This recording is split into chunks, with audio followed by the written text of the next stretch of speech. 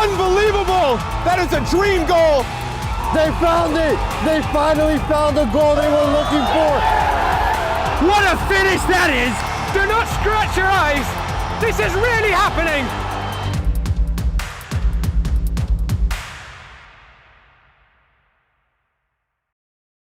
From soccer fields across the USA to the legendary stadiums of Spain and Portugal, for 40 years, Petrobax has been the go-to expert for group travel to Spain and Portugal. We organize soccer group trips from start to finish, flights, hotels, transportation, and guided tours, all perfectly coordinated by our experienced team. Your trip can include attending La Liga and Portuguese Primeira Liga games, matches against local teams, pro training sessions, and even tournaments. As true experts in Spain and Portugal, we'll ensure you also experience the rich history, vibrant culture, and incredible food these countries are famous for. Celebrating 40 years of crafting unforgettable journeys to Spain and Portugal. Petrobax, your team, your passion, your trip to Spain and Portugal starts here. My name is Austin Brummett. I'm a men's soccer player at San Diego State University and I play forward. The Salt Air Case helps block odor from my cleats when I'm driving in my car or when I'm keeping my cleats inside my house so I don't have to worry about it stinking up my room. It helps me keep track of my cleats and my shin guards so I know that they're together and I don't have to worry about tracking them down or losing them or stressing out about where they are. I would definitely rock this, walking to the games, walking around to my trainings. And it's super helpful for travel. When I travel in the airport to go to away games, it's not going to stink up my backpack or stink up the plane where I'm sitting. Magnetic strip on the top is super easy to open to take my cleats out and to put my cleats back in. I think it's an essential part of my outfit for soccer and it helps keep all my stuff organized and stink-free.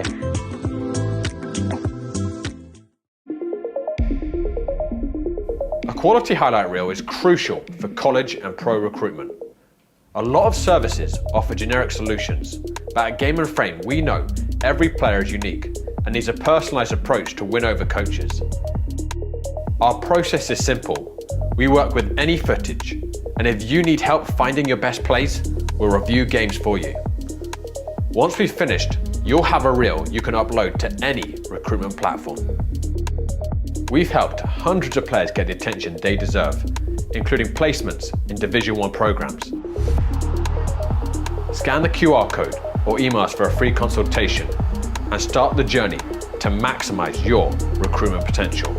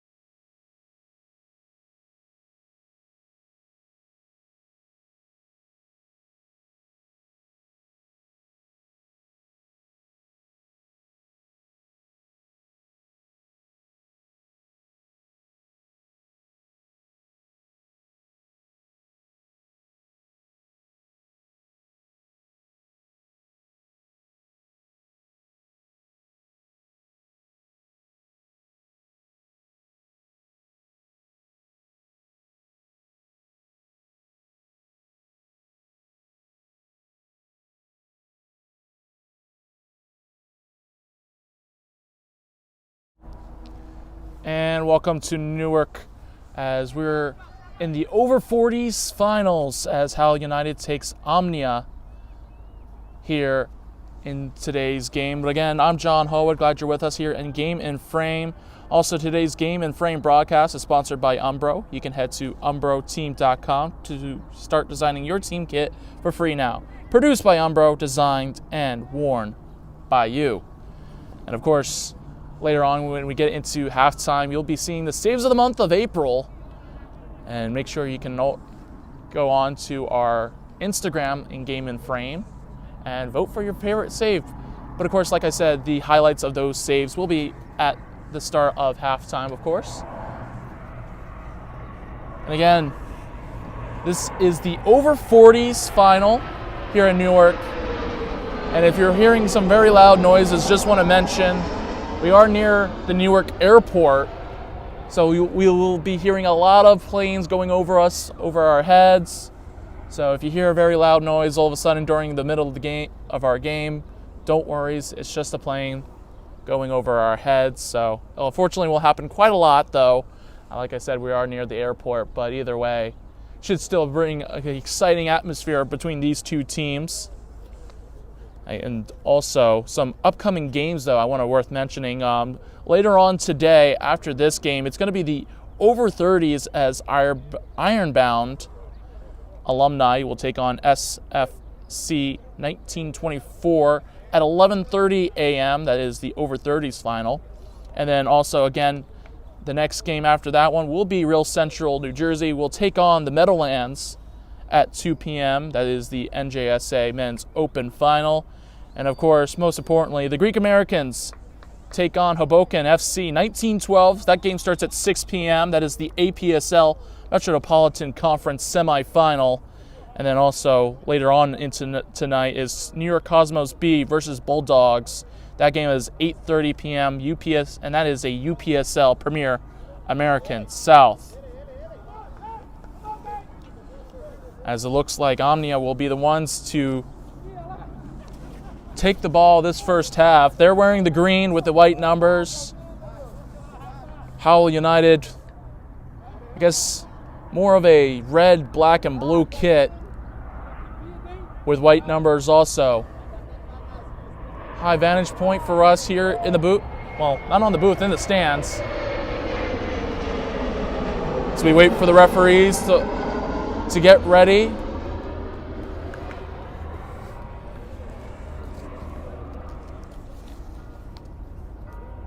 The coaches did shake hands. Some of the players did too.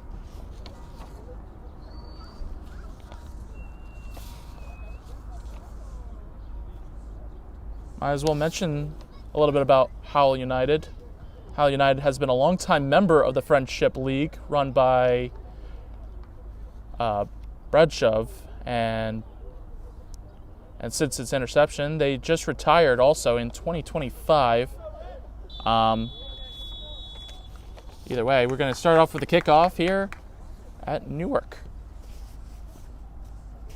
I'll try to get players' names right as best as I possibly can. Got them a little bit late on yesterday while I was working over at Westchester.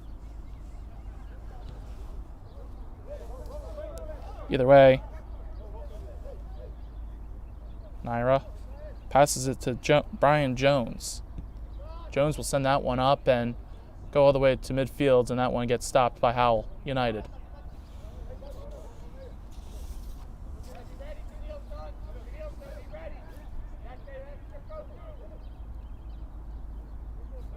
Omnia right now is trying to figure out an attack. So that ball is passed to Oscar.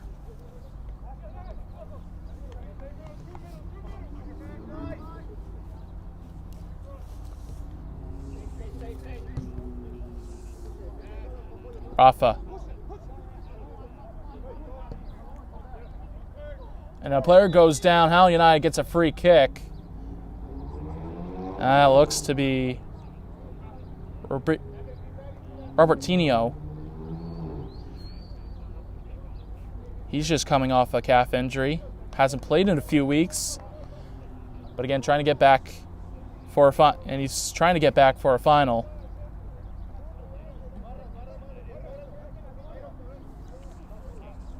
Again, this is his second full year on the team, third season. The Brazilian trying to make a big impact in today's game. Tattoo tries to whip one in. That one finds Brian Jones in the hands.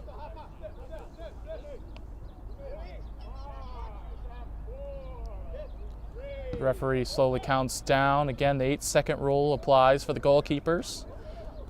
The goalkeeper holds it more than 8 seconds, becomes a corner kick for the opposing team. Tattoo with it now. Dillinson. Robertinho takes a shot and that ball goes out. And takes a slight deflection. A corner will be awarded for Howell United. First corner of the game.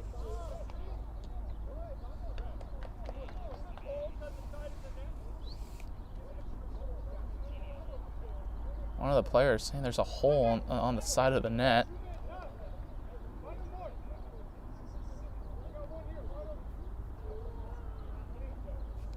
But either way, Howell United with a corner kick here. First one of the game.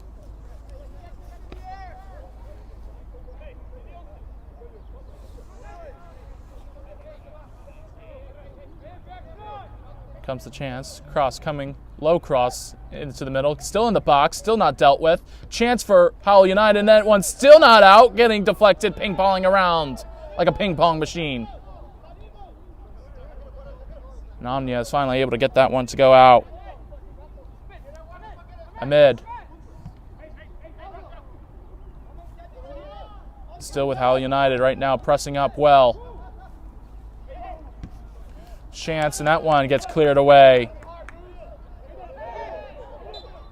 And a handball is called on Jimmy Martinez. Omnia now on the attack, their first of many to soon to be coming. Diaz now with the ball. Who sends it up?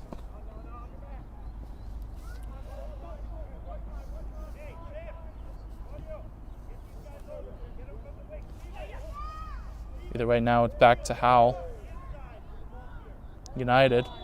And a referee calls the foul.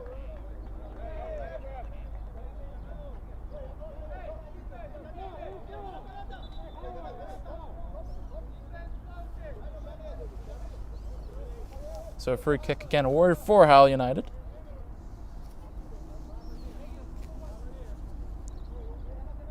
As Rafa will be the one to take it. Now Rafa sends it all the way to the right side.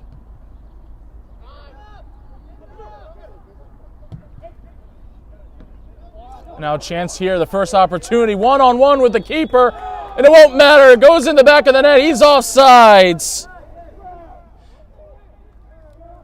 Jason Chaghini is called for the offsides infringement. The former double-digit goal scorer for the team is getting caught offsides. He's usually been now on the bench a lot more. He's taking a back seat for new, younger Brazilians on the squad. And now a foul called against Omonoia.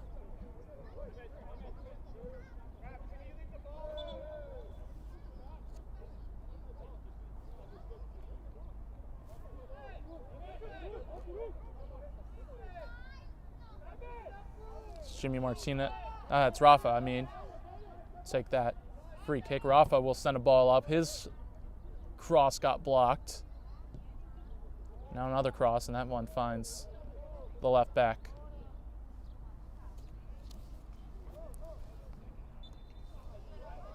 Throw-in is awarded. Not a throw-in, Going to be a foul, actually. was looking at the AR instead of the center referee. But the center referee has given out a free kick for Howell United.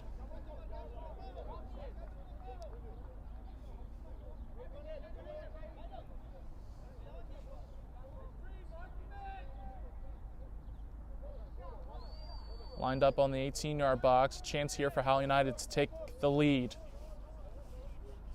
As we wait for the referee to get into position. Cross coming inside of the box. Still not dealt with. Rafa takes a shot. Rafa's shot got stopped. And a little bit of a hiccup from Brian Jones, who's able to pick the ball back up. And Jones will just punt this one away.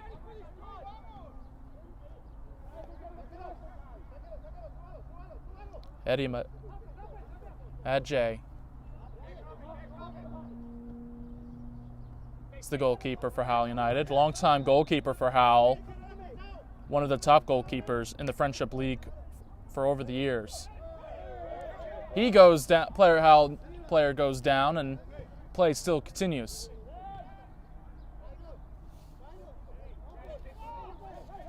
Ramos now with it. Sends a ball up. His gets blocked.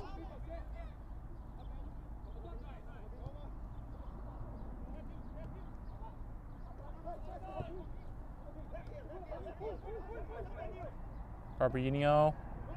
And now a chance here for Howell as Delenson sends across just inside the box, and fortunately couldn't get a good first touch. Ahmed still with it, looking for a player open.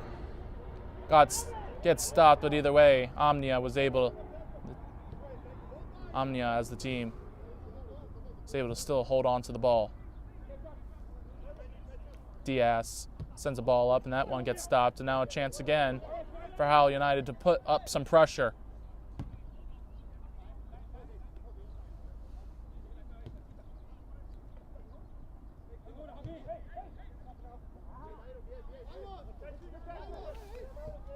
Ramos.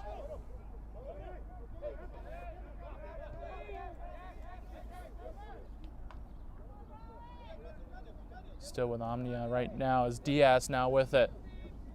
In the middle. Looking for players. Cujo now with it.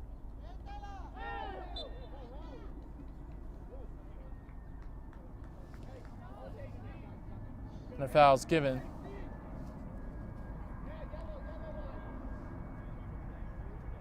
For Omnia, is that basically it'd be almost in the same exact spot like how United had it just a few moments ago.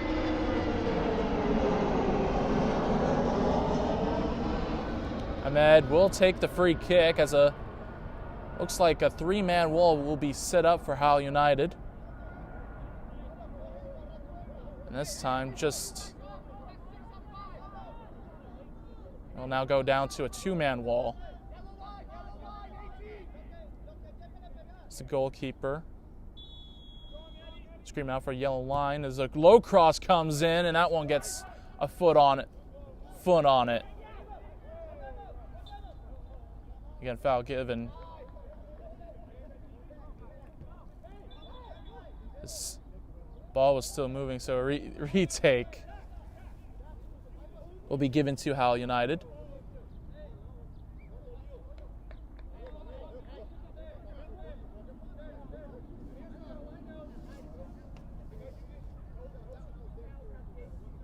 Again, glad you're with us here in Game and Frame. This is the over 40s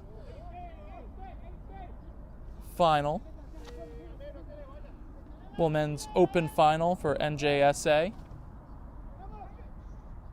Again, it's Howell United versus Omnia. A big chance outside the box. That one goes between the goalposts. As Tattoo showing some passion outside the box.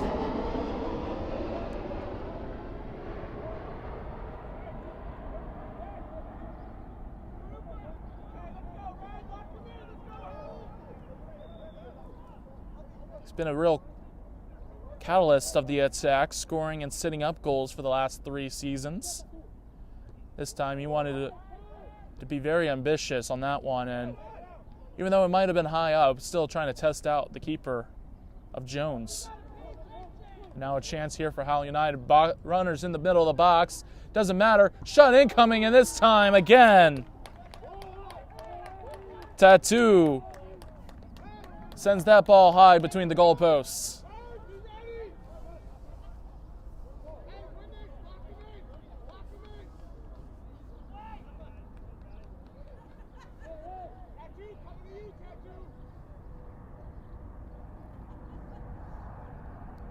Jones will kick this one up from the goal kick.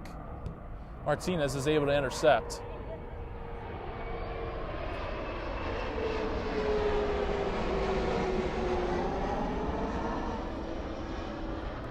That ball going on to the other side, switching sides of the field, and that one goes out. Throw-in award for Howell United.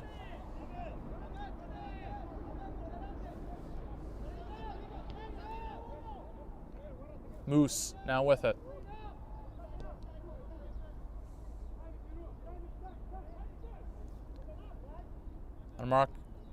Moose, a Moroccan center back who came over a few years ago from FC Dynamo.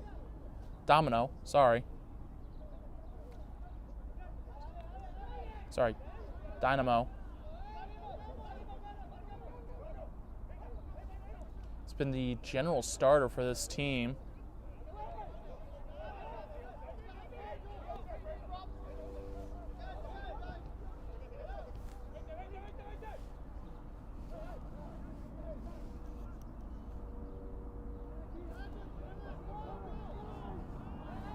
United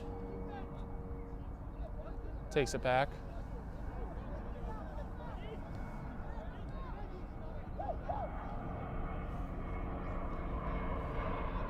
Omnia now with a chance.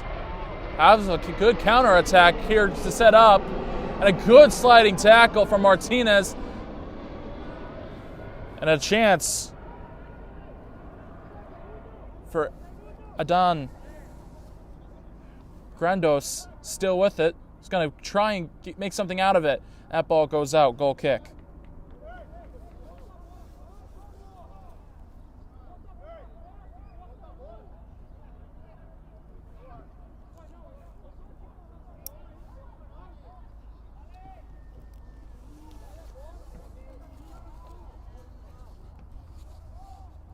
Again, a goal kick has been awarded for Howell United.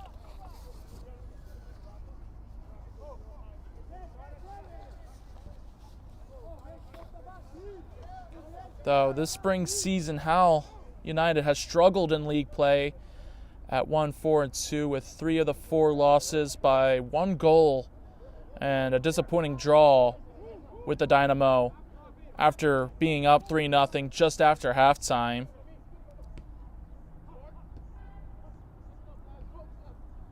That's now a chance up here now for Howell United, and a good run by Rafa. Rafa's just couldn't quite get to that one, but a great pass by the number 9.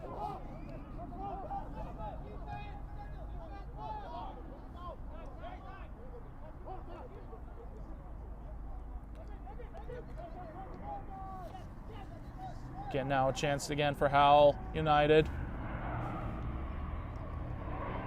As that ball looks to stay in.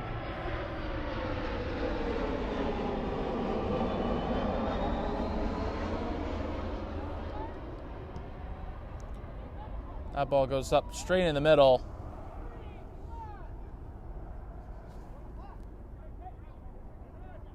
As Piraka is able to deal with it. Cujo. That ball goes out. Throw in for Howell United. But again, a substitution will be made for Omnia. Again, Kiel needed to take the season off for parenting duties, along with injuries and absence, have also hurt the team over the spring season.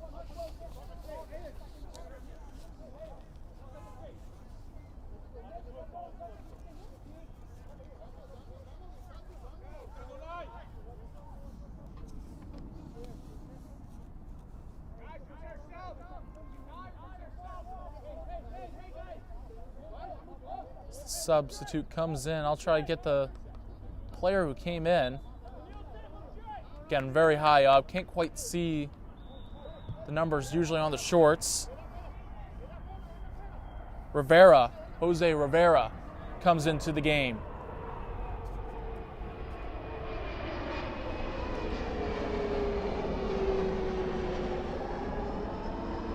Ball comes in, that one gets intercepted by Ahmed.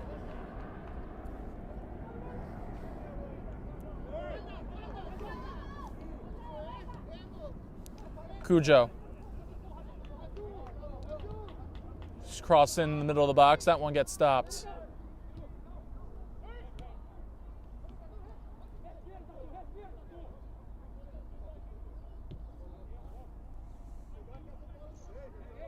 Denleyson.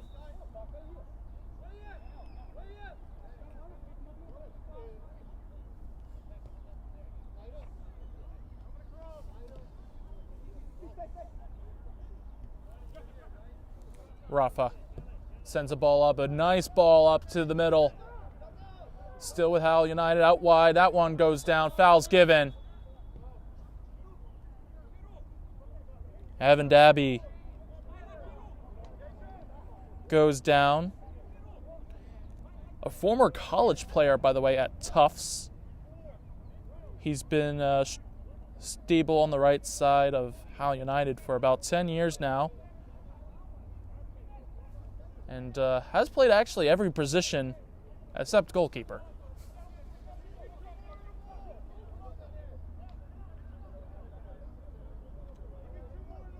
Funny enough, I know Tufts soccer team were in I believe their women's team and the men's team were all in the NCAA competition just this last season. Either way, a free kick, a 4-man wall. Now it's up to a 5-man wall for Omnia.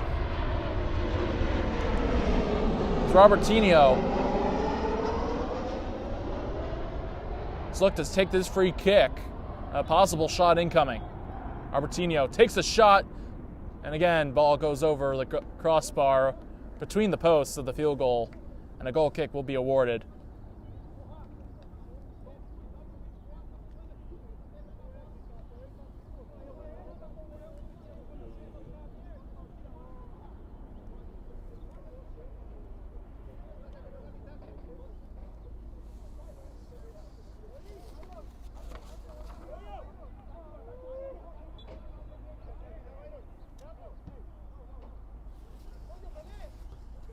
Headed away.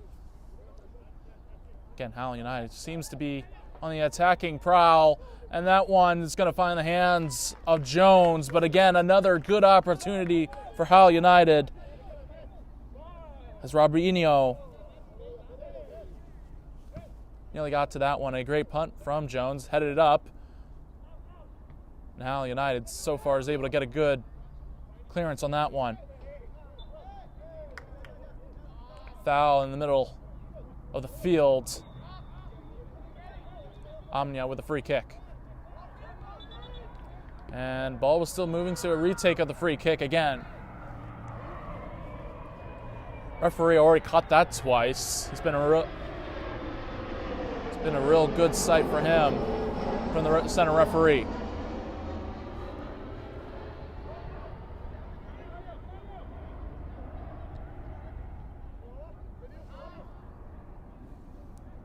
Martinez. Dellison. We're back to Martinez. Rafa. Martinez.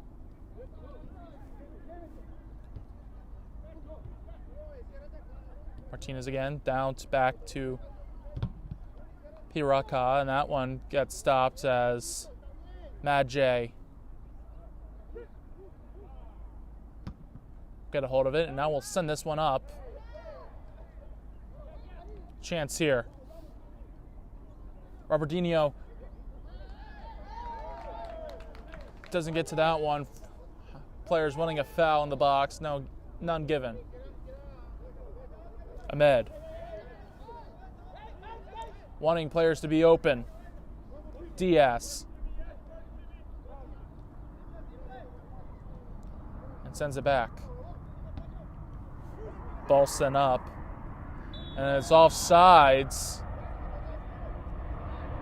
Originally was in an offside position, came back on, tried to come back on sides.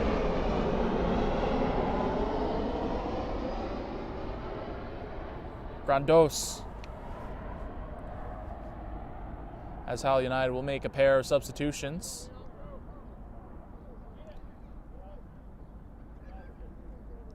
We'll see on who comes onto the field in just a couple moments. But either way, a double substitution being made for Howell United. As the center referee is going to be talking about to the fourth official.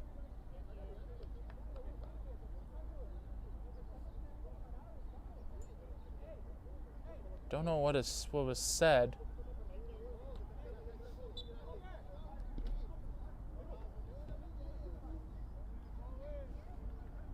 But either way, that play now resumes.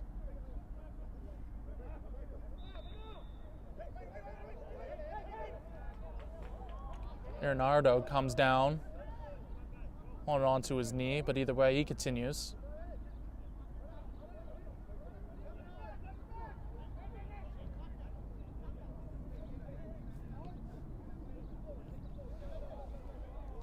I believe that is Ramos out on the left side.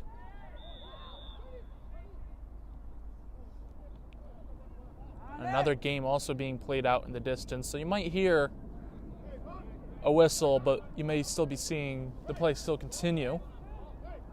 There is another game going out just on the other side of this field.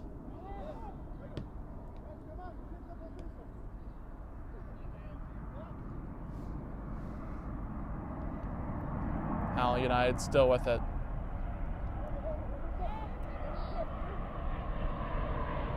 Denleyson.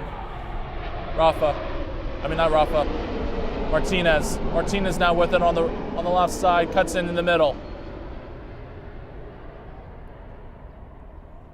Lindro.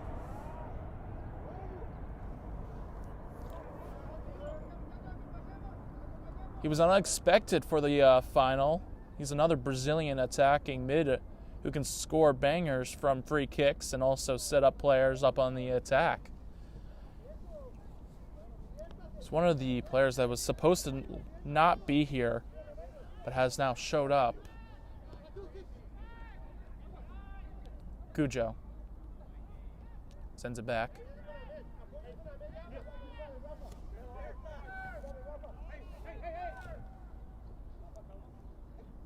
Rafa now wins the ball back. Rafa sending up an attack for Howell United. Martinez on the left wing.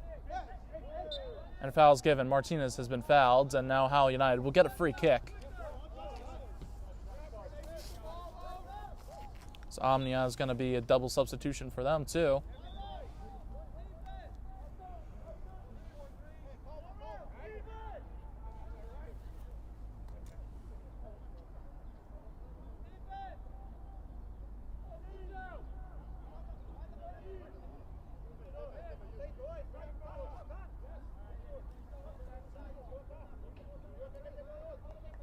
Sorry, it's Lindro.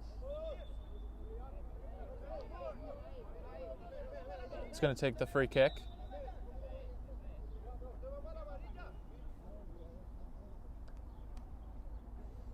Players on the 18-yard box. See if he can whip in a good cross in. Again, he's said to be set up good free kicks, and was a good free kick, just couldn't quite. No one could quite get a head on it besides the defender, but still, Howell United on the attack. Rafa sends it out wide to the right. That one quickly gets stopped.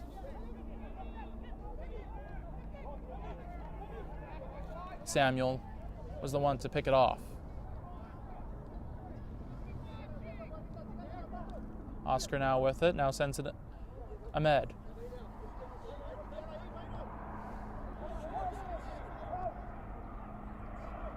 Samuel Now to Ramos. Ramos sends a ball up. Still a chance for Omnia. Player goes down. Play continues.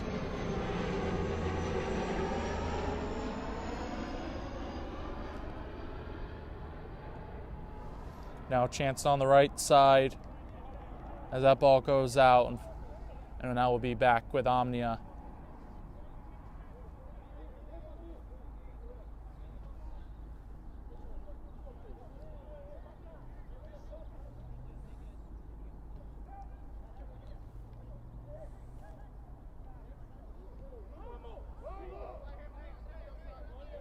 Just passing around, a chance here for Ramos to send a ball up.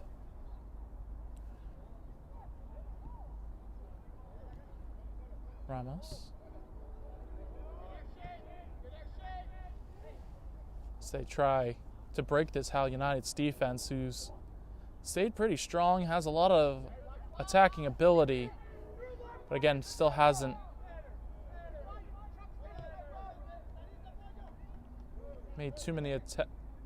hasn't faced too many attacks right now, but still some chances though coming in. Fouls given.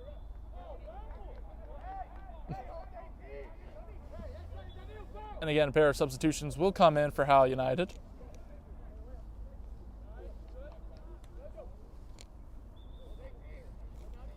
As Jason comes off of the field. We'll see who comes in for him.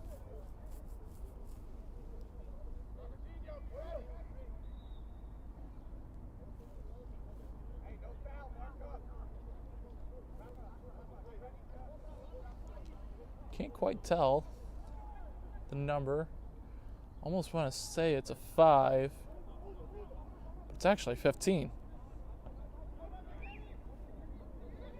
And I don't have a 15 on my sheet, so.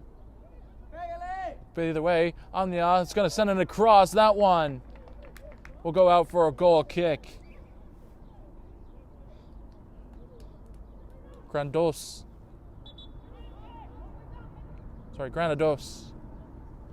was the target man out in that back post at that time. Fortunately, just could not get to it. And each team will make a sub now.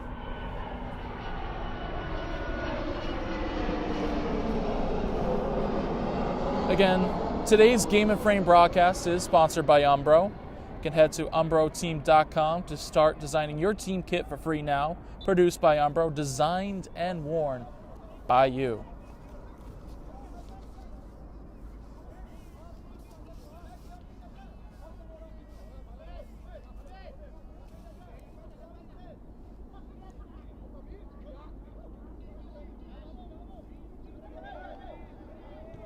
Athens was the player to go down on for Howell. Samuel with it now in the middle. Sends it.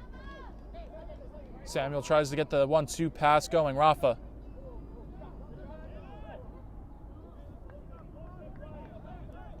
Tika sends a ball up to Robertinho. Robertinho on the right wing. Cuts inside. A chance here with another player. Robertinho is able to get the ball back. Sends it back. Shot incoming. His shot got blocked. Lindro. Trying to make an impact. Try to get the first goal for either of these teams.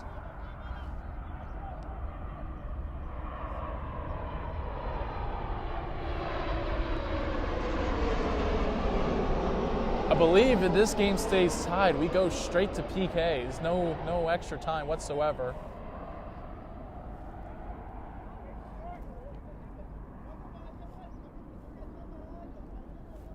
I guess if you're also for Howell United, Ajay, great record on PKs over the last 4 to 5 seasons. Saved at least 30 to 40%. Fouls given, yellow card given to Ramos.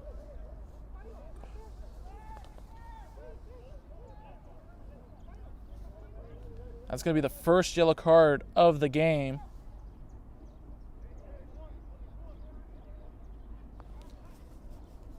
Ramos just got to be careful for the rest of the game not to get a second one. Right on at half the middle of the field, Rafa is going to send a ball up. Headed up, still now Omnia trying to get the ball back, and now they do. Samuel with it, who loses his possession. Dellison out wide on the left. Dellison gets it back, and now Lindro.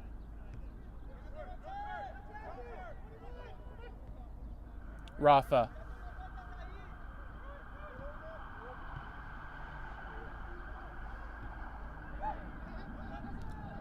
Lindro again sends the ball in the middle, and that one's going to try to find Dellison, but that one had a little bit too much on it, and that one will go out for a goal kick again. Again, some games later on today.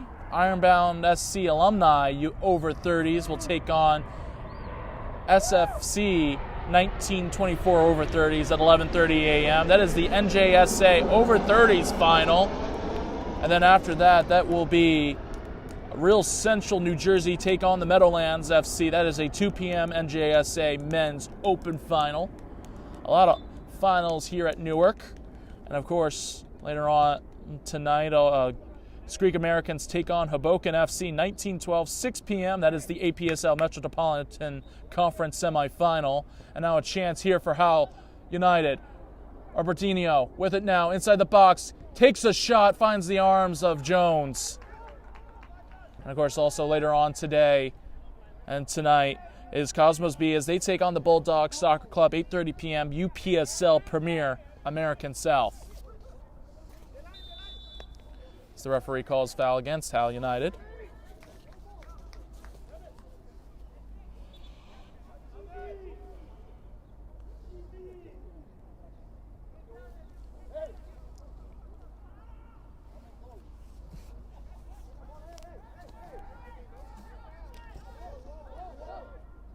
I think they're waiting for the ball and who's going to take it. Well, looks like Ahmed is coming off the field due for a substitution.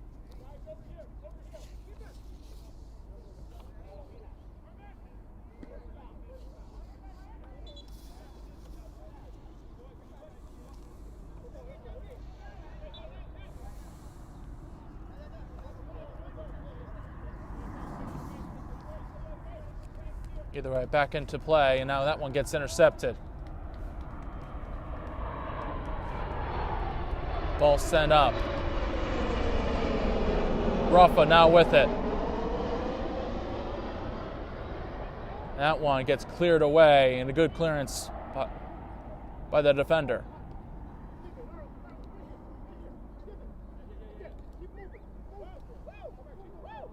Dennison.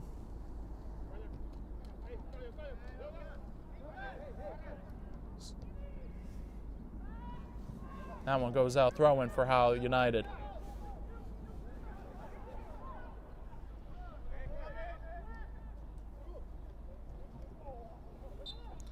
Foul given again.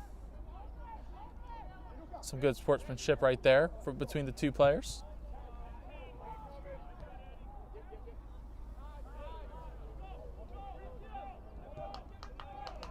Cujo gets a foot to it. Now back with Omnia. Cujo on the right wing. on the left wing. Cujo still with it. And that ball goes out, and a throw-in will be awarded for Omnia.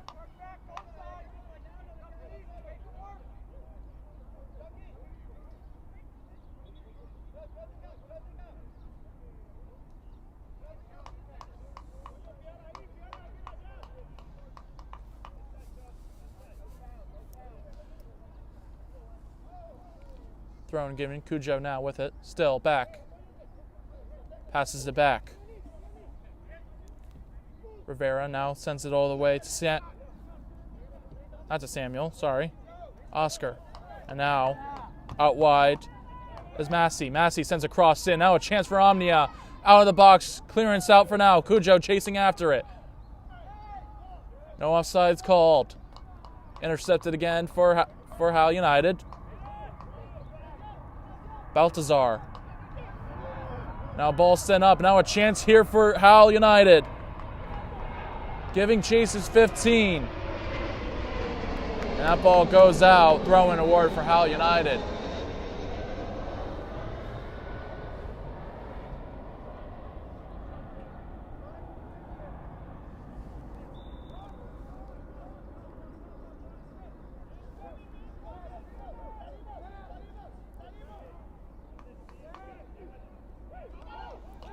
Still with it now. Stika sends it out wide. It's Martinez. Rafa.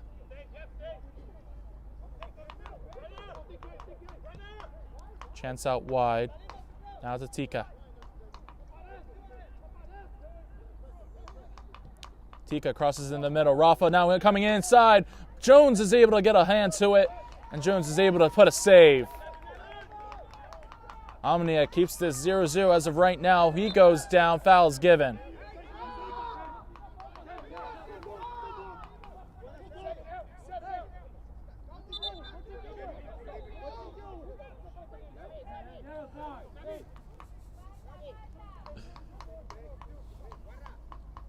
Free kick awarded for Omonoia.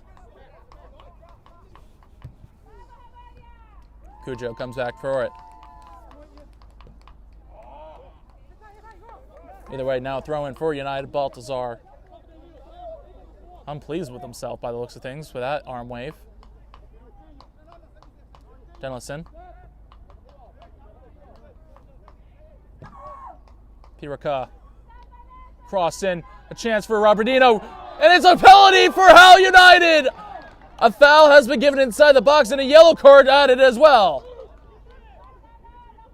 Or wait, has it not been a penalty?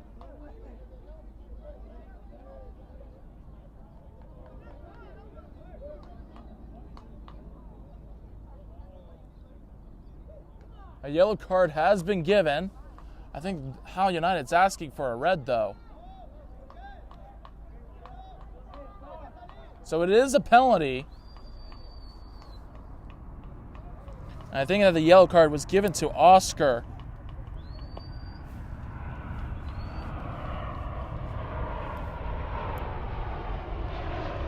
And now who takes the penalty as Brian Jones holds the ball. It's going to be Rafa. Rafa, probably the most important player to Howell's season this year. His first time with the team this season.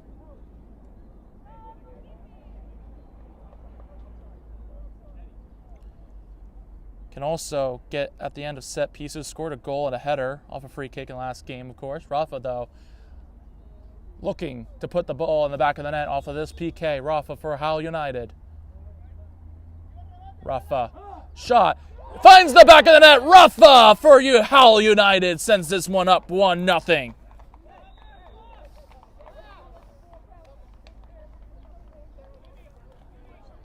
Penalty given. And Rafa standing cool and collected.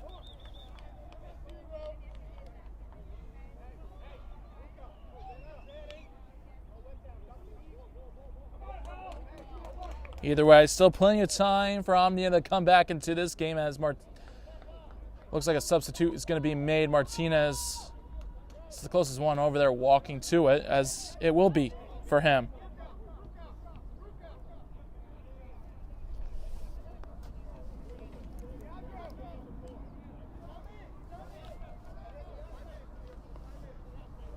So Rafa comes to be the goal scorer for the time being, the lone goal scorer. Though I thought it's also worth mentioning that Howell United right now is going at a 4-3-3 in a sense of thing. Well, actually, no, it's not going to be that. It would be a 4-1-2-1-2. With one defensive midfielder, one attacking midfielders, and two kind of important wingers as Cujo now with Omonoia. Omonoia looking to send an attack. And a throw in will stay with Omonoia. As a substitution will be given to Howell United.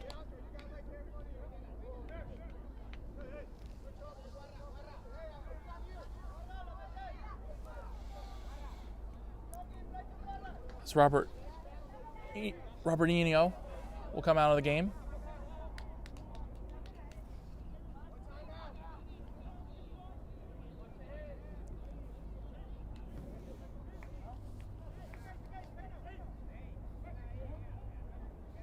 Massey's going to take this throw in. Looks to be a long throw for a long throw. Massey, nice big throw in center of the box. Still in the box right now. That one still not quite cleared away. Shot coming in, goes wide left, and a goal kick has been awarded.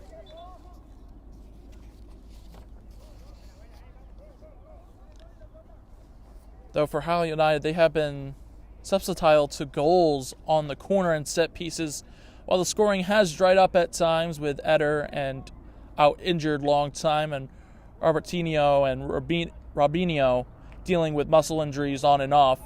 They've also played with 10 men and 9 for the last 30 minutes away at Korabai a few weeks back.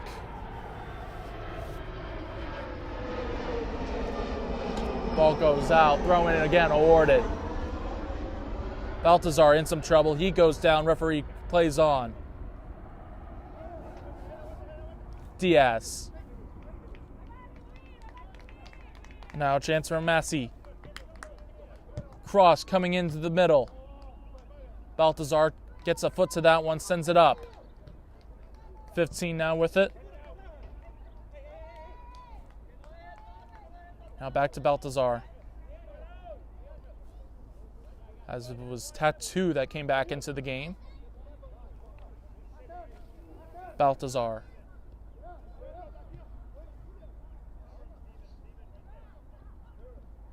Still with Howell United. Going wide right. Cuts inside. Tika. In some trouble. Gets around 1, gets around 2. Can he get around 3? He has done some nice fancy footwork. As Tattoo sends it out wide to Dellison.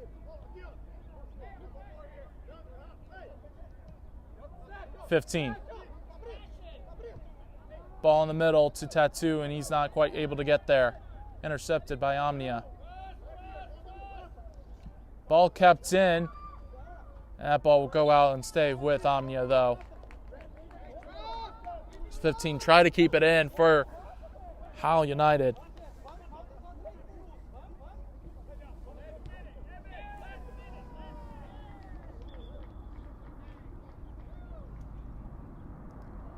This looks like we'll be getting to halftime quite soon.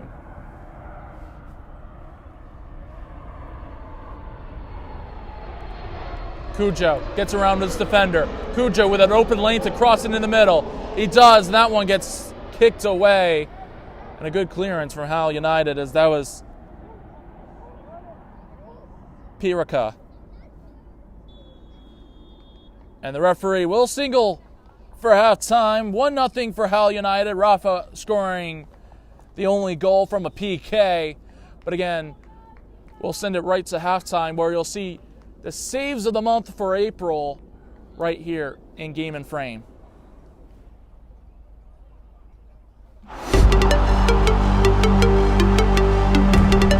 Oh, goal kick. Not great. Oh, that one could be a save of the month.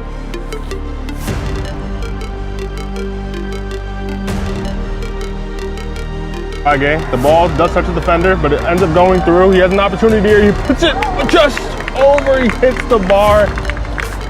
The keeper, Shukla, gets the faintest of touches on it to tip it onto the crossbar. There, now Castro, Warriors, trying to have a crucial first touch shot, and that's a big time save. They're off the on Ortiz Ruiz. Second, really good save this first half.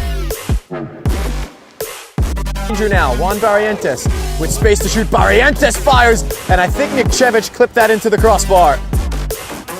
What an effort from Barrientos, but arguably an even better save. Mijares steps up, and it's saved! What a great stretch by the goalkeeper to get down and save that right out of the corner.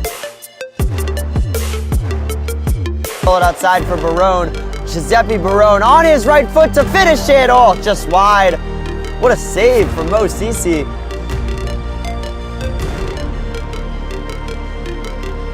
Can Lionel get there? He's onside. Takes a touch, left foot. Couldn't make the goalkeeper. McGregor shot, goalkeeper with a double save. Brendan Werner there with an excellent double save. Ball is taken away, but a shot is in, and it's a beautiful save.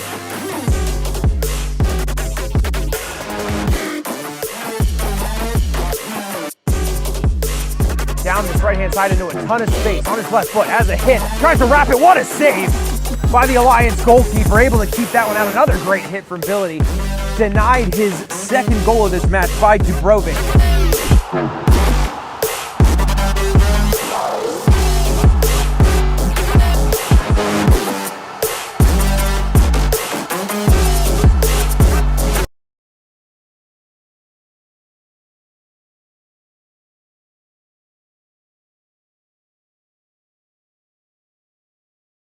From soccer fields across the USA to the legendary stadiums of Spain and Portugal, for 40 years, Petrobax has been the go-to expert for group travel to Spain and Portugal.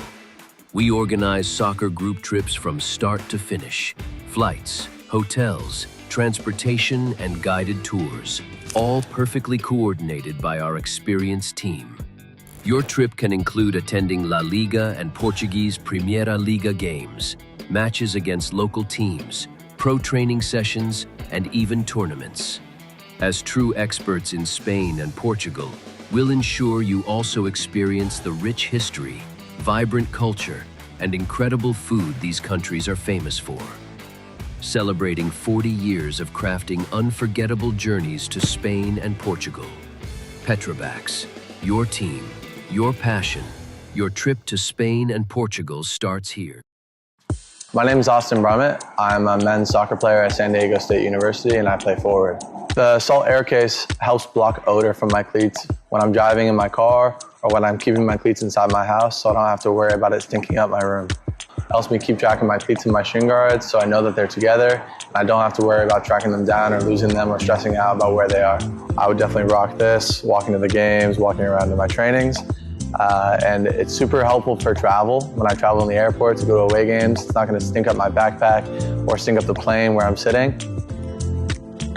Magnetic strip on the top is super easy to open to take my cleats out and to put my cleats back in. I think it's an essential part of my outfit for soccer and it helps keep all my stuff organized and stink-free.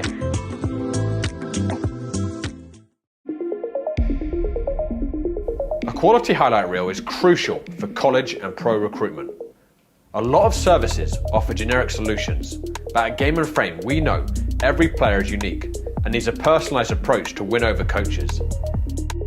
Our process is simple. We work with any footage, and if you need help finding your best plays, we'll review games for you. Once we've finished, you'll have a reel you can upload to any recruitment platform. We've helped hundreds of players get the attention they deserve, including placements in Division 1 programs.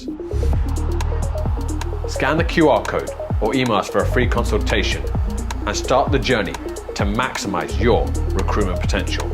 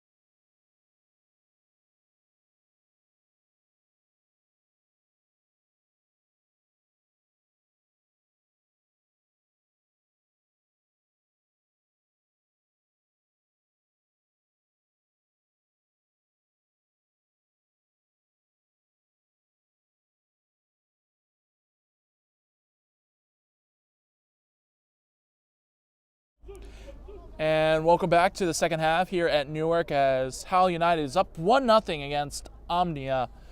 And I'm John Holwood here for Game and Frame. Of course, what you just saw in halftime was the saves of the month, where you can actually vote. Go on to our Instagram, Game and Frame, of course, and vote for your favorite save. Still, I believe voting ends actually tonight. So make sure you come out and vote. Every vote matters to see your favorite save. Of course, the person that wins that save gets a little bit of a prize also. Of course, that is the person that you voted for that save. But either way, we'll get ready underway here as Howell United again wearing the red and blue shirts in the white, Omnia in the full green with the white numbers. Again, it's 1-0 thanks to a Rafa penalty kick that was able to score. And now a chance here, again, for Howell United out quickly on the attack. Dabby sends a cross in just outside the box. Players run into each other. Tino looks like got more of the front. Cujo going to send a ball up. Samuel trying to make chase. He does. Nice little back heel. Samuel now with it. Ferrero takes the shot, and now Mad J will just kind of just play with it. Try and force one of the Omnia players to come up to force him to pick it up. And now he does, and he'll have 8 more seconds to hold on to the ball if he wants to. And he gets a nice, good punt out of that one.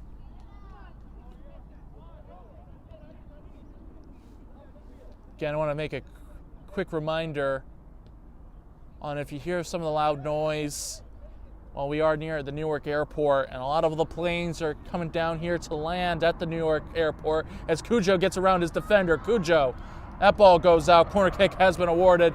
And then quickly right here, as I mentioned, that loud noise is an airplane going over our heads. I was about to say, we do have a great view seeing the underside of an airplane, getting to see the wheels as it's about getting ready to land at Newark airport. As another one's about to come in another couple minutes, as I see out in the far distance. So if you like airplanes, it's a good spot to come out, see a game, and also watch a couple airplanes go by over your head. Either way, a corner kick has been awarded for Omnia. Here's the chance for them in this second half. As they try to look to level up, low cross coming in, shot hits off a body. Still not out, and that one goes out. They'll still stay in this possession of Omnia. Throw-in, though, will be awarded. Rivera comes in with a throw. Samuel, Rivera holding on to his cross, fakes out one. Cross coming in, and Ramos, he goes down the penalty, and referee will not give it to him as the goal kick has been awarded. I think Ramos wasn't trying to fall down, and he just lost his balance.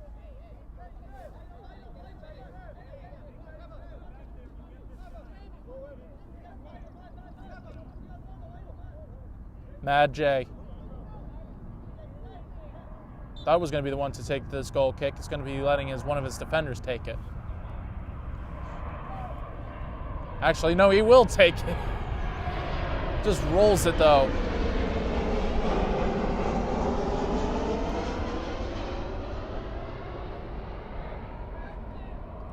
That ball goes out. Again, if it gets leveled or stays tied through full 90 minutes, as right now it's still 1-0, but just in case if it does tie up, there is no extra time, and it goes straight to penalty kicks. As Rafa sends a ball off. The speed off their number 9, Robert Tino.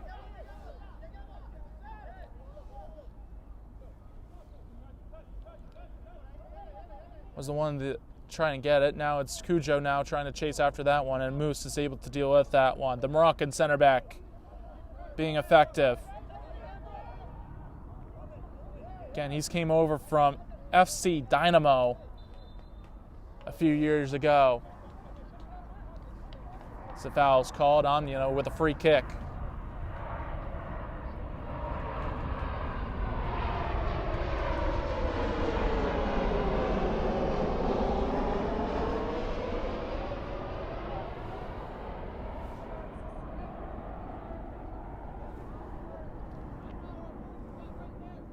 It's going to be a one-man wall for Howell United.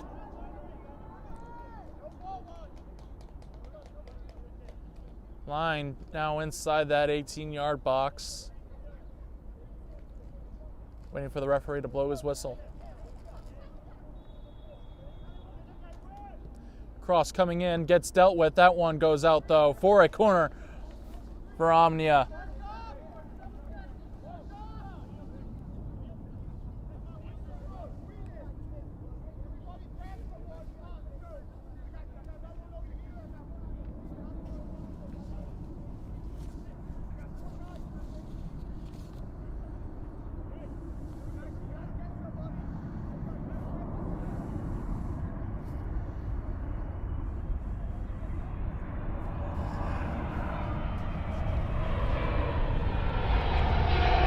Cross coming in, and that one goes out. Goal kick has been awarded. And another great chance from Omnia.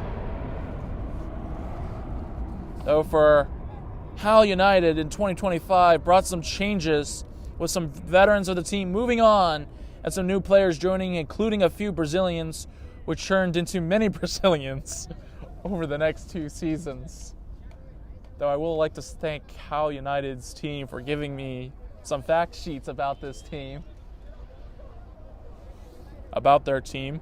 Of course, the new influx of talent, along with the presence of a former MLS veteran, Steifer Kiel, led Howell to 2 straight successful seasons.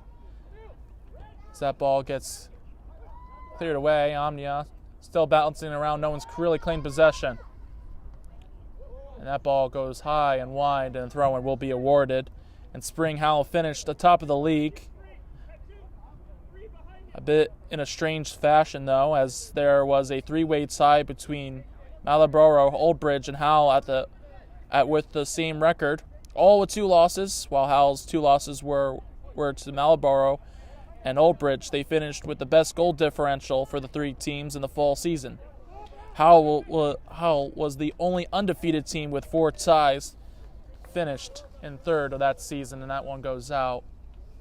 Goal kick again will be awarded. Though today's Game and Frame broadcast is sponsored by Umbro, you can head to umbroteam.com to start designing your team kit for free now. Produced by Umbro, designed and worn by you. Is the referee having some words with Majay?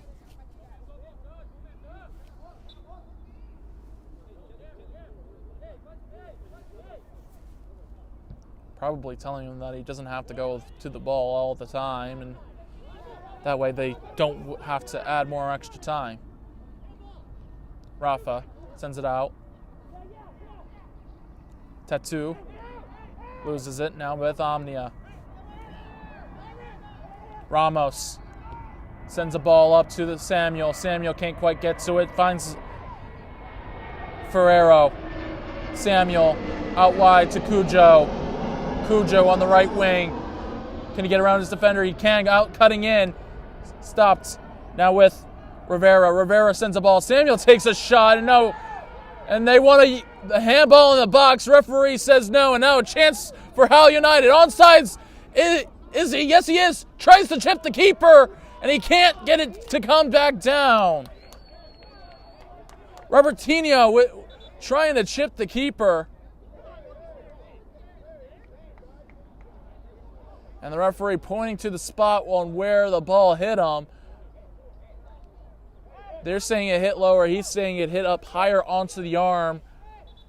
And a substitution will be made as Jason Saghini will come in his 6th straight season. He's also a player and coach of the team for the last 5 seasons, or 2.5. Formerly a double-digit goal scorer for the team, but has taken a back seat to younger Brazilians on the squad, of course.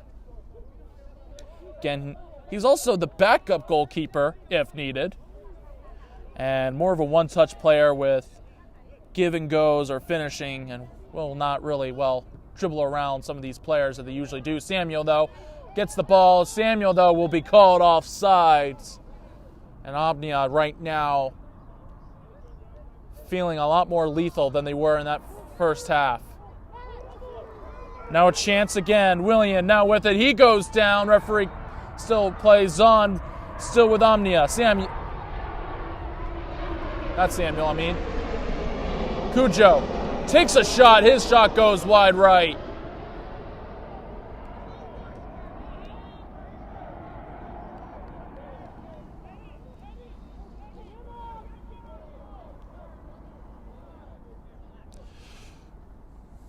As a goal kick has been awarded as a player down for Howell United, so time will stop.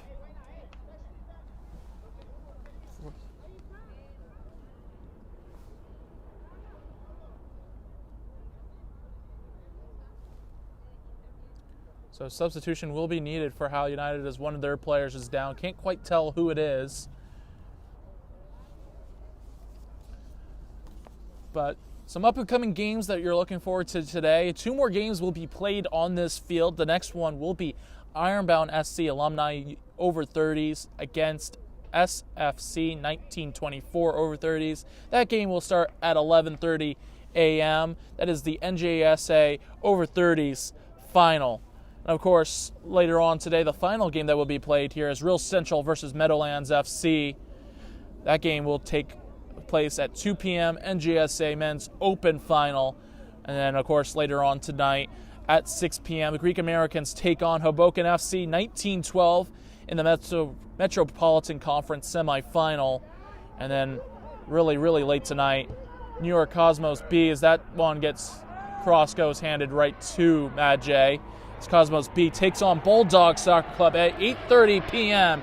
That is a UPSL Premier American South game. That's another propeller plane that just went over our heads. Don't usually see too many propeller planes.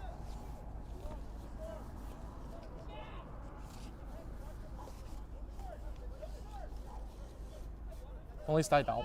But either way, back to the game. Samuel sends it out to his mid player. He's going to be apparently offsides.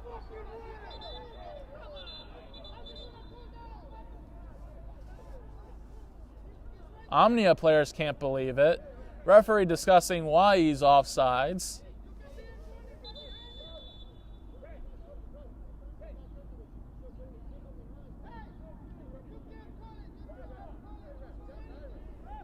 Ramos coming up. I believe he's the captain, so referee telling some of the players, telling the captain to settle down his players. But though Ramos has got to be careful on his own, though, too, as he's on a yellow himself.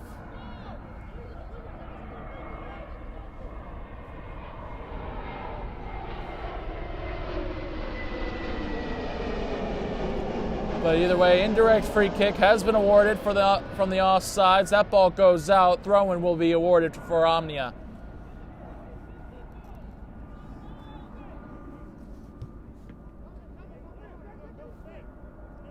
Jones will just kick this one away.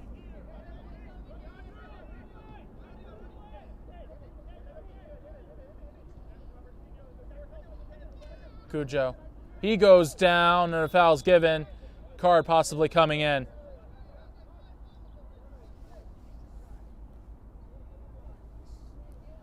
Referees just kind of have a talk with him.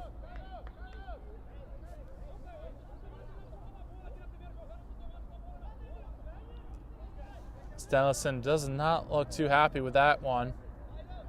But either way, a free kick has been awarded for Omnia. Another chance for them to tie this one up as Dennison comes out for the game. Comes out for right now.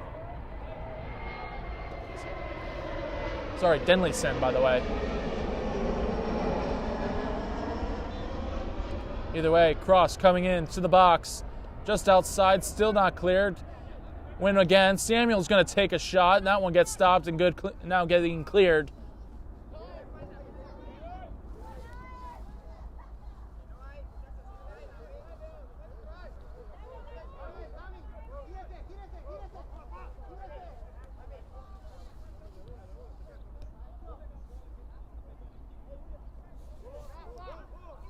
Now a chance for Howard.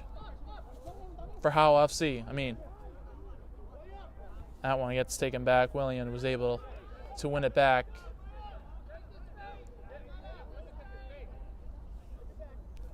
William sends it up to Samuel. Samuel now trying to find out why it goes to with Ramos. Rivera. Cujo.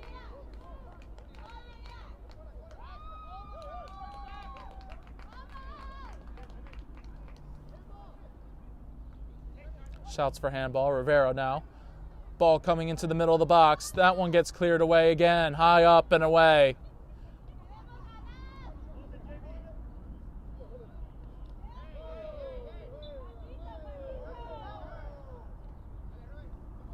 Foul given for Omnia.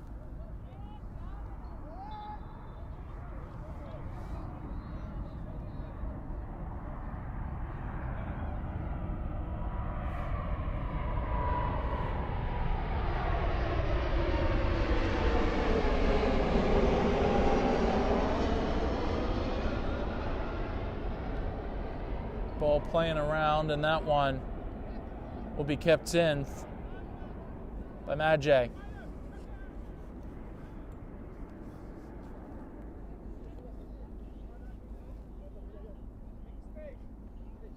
Tika. Now with Rafa. Back to Tika. Ball goes in the middle, and that one gets intercepted. Rafa's able to poke it, though. And now a chance here. 15 trying to chase after it. Player goes down.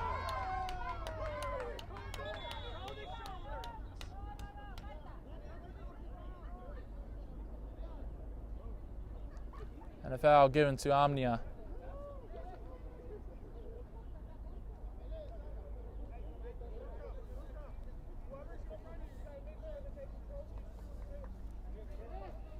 Oscar going to take the free kick.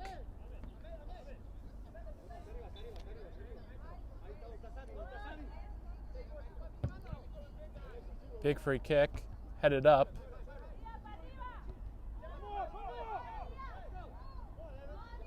Again, this is the over 40s final of the NJSA. So if we don't have a winner in the 90 minutes, we'll go straight to PKs.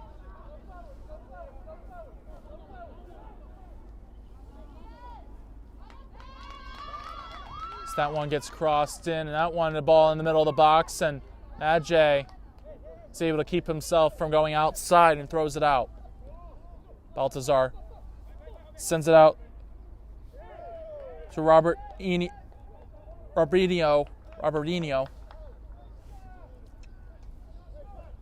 Ball goes out, throw in for Howell United.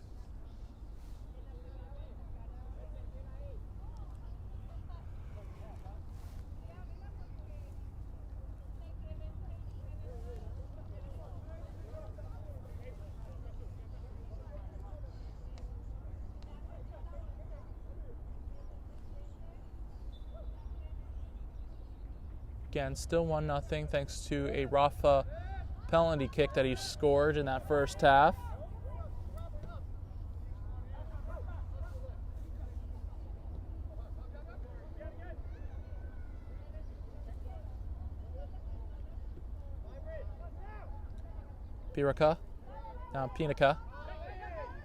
Tika. Tika gets fouled in the middle of the field. Piraka still wanted to take the free kick. Rafa sends it in the middle of the box. Now a chance here for Howell United to make it a double lead. Shot coming in off the crossbar. Another shot. So it looked like it hit off the crossbar. Actually hit the post, the bottom post of the field goal. And as soon as it did, it got deflected off. It did get first touched by Brian Jones, who then deflected off the bottom of the field goal post. And of course, since that technically would have gone out, it is now a corner kick award for Howell United.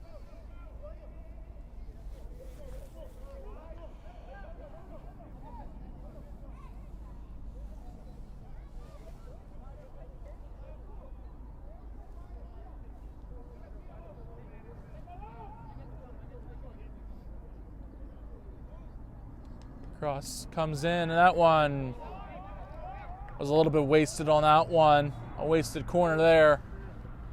Either way, goal kick has now been awarded.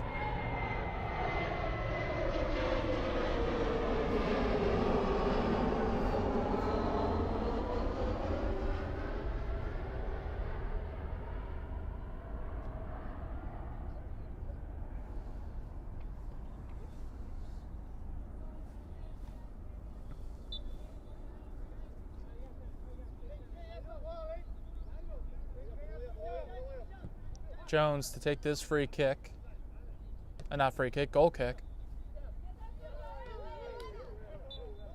And now a handball apparently might have been given there.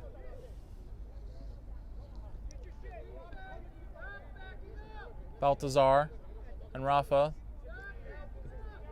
could be the ones to take it. Rafa does take it. It is a short one at that one, and it goes straight to Samuel. Samuel now fighting off of Rafa. Samuel still with it, has runners.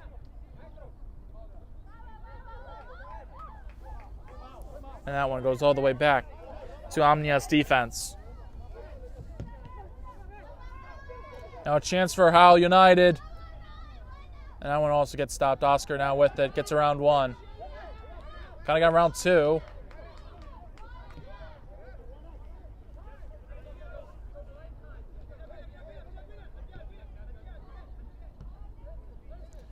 That ball goes out. Throw-in again awarded for Omnia.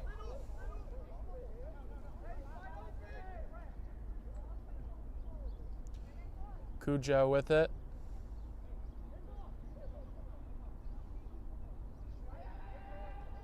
Now United's going to have to try and clear that one. And still with Omnia just outside. Foul's going to occur. Yellow card taken out.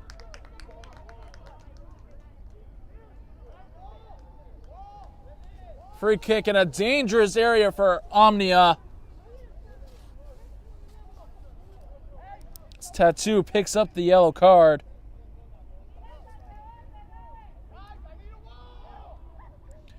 The Brazilian finds himself in the books of the referee.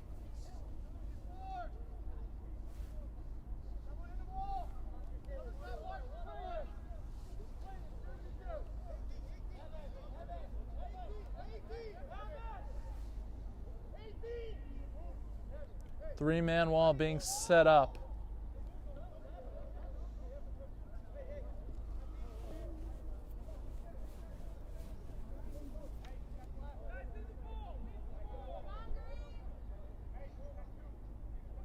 Now up to a four-man wall.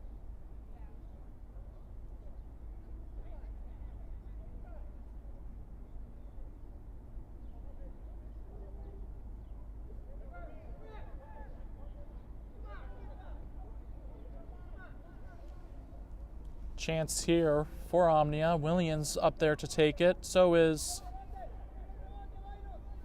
Samuel. Not Samuel, sorry. Well, either way, it looks like Williams going to be the one to take this. William takes it. Throw in. Saved by Majay.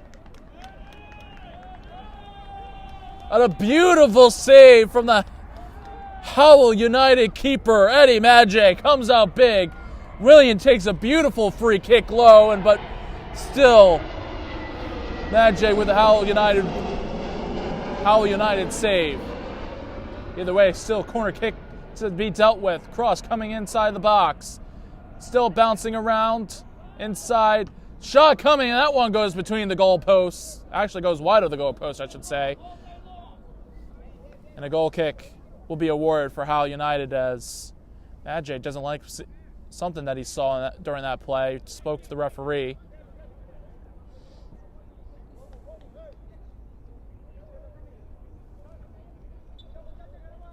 But either way, a goal kick will be awarded for Howell United.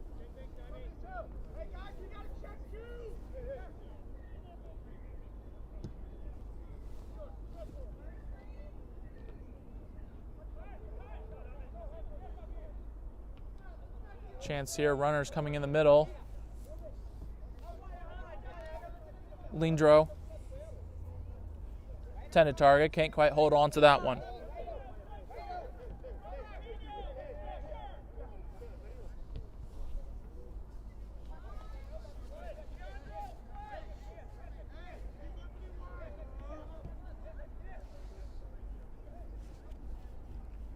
Still right now with Omnia. Battle outside on the right wing. Foul continues. And referee reaching to his pocket for a yellow card. And another one will be given.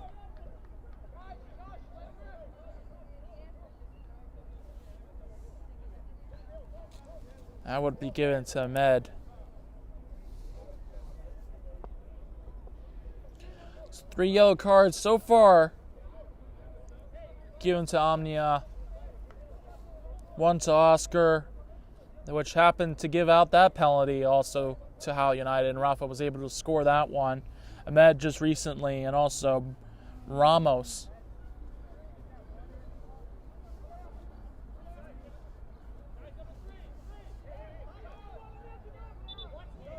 Free kick, though, given to Howell United.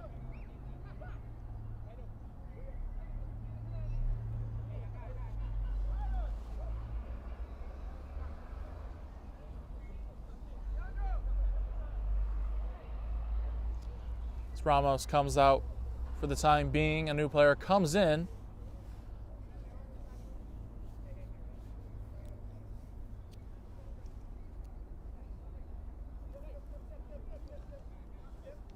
So let's try and see on who comes in for him. Though a free kick, though, has been awarded.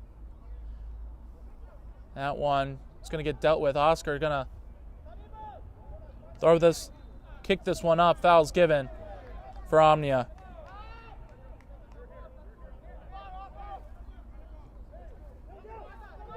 Quickly taken, and Howell United's able to regain back possession.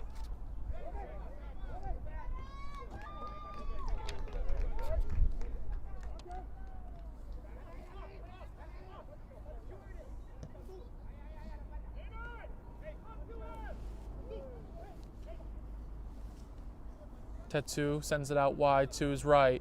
Tattoo back with it again. 15 trying to make a run. That one goes, kicks out. Substitute being made for both teams.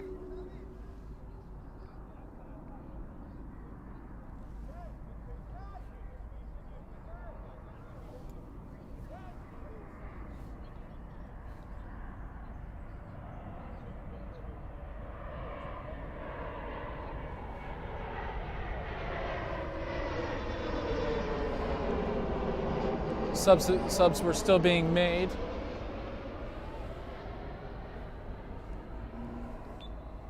As another airplane goes by over our heads. 15, he goes down just outside the box. And a foul will be given. Free kick will be awarded in a dangerous spot.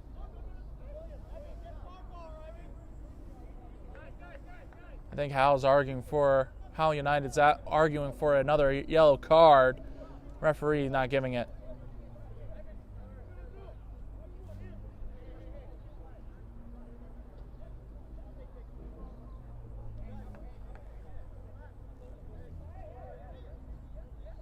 Baltazar, basically like a corner, but just quite a few ins. Baltazar with the cross. Cross comes in, back of the net. Rafa with a brace. Rafa again! Makes it 2-0 for Howell United!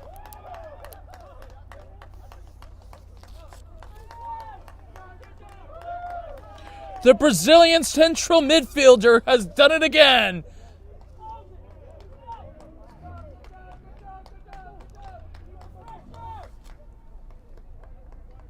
And not does he also score a header, he's also scored a goal on a header off a free kick in the last game, and he does it again.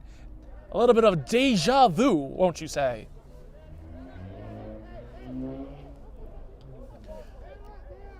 It's up 2-0 though, but again, if you constantly hear me on broadcast, I constantly mention, and I do sound like a broken record when I say this, 2-goal leads, sometimes the most dangerous leads to have, due to the fact that all momentum goes to the opposing team when you let one in.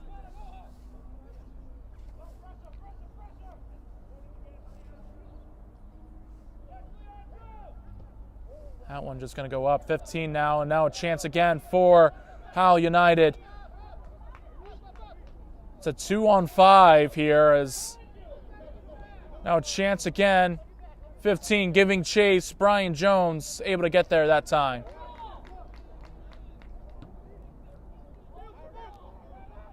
Good punt. That ball will go out. Throw-in will be awarded for Omnia.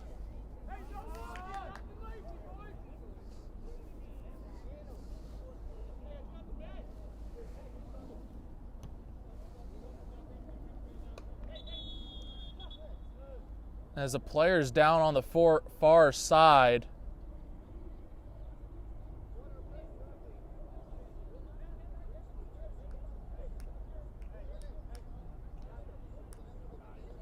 Hopefully he's okay. So a sub will be coming out for him. Ahmed, the player that went down.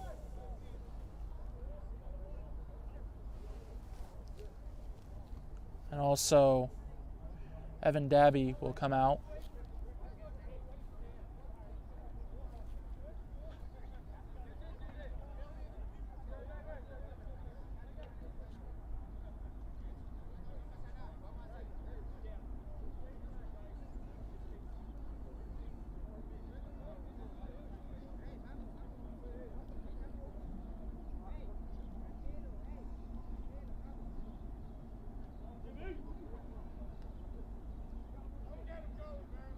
So a drop ball will be the restart of this.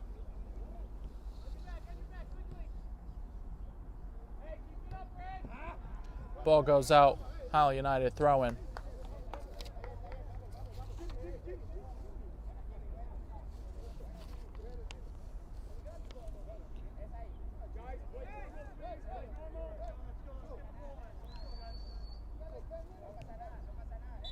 By the way, the club was taken over for Howell United by Jason and Evan Dabby at the start of the 2025. Of course, that's when the changes began.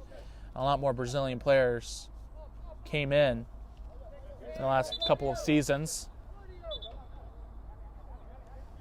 And they'll redo the throw-in. He's got to move back quite a bit. That was William that throw it in. Now with Oscar.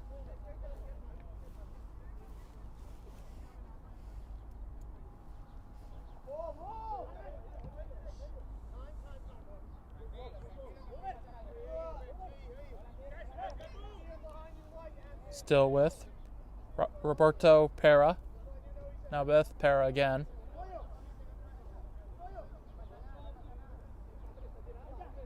Roberto Pera.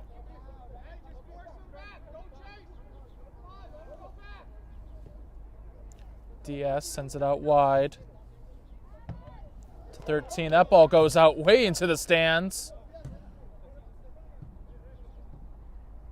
As the fan tries to catch a hold of that one. They'll throw it in.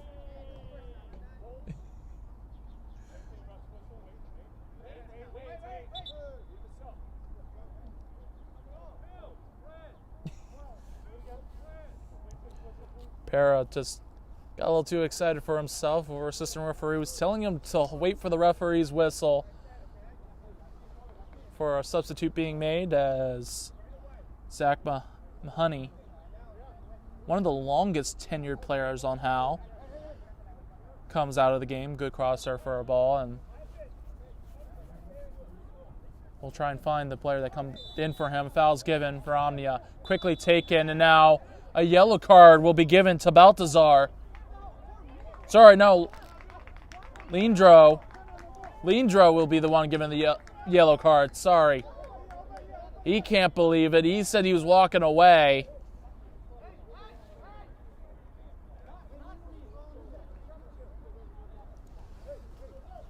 But either way, he'll find himself in the book. So that's the second player for Howell United to find themselves in the books.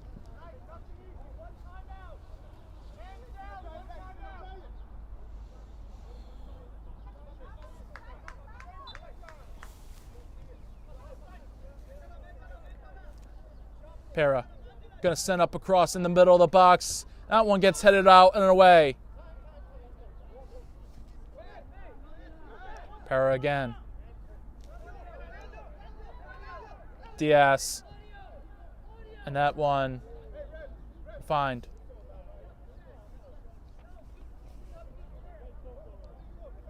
Jay as he finally picks it up for his 8 seconds. And punts this one away. Player goes down. Still play continues. 15 now with a chance here. And then he goes down even further. Referee going to call the foul.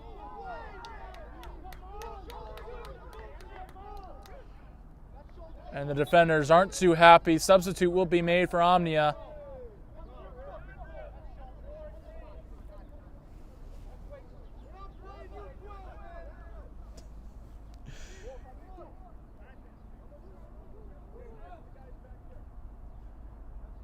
Again, just a quick apology if you can hear any of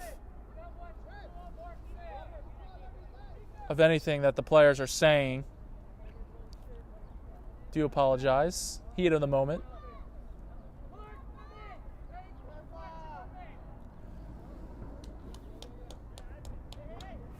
Slindro will come in to take this free kick.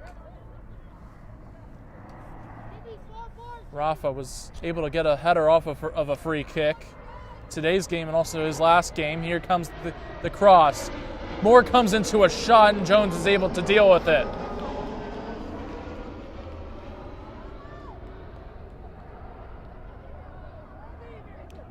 That one will go all the way to Madjay.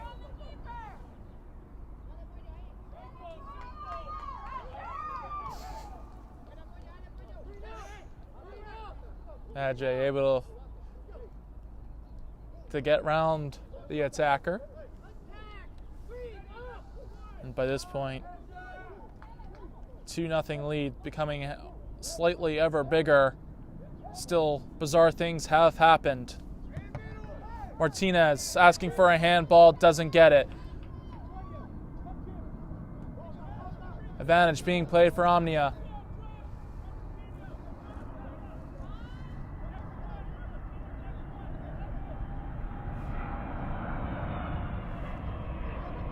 Cujo on the wing. Cuts inside.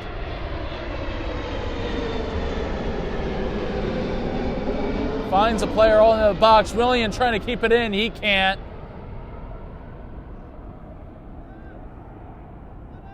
And a substitute being made for both of these teams.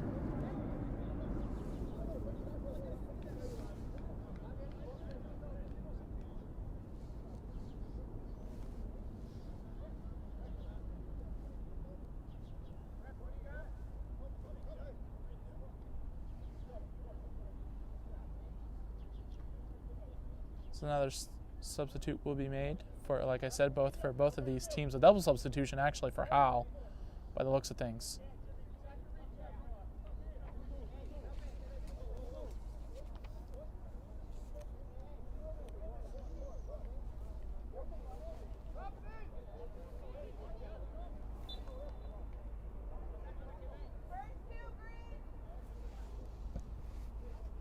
Ball kicked away for them, the goal kick. Fabinho looks to be the player to come in, one of the players to come in. Athens.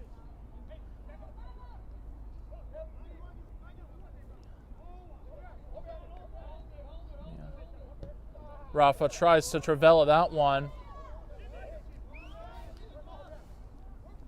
Omnia still with it now. Samuel. Now to 13, who boots this one up, and now a chance here for Omnia to get one back.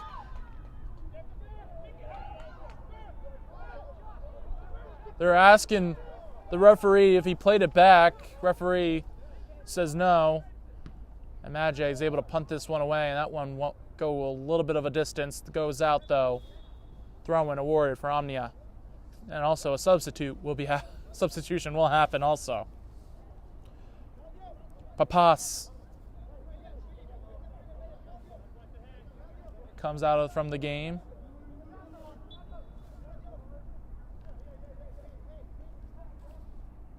As Nira comes in.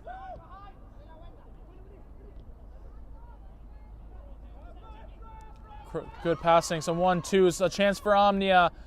Cross coming into the center, still not dealt with. Cujo takes a shot, saved again from Eddie Maggi. And it wouldn't have mattered anyway.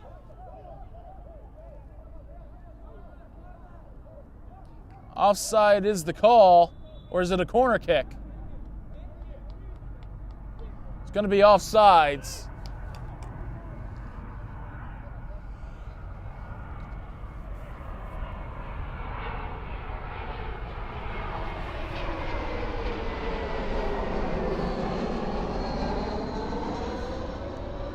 So indirect free kick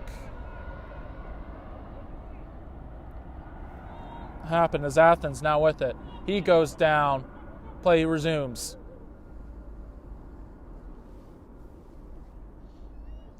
It's finding Samuel on the right wing. Finds Cujo. Cujo gets around one, trying to get around one. Sends it back to his teammate. Long ball to Samuel. Samuel against Ellison. He goes down. Referee calls foul.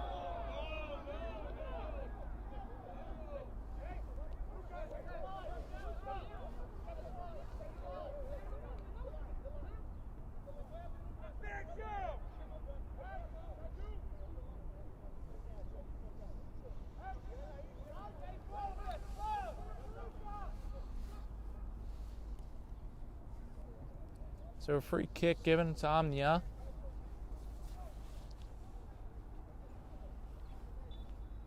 See what can happen with this one. And cross comes in, whips in, getting dealt with. Player goes down in the box, still with a chance for Omnia. Omnia player takes a shot. I believe that is Samuel with a shot. That one goes wide left. And a goal kick has been awarded. And a substitution also for Howell United.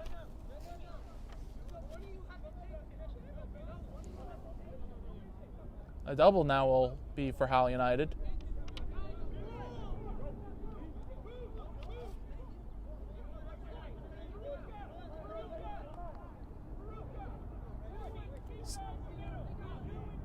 Tika or Martinez is trying to figure out who's being substituted out. I believe it's Martinez. Yes, it is.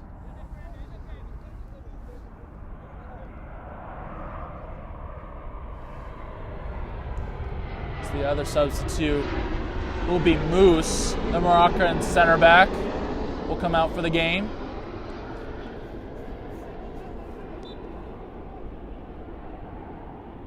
And the goal kick will be taken.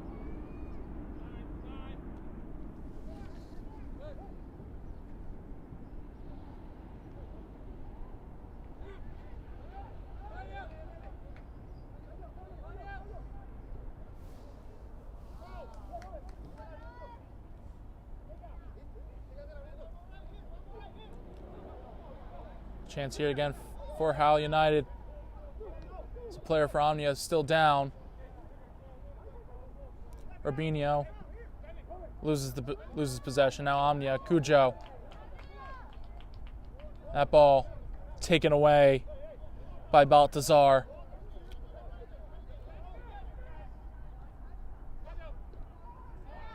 Foul goes down. Yellow card will be given. Another one for Howell United. Will mark the third one for them.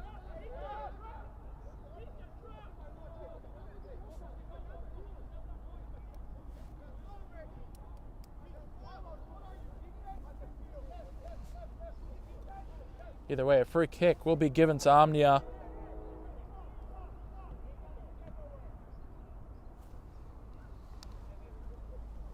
As we get close to extra time. It'll be interesting to see on how much, if any, if the referee gives any, while stoppage time. Gets cleared away by Tika.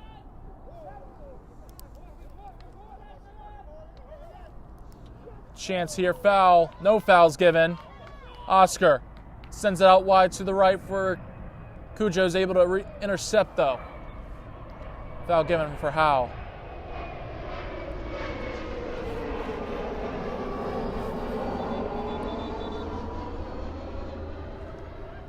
Quick substitute given, though, for Howell United, as Athens will come out for the game.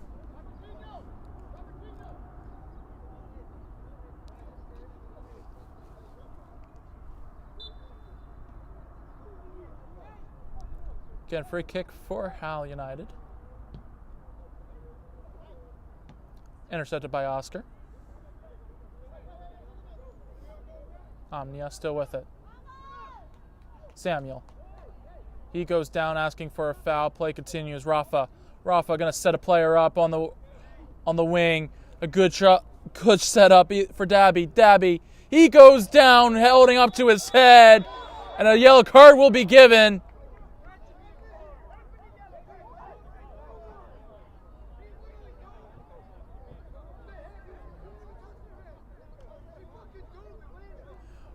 Brian Jones saying his word. And Brian Jones will find himself also in the book.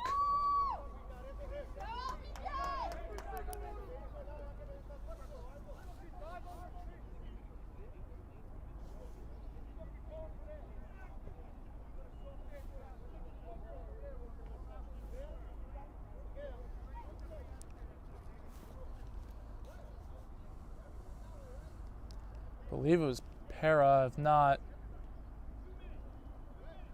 I don't think it was Para. It was 13 that got the yellow card of that, but either way, free kick has been awarded for Howell United. This Tattoo will be the one to take this free kick. See what he can do with this. I believe Rafa's somewhere in there. Player goes down, a chance though in the box goes for a goal kick. Tika was the one to throw himself down to the ground, asking for a penalty. Referee doesn't give any. Again, 2-0 in this over 40s NJSA final. Rafa with a brace as of right now, with a chance right now to make this 3-0 Howell United.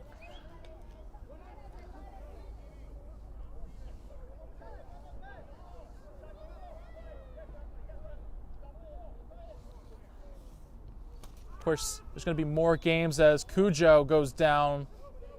Fouls given. Again, I'll just quickly mention about some of the games that are going to happen at least here at Newark.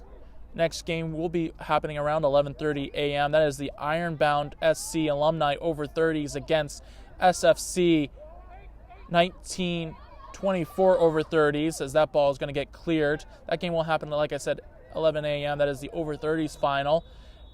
And the referee will blow for the final as Howell United win this 2-0 over Omnia. Rafa with a brace scored a penalty and scored off a header off a free kick. And as quickly just mentioned, as I will say, Real Central, New Jersey against Meadowlands. That game will start at 2 p.m. That is the NJSA Men's Open Final. This was the over 40s Open Final, but we'll be right back with an interview.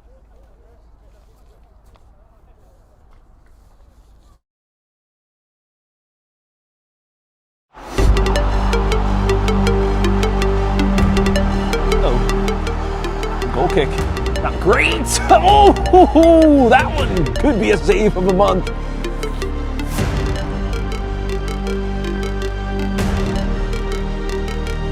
Game. The ball does touch the defender, but it ends up going through. He has an opportunity here. He puts it just over. He hits the bar.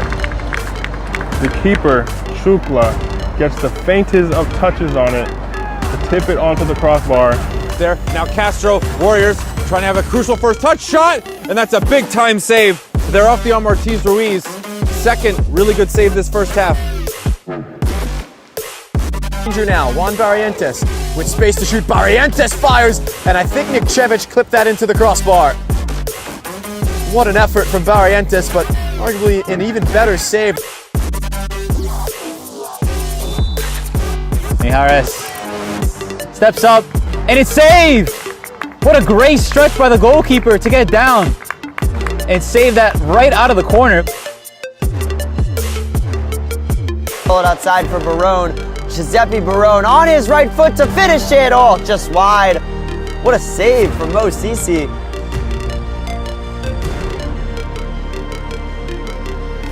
Leonardo will get there, he's onside, takes a touch, left foot, couldn't make the goalkeeper. McGregor shot, goalkeeper with a double save. Brendan Varner there with an excellent double save. Ball's taken away, but a shot is in, and it's a beautiful save.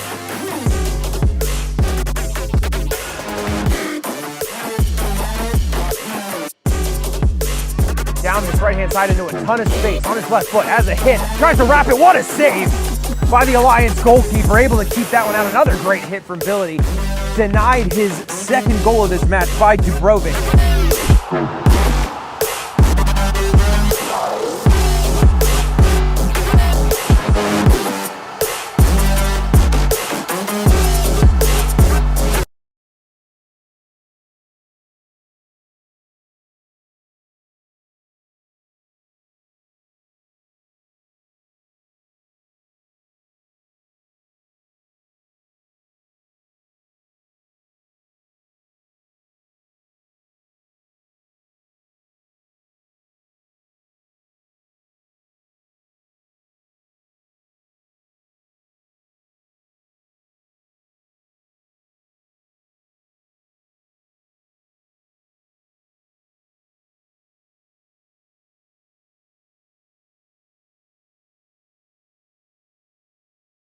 From soccer fields across the USA to the legendary stadiums of Spain and Portugal, for 40 years, Petrobax has been the go-to expert for group travel to Spain and Portugal. We organize soccer group trips from start to finish, flights, hotels, transportation, and guided tours, all perfectly coordinated by our experienced team. Your trip can include attending La Liga and Portuguese Primeira Liga games, matches against local teams, pro training sessions, and even tournaments. As true experts in Spain and Portugal, we'll ensure you also experience the rich history, vibrant culture. As we welcome back, unfortunately, we couldn't get an interview with any of the players of right now, as of right now or right now in general, but right now, what you're seeing is the medal ceremony. The referees will get the medals for this game, of course. And then second place team will, as Omnia, will get their second place medals. A good hard fight for them, as you see also a little bit to your side. So the referees will also take a picture. A little bit of a guard of honor.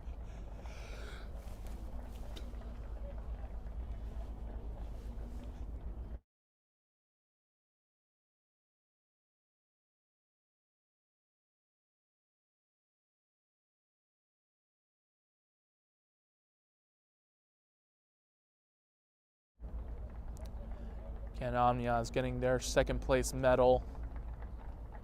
Again, the guard of honor being bestowed upon them.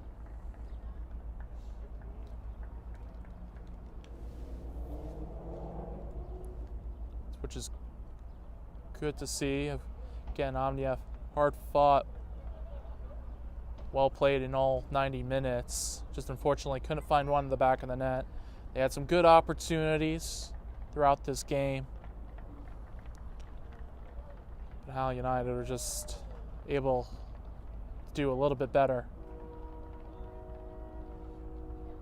But still, something to be proud of, though.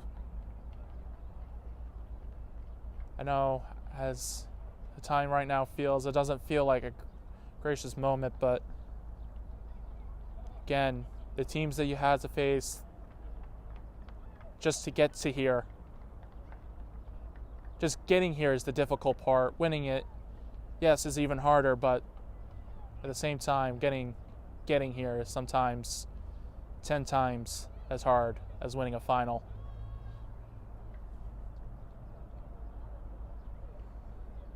Again, this was the over 40s final here in Newark.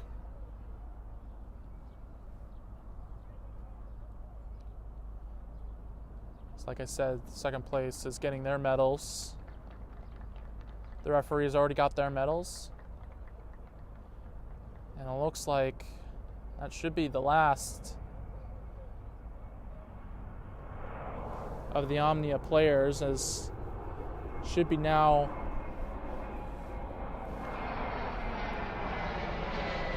Howell. Should be United's time to receive their medals, and soon a nice big trophy that comes with it. That's how United will start lining up for their medals, as Omnia will represent the guard of honor for them too.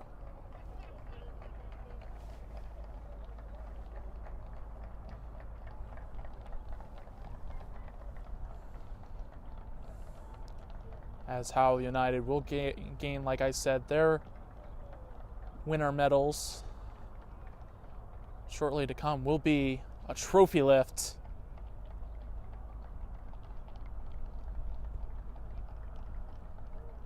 For this occasion. Like I said, this is the final of the over 40s.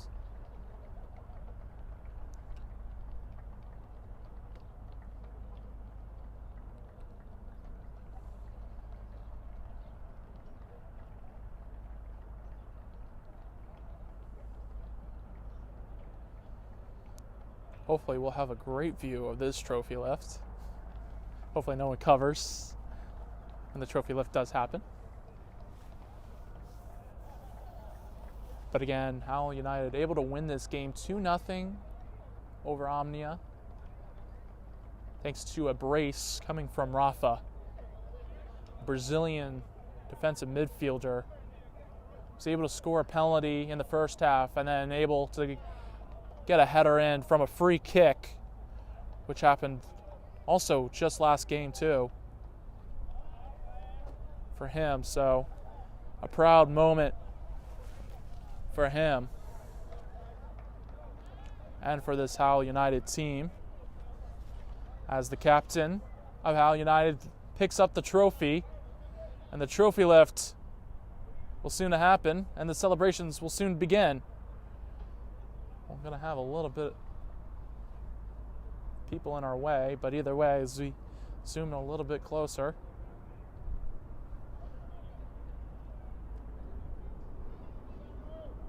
it's the trophy lift as they're going to take some pictures.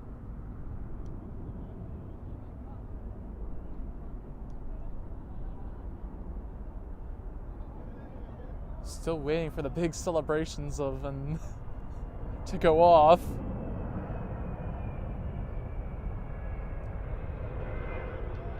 More pictures come around as they take pictures with the trophy.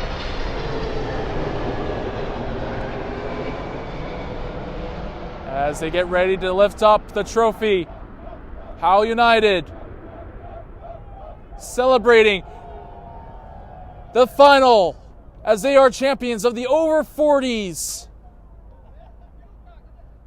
Howell United proud to win this in the finals, especially with again, as I was looking over their notes that they actually gave me, and they were struggling in this spring season, how much winning this trophy must mean to them as a team, as a club. But either way, they win this in the over 40s, and of course later on, of course, the over 30s finals will take place. But again, I think that's going to do us here, though, as I'm John Howell, working for Game and Frame. We'll have over 30s next, but have a great rest of your day.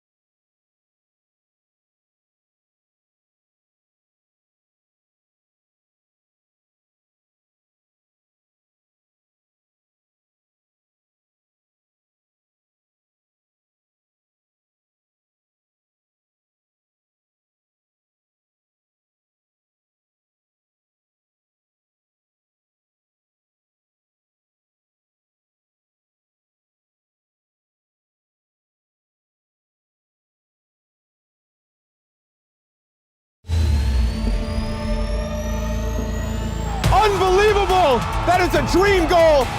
They found it! They finally found the goal they were looking for! What a finish that is! Do not scratch your eyes! This is really happening!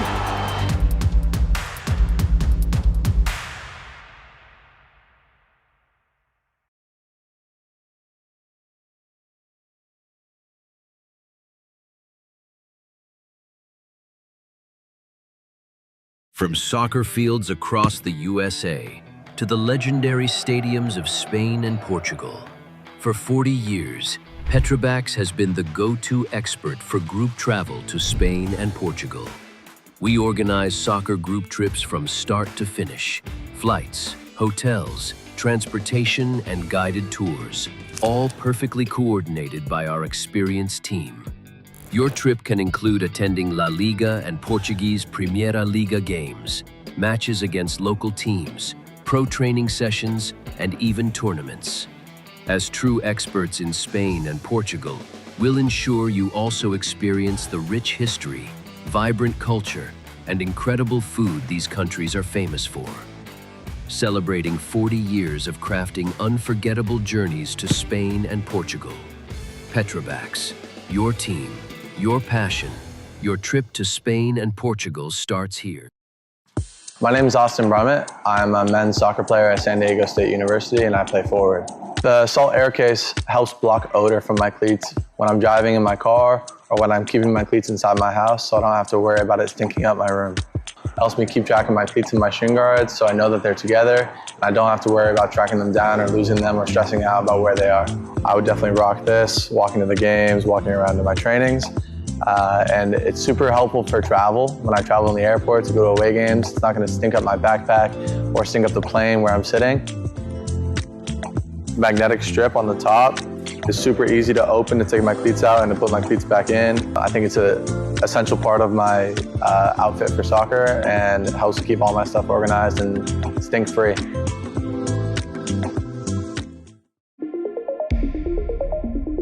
A quality highlight reel is crucial for college and pro recruitment. A lot of services offer generic solutions, but at Game & Frame we know every player is unique and needs a personalised approach to win over coaches. Our process is simple. We work with any footage, and if you need help finding your best plays, we'll review games for you. Once we've finished, you'll have a reel you can upload to any recruitment platform. We've helped hundreds of players get the attention they deserve, including placements in Division I programs. Scan the QR code or email us for a free consultation and start the journey to maximize your recruitment potential.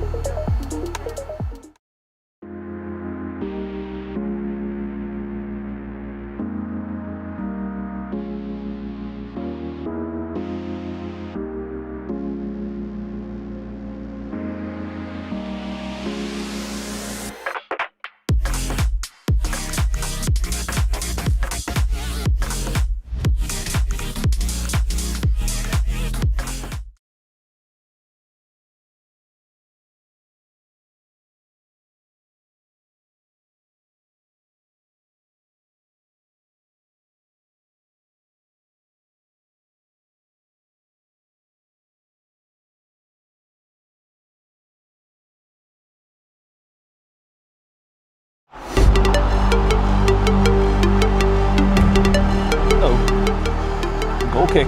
Not great. Oh, that one could be a save of the month.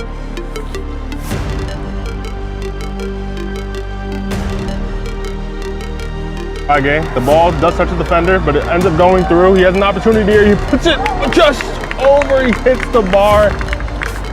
The keeper, Shukla, gets the faintest of touches on it to tip it onto the crossbar. There, now Castro, Warriors, trying to have a crucial first touch shot, and that's a big time save. They're off the arm Ortiz Ruiz. Second, really good save this first half. Danger now, Juan Barrientos with space to shoot. Barrientos fires, and I think Nikčević clipped that into the crossbar. What an effort from Barrientos, but arguably an even better save. Mijares steps up, and it's saved! What a great stretch by the goalkeeper to get down. and save that right out of the corner. Pull it outside for Barone. Giuseppe Barone on his right foot to finish it. Oh, just wide. What a save from Mo Sisi.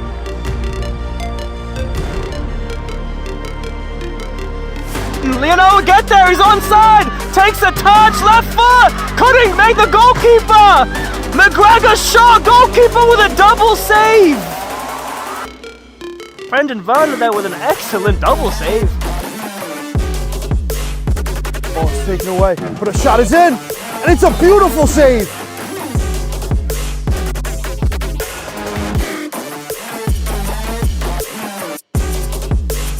Down this right-hand side into a ton of space on his left foot as a hit. Tries to wrap it. What a save by the Alliance goalkeeper. Able to keep that one out. Another great hit from Billy.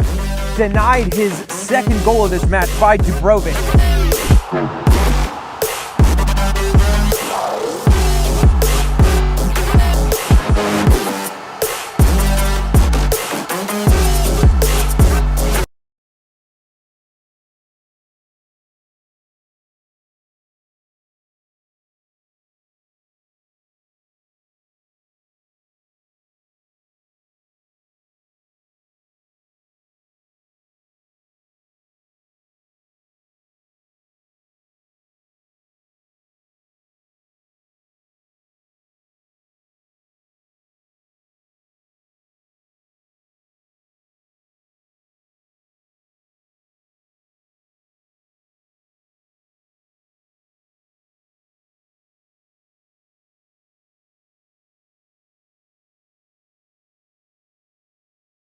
From soccer fields across the USA to the legendary stadiums of Spain and Portugal, for 40 years, Petrobax has been the go-to expert for group travel to Spain and Portugal.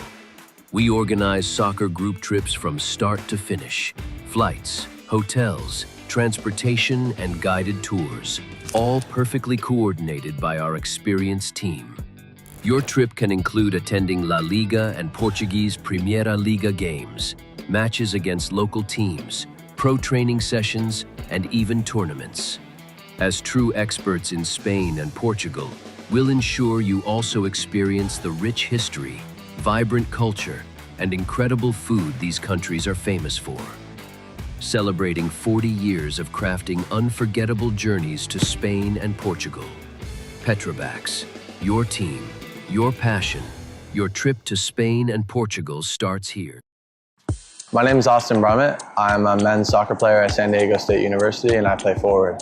The salt air case helps block odor from my cleats when I'm driving in my car or when I'm keeping my cleats inside my house so I don't have to worry about it stinking up my room. It helps me keep track of my cleats and my shin guards so I know that they're together and I don't have to worry about tracking them down or losing them or stressing out about where they are. I would definitely rock this, walking to the games, walking around to my trainings.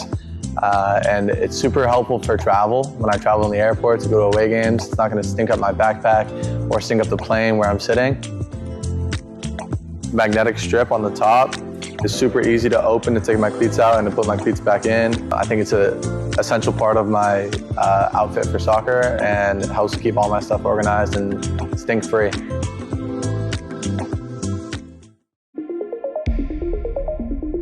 A quality highlight reel is crucial for college and pro recruitment. A lot of services offer generic solutions, but at Game & Frame we know every player is unique and needs a personalised approach to win over coaches. Our process is simple. We work with any footage, and if you need help finding your best plays, we'll review games for you. Once we've finished, you'll have a reel you can upload to any recruitment platform. We've helped hundreds of players get the attention they deserve, including placements in Division 1 programs. Scan the QR code or email us for a free consultation and start the journey to maximize your recruitment potential.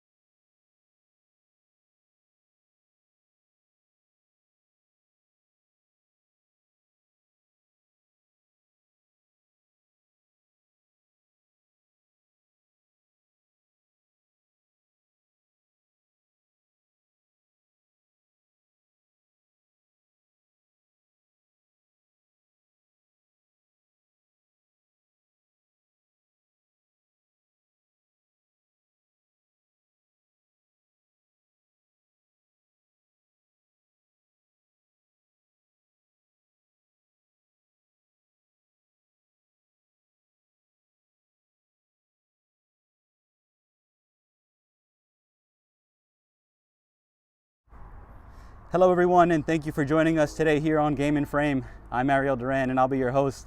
This is the final of the NJSA Over 30 State Cup between Ironbound SC and Siege FC. Both of these historic clubs will be looking to add another trophy to their collection. Ironbound looks to repeat their triumph in 2024 in the 2024 State Cup, and Siege FC are looking for their very first Over 30 State Cup trophy. Both teams have been in great form and evenly matched in the GSSL season, and we expect to see all that good form on display along with all the intensity of a cup final. We have the first half kicking off in just a moment. Both teams lining up and taking the field here.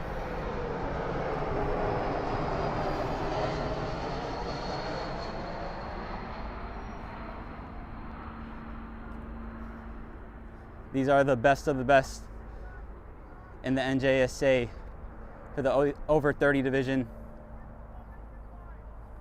Siege FC, a relatively new over 30 team. They started their over 30 team in 2020, while Ironbound have been doing this for a while now. Both these teams are pretty much neck and neck in their GSSL campaign, taking first for Ironbound and second for Siege. Level on points right now. Ironbound lead on goal difference. We're expecting a very evenly matched game right here. Just a reminder, this game goes straight to penalties if we are tied at the end of 90 minutes. Looking forward to seeing how these teams line up and how they begin this match. Every touch, every minute precious here in the final.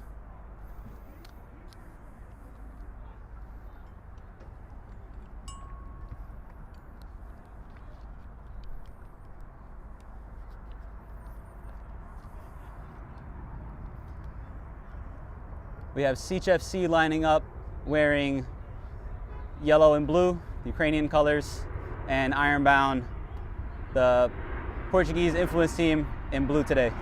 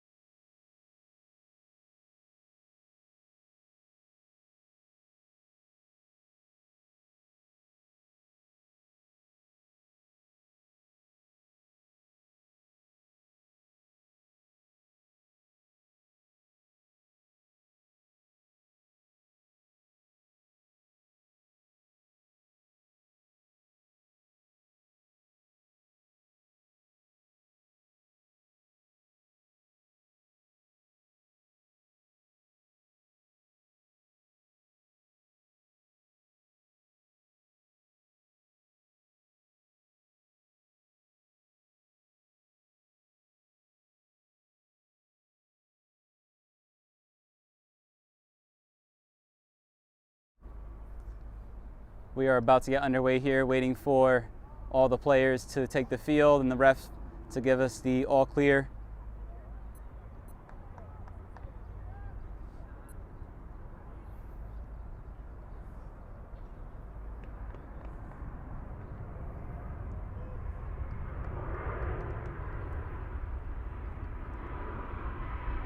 Looks like we might need just another moment.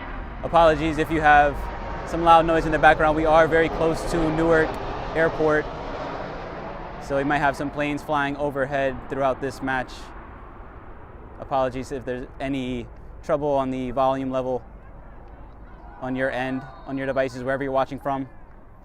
Again, thank you for joining us here for this final in the over 30 State Cup of the NJSA.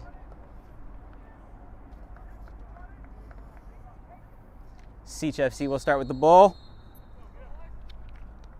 And here we go. Siege FC looking for their first NJSA over 30 State Cup trophy. Ironbound SC won this tournament in 2023-2024 campaign.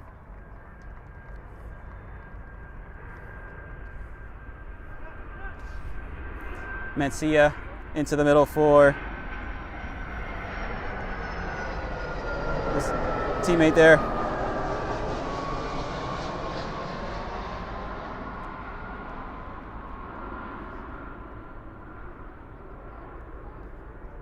Excuse me, that was Hackett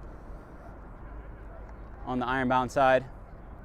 Siege FC have the ball over in the Ironbound attacking third. Chance to throw the ball into the box here. Goes in deep looking for Peter Luce. Doesn't reach him.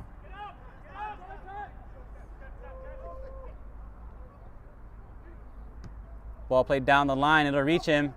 Peter Luce running onto this one, into the corner with lots of space around him. Plays it in low, and it's cleared away. Nobody there at that near post. And Siege let it go out for a throw. Dangerous opportunity there early on for Siege. Mikula throws it in.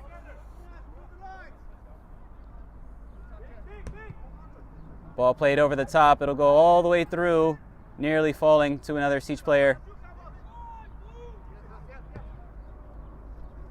That pass doesn't work out for Peter Luce this time. Falls to Keen Eze. It's going to go out of play.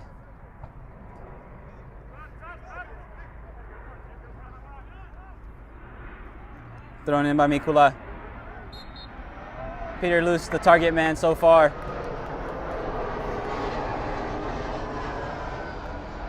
Peter Luce definitely one of the danger men for Siege FC. He is the third top goal scorer in the over 30 division. And we have other top goal scorers on display today.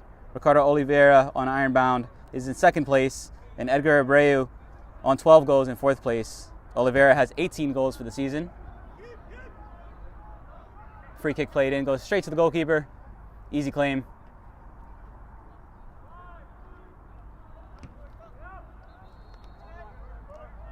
Long ball looking for Keen Eze.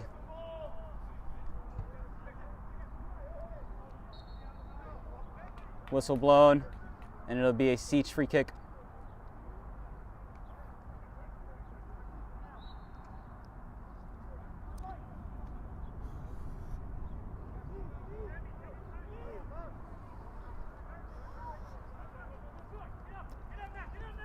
Ball played short there for Michael Knapp, number 7.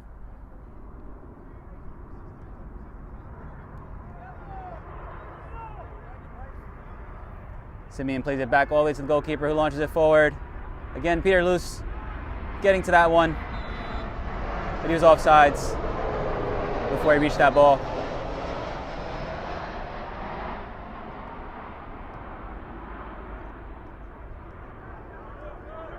Ball played wide here. Marcus Hackett plays it into the middle. It's picked off. Edgar Abreu couldn't control that one. And a chance there to break, just a little bit too far ahead of Peter Luce.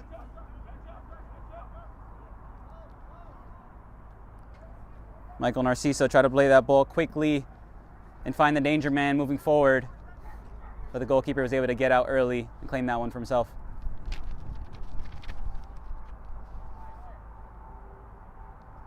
So far, a little bit of a cautious start from both teams. Ball hasn't really been able to stick with anybody in the midfield. Siege have had the very few early chances to break forward. Edgar Abreu taken down in the midfield there. It'll be a free kick for Ironbound. Dominguez restarts play. out wide for Hackett. Pressure immediately into the back of Oliveira. Comes away with it, still on the ball here, looking for an outlet. That pass is blocked, and Siege can reclaim possession. Nice step over there, but no whistle given for the contact there in the midfield. Michael Narciso tried to step away with that one, couldn't do so. Ball played down the line there, and that forward pass is picked out.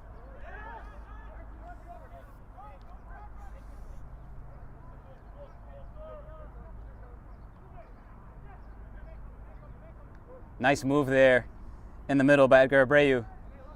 Starting to move forward. Here's Edgar Abreu with a chance. Abreu with the shot. And the goalkeeper gets down.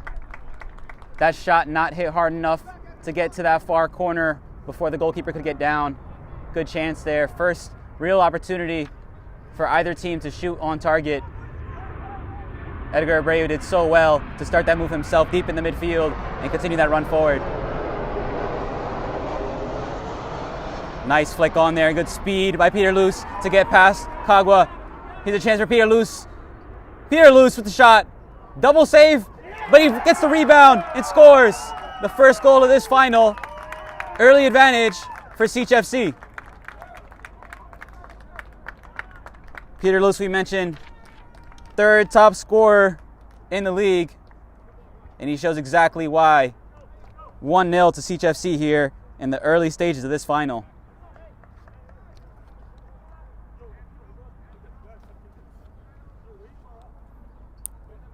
And Ironbound might be ruining that opportunity early, but some promising signs for both teams.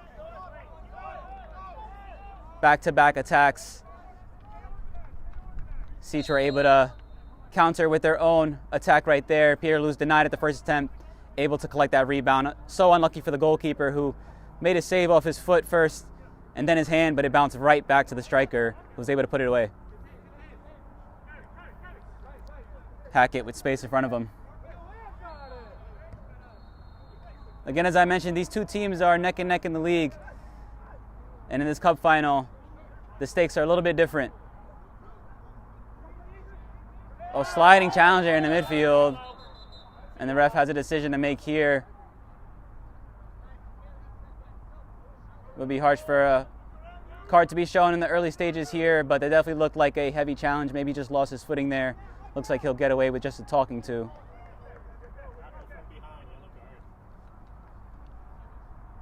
Christopher Lopez, lucky to get away with that one.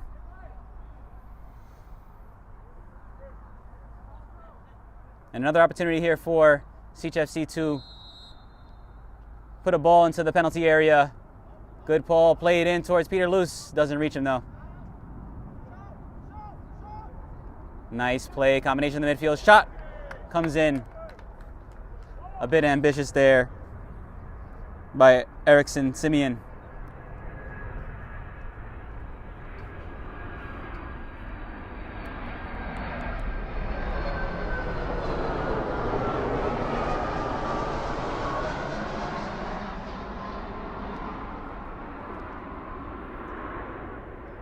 Both these teams have been on a winning streak. Ironbound playing their last match in the semifinal of this tournament on April 19th. That game finished 5-2 in their favor over Polonia SC.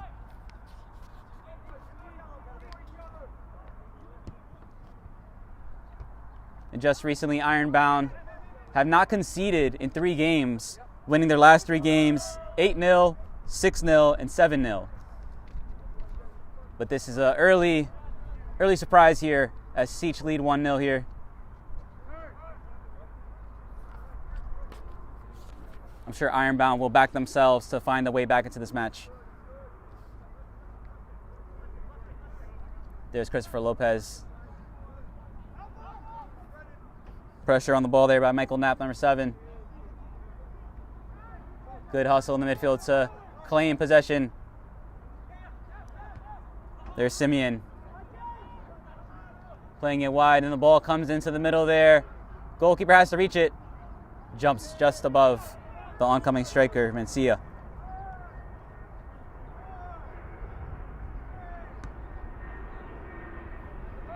The ref gives the goalkeeper the countdown, and that ball comes right back in his direction. Hackett able to keep that ball moving forward. Good feet there, but surrounded. Surrounded was Ricardo Oliveira, and Ironbound get the free kick.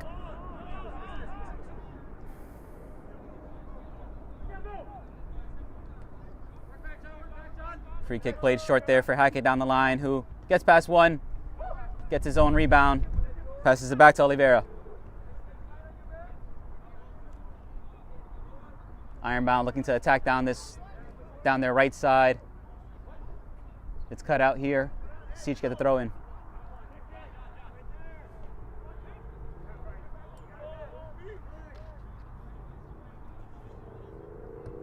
Throw goes down the line. Good touch into the middle there by Peter Luce, and now Siege have a chance to counter.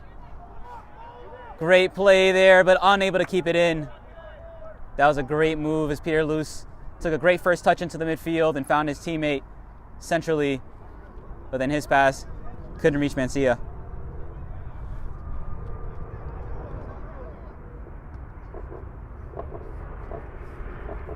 So far, Siege FC look like they have very good chemistry going forward and building their attacks.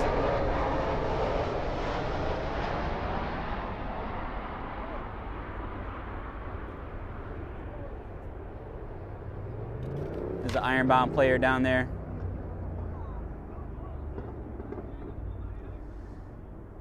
This stoppage gives us the opportunity to remind you that today's Game and Frame broadcast is sponsored by Umbro.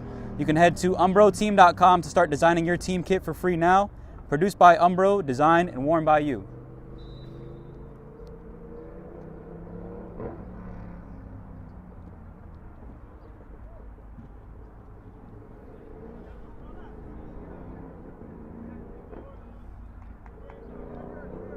Siege will have to continue playing with the man down momentarily as one of their players needs to change out their footwear, looks like. And Ironbound can restart play. Good turn down the line there. Nice move, cutting in, but then it's cut out. Nice effort there by Renan Lopez, number 10. Another sliding challenge there. Doesn't get the player, but the ref does blow the whistle, perhaps for the reckless nature of that challenge. Second time that Christopher Lopez has lunged in, and this time looks like the ref wants to have another word with him.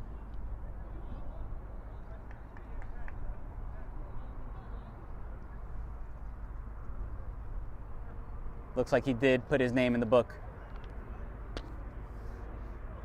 So yellow card early here for Christopher Lopez. He'll have to be careful. 2 back-to-back challenges there. Sees him get his name taken into the ref's book. He'll have to walk very carefully now. Ball played in. Looks like the rebound might fall to a Siege player, but the goalkeeper once again gets out early. Good aggressive play there. Hackett just keeping it in play. Oliveira looking for a teammate. Back to Kagwa.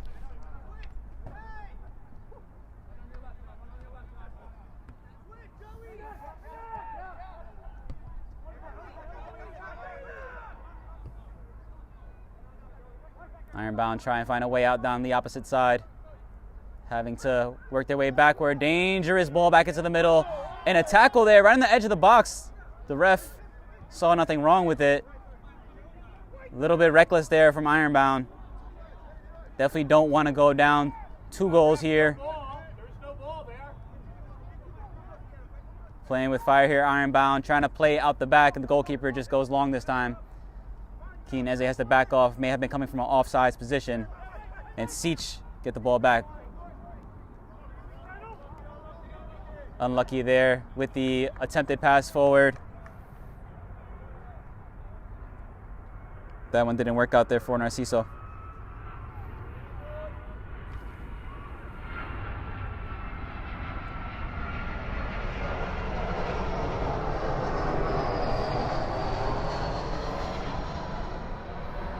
Gotta say, despite the airplane noise above us, this is quite a spectacular view and setting we have here in Newark at Eddie Moray Stadium.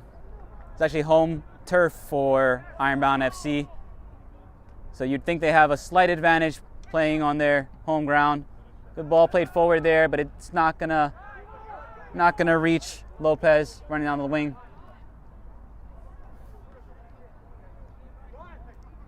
Mikulu now looking for a pass. Good strength there by Peter Luce.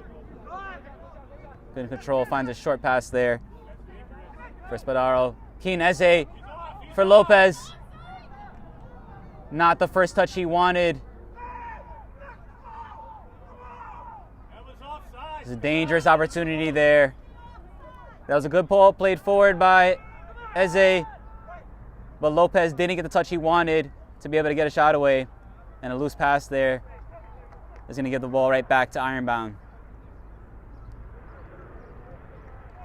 So both teams with a few chances. Only the 2 shots on target, or 3, I guess you could say. Peter Luce collecting his own rebound to put away that first goal. But another opportunity there, potentially, for Ironbound, not taken. Offsides there. And you can see the tempers flaring early. Players asking for a card.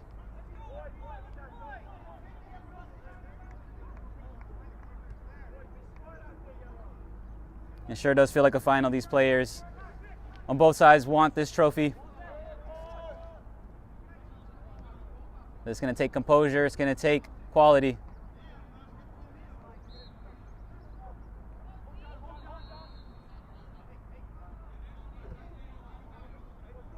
Switch of play there for Oliveira. And here's Hackett, but a chance to cross in. Ball into the middle.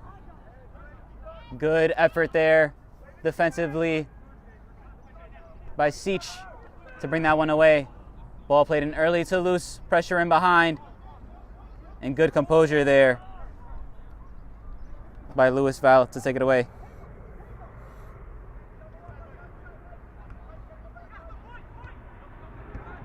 Ball played forward by Oliveira, just over the head of Lopez. Not going to reach that one. But you could see this strategy here from Ironbound. A lot of their play coming down the right side, starting with Hackett, their right back. Him combining with Oliveira has been dangerous.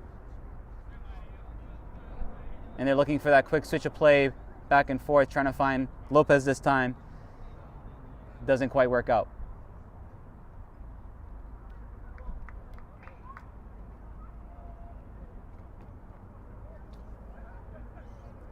Just 18 minutes in, and perhaps a little bit of gamesmanship. Referee asking the goalkeeper to speed things up.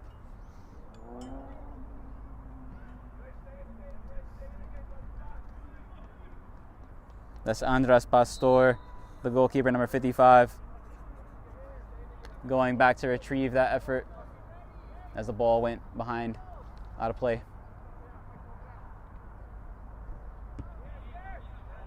Pastor forward. Good flick on, finding Peter Luce once again. A challenge in behind. No call. Yes call this time. A little bit of a delay there to see if there was an advantage to be played. Luce did his best to get back to his feet and rejoin the attack, but the ref saw no advantage and gives them the free kick.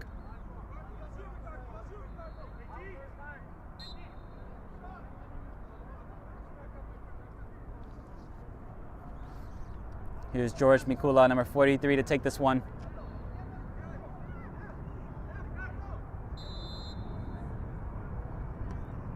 Free kick, not quite long enough, but it's going to be picked up here, the rebound. Chance to shoot. And it's picked up here on the other side. Spadaro nearly getting the benefit of an errant shot there.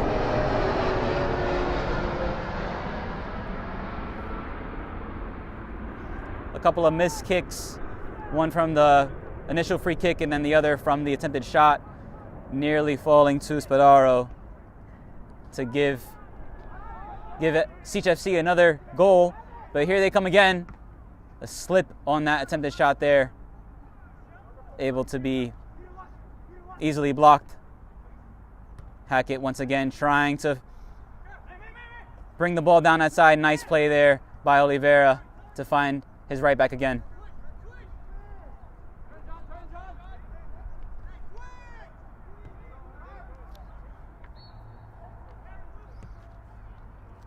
Ironbound just trying to open up the field here, find a space on the opposite side.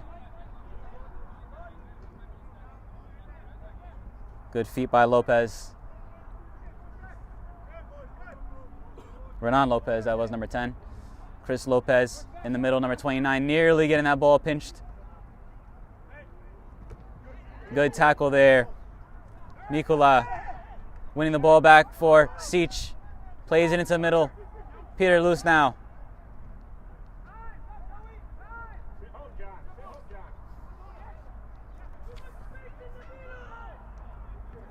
Chance here. Hits the bar. Unbelievable effort.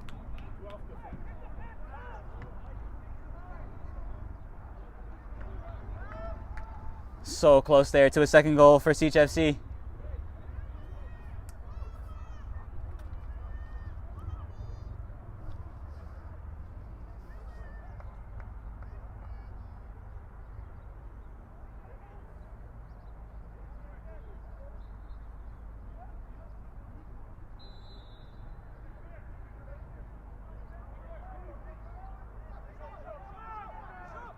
Sic FC once again putting the pressure on Ironbound. Not sure exactly what the intention was there.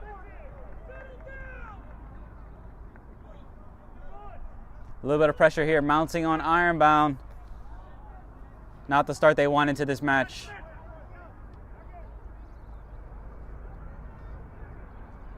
And Sic FC definitely the team with the better, clearer opportunities so far.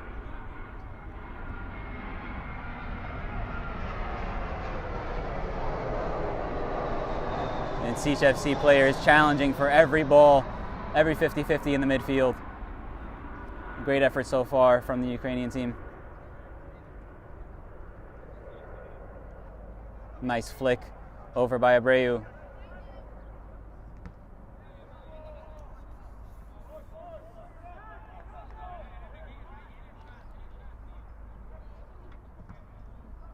Ball goes out for another throw.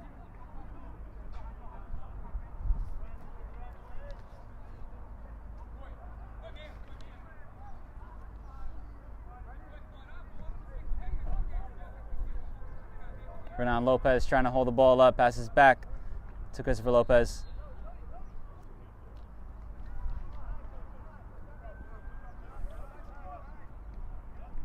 Dominguez forced backwards.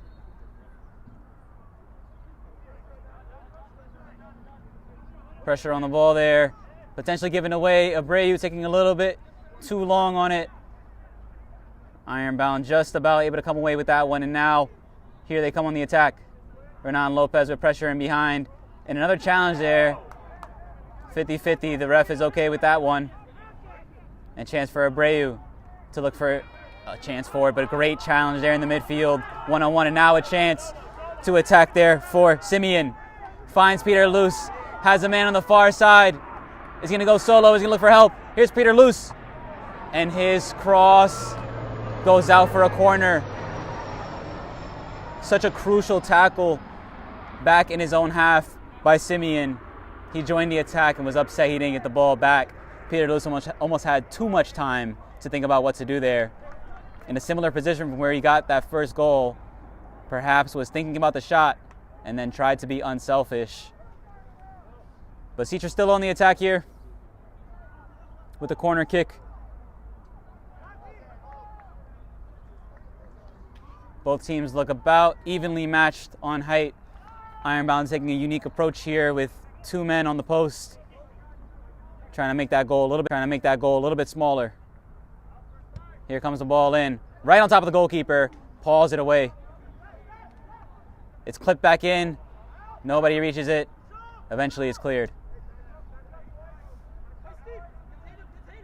Oliveira trying to keep the ball for his team, but he's swarmed. by those FSC players. Simeon once again, a little bit of space given to him there. Oliveira not totally closing down.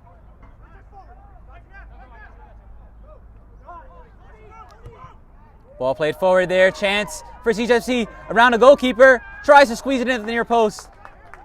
But a great effort to come back there by Val.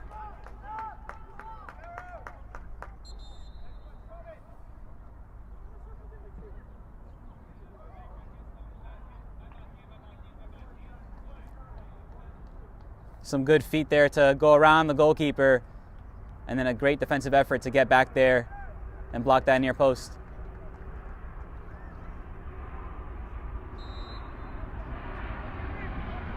Lots of numbers in the box. Ironbound and Seach just leaving one player each on that halfway line. Got to be careful with the counter attack after this, potentially. That ball headed out for another corner kick.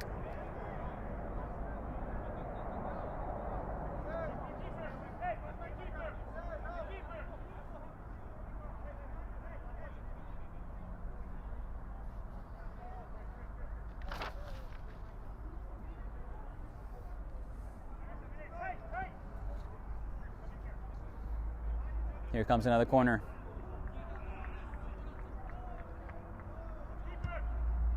Ball played in low and hard, and Hackett does a great job to read that one. Put it out for a throw in this time, a little bit further from the goal.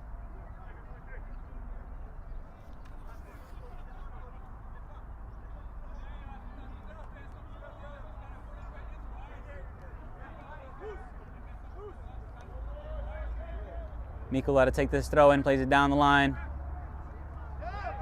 Ball stays in play, and Mikula gets the ball out from in between two players. Great ball in, clipped effort, goes wide. Great vision there by Mikula to charge into the midfield and try to feed that one into the middle for Michael Knapp to attack. Couldn't quite put that effort on target.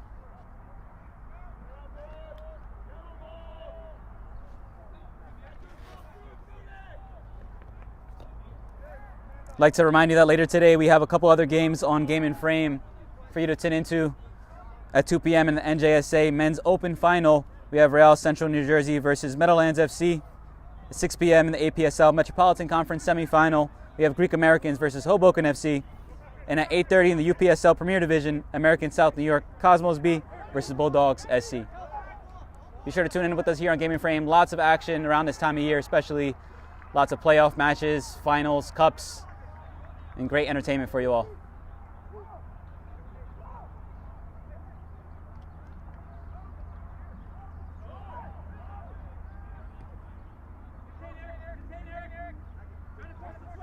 Now past the halfway point of the first half, both teams settling into this match.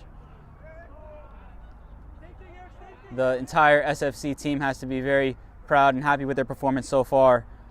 And Ironbound can take a little bit of confidence from their collective effort to hold it at 1-0 so far, because SFC have been very impressive.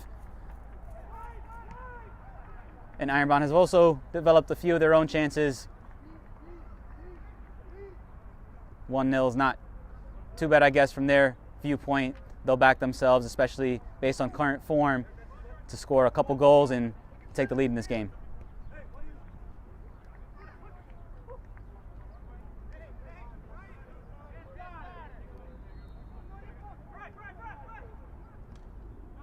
Brian Kagwa into the midfield. Ball played wide there for Christopher Lopez. Plays it back forward for Hernan Lopez. Holds the ball up. Waiting to see where the pressure's going to come in from, and the ref gives a free kick there. A little bit of a soft one there, as Hernan Lopez was just holding that ball up, allowing the pressure to come, and eventually went down, and the ref saw that as a foul.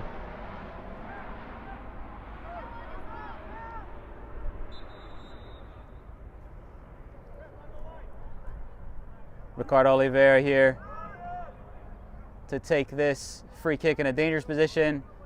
Slightly better than a corner, a little bit closer in.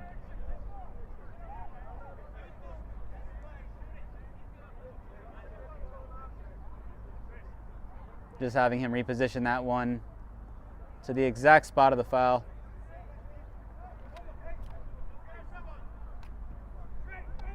These players got to be switched on and not be distracted by perhaps a little bit of mind games. Hackett making a run towards the near post, decides to turn back around. Here comes the ball in from Oliveira. Ball played in right on top of the goalkeeper, punches it straight down. And Siche able to clear towards Peter Luce. Chance to break here. And a foul on Dominguez, according to the ref. Looked like both players were fairly battling for that one. Another chance here for Ironbound to put a ball in, this time more centrally. Edgar Abreu to take this one. Ironbound players taking up their positions towards that far post. That ball in goes straight towards the goalkeeper, who catches it gratefully.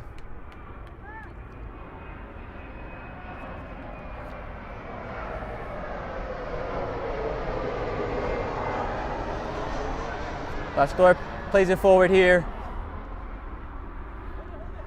Solis, number 23, with a runner forward, decides to play it short for Mikula.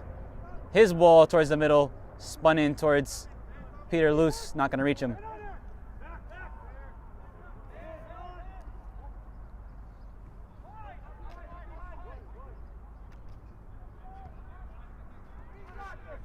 Once again, Hackett on this right side.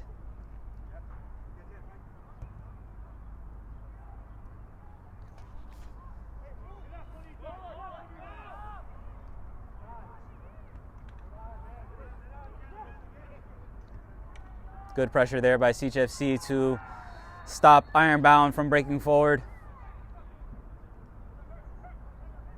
Chance now. Good feet by Abreu just to slow it down. And now find that pass for Oliveira. Looks like it'll reach him. Good touch and a hand in the face. Going to bring him down. It'll be a yellow card here on Mikula, who's had such a great game so far. The first blemish on his match.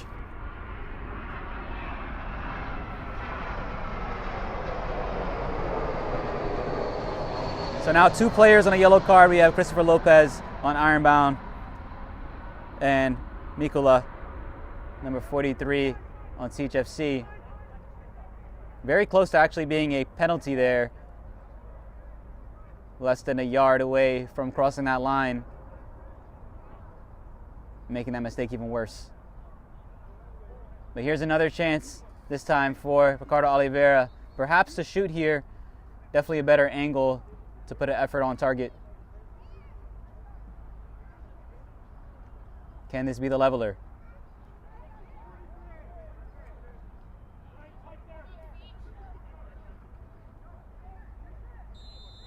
Can Oliveira deliver?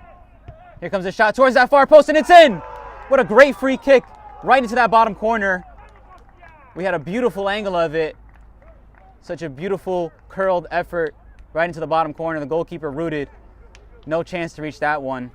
Great effort by Oliveira, and it's level 1-1 here in the final.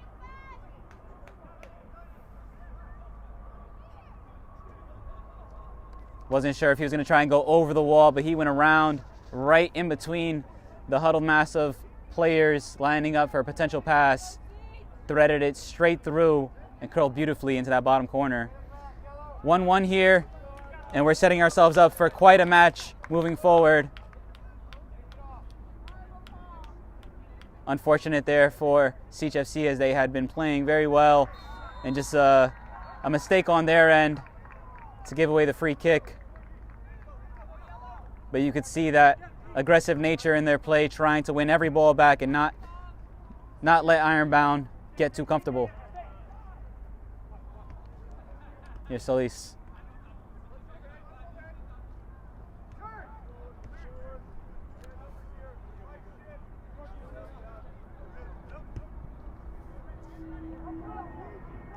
Kilashvili over wide. It finds its way to Knapp. Narciso forward. Almost broke forward. Goes out of play for a throw-in.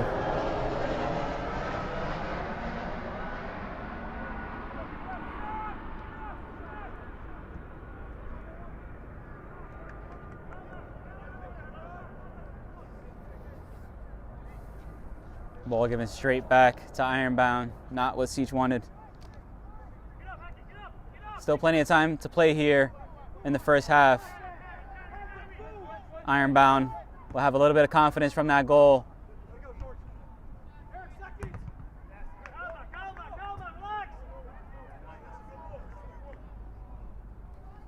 That attempted pass forward goes out here.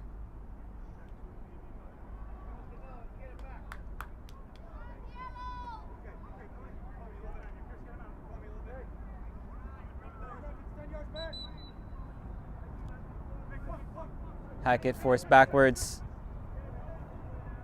towards Galvao. And Valley out wide.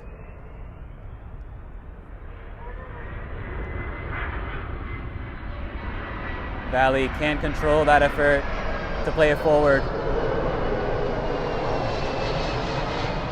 And it's cheaply given away. But Ironbound get it right back, and here's a chance to counter. Looking for Keen Eze in the middle.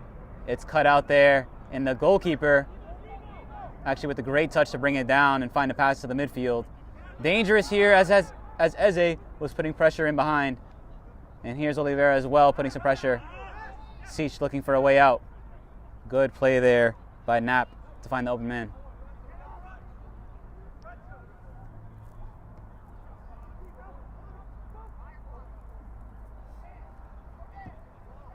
Now Ironbound applying a little bit more pressure, forcing a mistake here.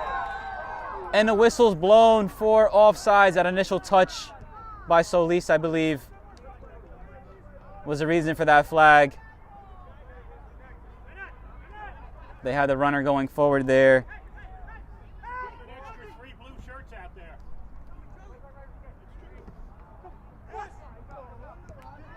Now another chance for Siege. And a challenge from behind. Ref gives them the call. And a yellow card as well for Galvao.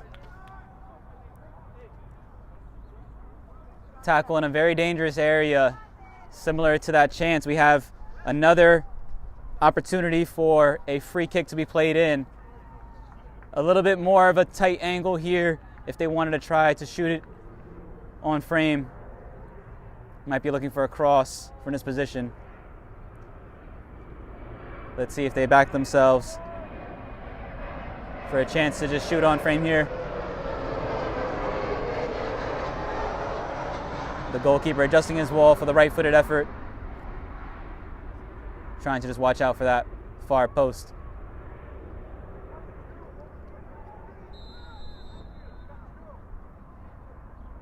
Here comes a free kick. It's played in low. Nearly takes a deflection from Galvao. Would have been curious to see where that deflected effort would have gone, but it went straight through to the goalkeeper. Oliveira chasing this one down, kicked out a little bit there. And looks like the ref gives a free kick in favor of Ironbound.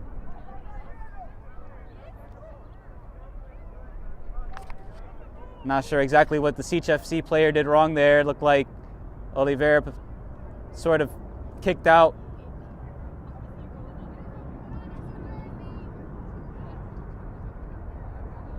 It'll be another free kick here.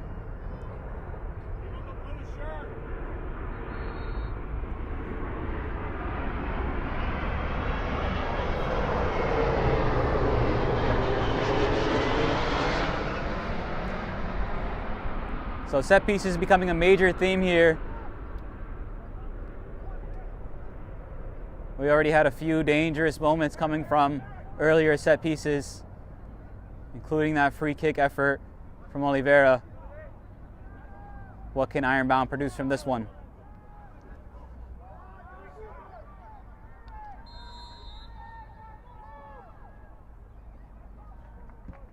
Ball played in, and it's headed out. Headed out by Knapp. Here's a chance potentially to break away. Unfortunate touch there. And the ref deciding to give a yellow card now here to the goal scorer, Oliveira.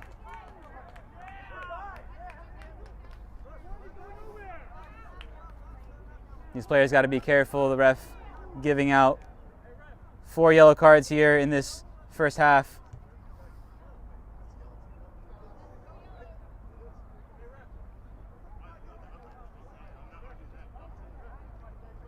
Players pleading their case, trying to avoid any further cautions given their way. So close to halftime, these players won't want to make any mistakes, including getting booked, especially those players who are already in the ref's book. Chance now from another free kick. Ball played forward, good leap there by Valley, and Christopher Lopez plays a great ball down the line for Renan Lopez to chase. Double team there, but the ball comes into Keen Eze, takes it down beautifully. Here's Keen Eze with the shot, and the goalkeeper able to collect that one.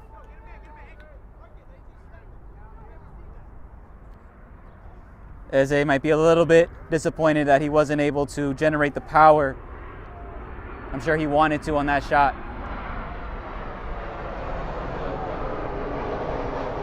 He did a great job to bring that ball down with his first touch, give the defender the shake. Couldn't quite generate the power on the shot though.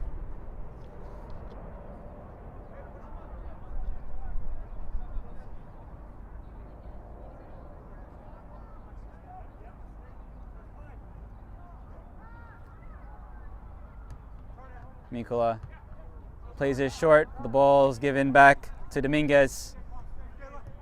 Hack it into the middle for Abreu, back to Dominguez. And then it's played forward. Good touchdown there.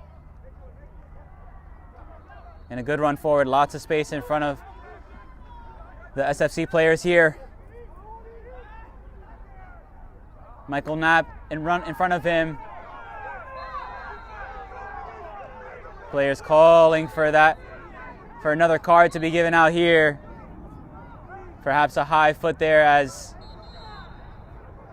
the player reached for the ball, extended that leg up. Ironbound player's not happy with the nature of that challenge, but the ref looks like is not going to give a card here.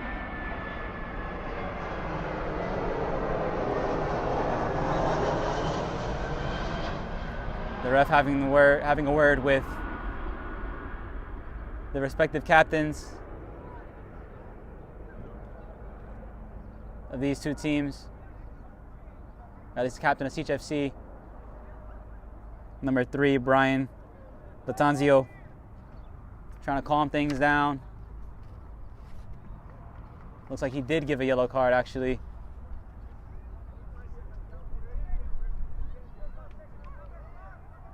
It's funny, the players were complaining that not everything is a yellow card, then immediately after claiming for that yellow card.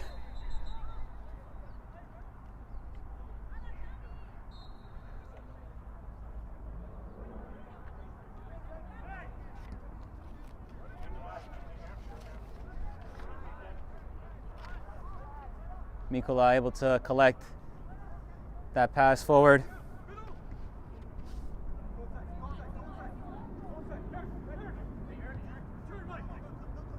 Solis into Knapp. Ball left behind to be played forward by Latanzio. Not going to get there.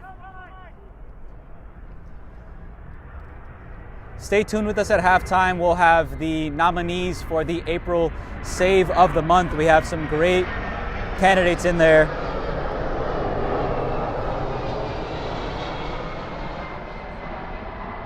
During the halftime break, we'll be showing all of the nominees, and you can vote for your favorite on Instagram at Game and Frame.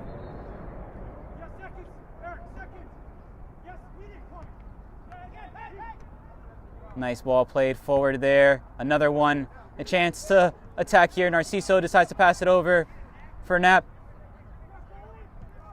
His pass into the middle doesn't reach his target. Good clearance there by Hackett. Stretching effort there by Abreu. Had to be careful, he didn't leave his foot up. Another sliding effort there, trying to get that ball away.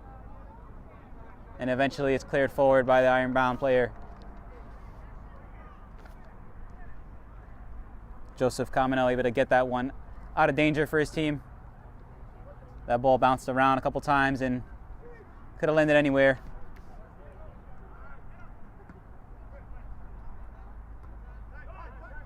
Well-controlled header there into Oliveira. Looking for Hernan Lopez. But a good header down there by Spadaro. Narciso's ball forward. Goalkeeper waiting for it to reach the box so he can grab it, and it just reaches him.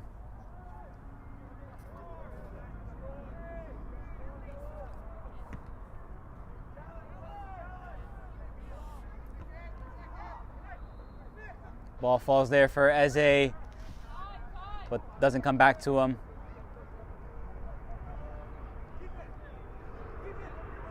Mikola trying to look for an option forward. Trying to shuffle away, doesn't do so. Got to be careful challenging for that ball again on a yellow card. Abreu plays it out wide for Hernan Lopez. Has Oliveira running forward. Decides to play it forward for Kineze. The header there by Mamakilashvili puts it out for a throw-in.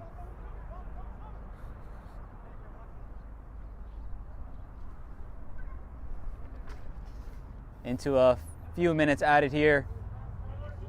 Might be the last opportunity to attack here for Ironbound.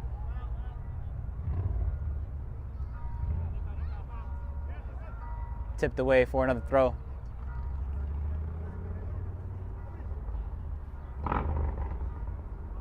Hackett's throw in for Abreu.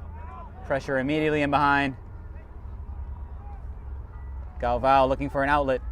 Clips it forward. Doesn't go where he intended.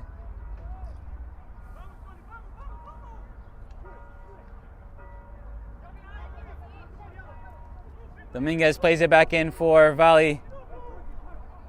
Looking to play quickly forward. Hernan Lopez pushes the defender who's on him. And the ball goes over to Pastor.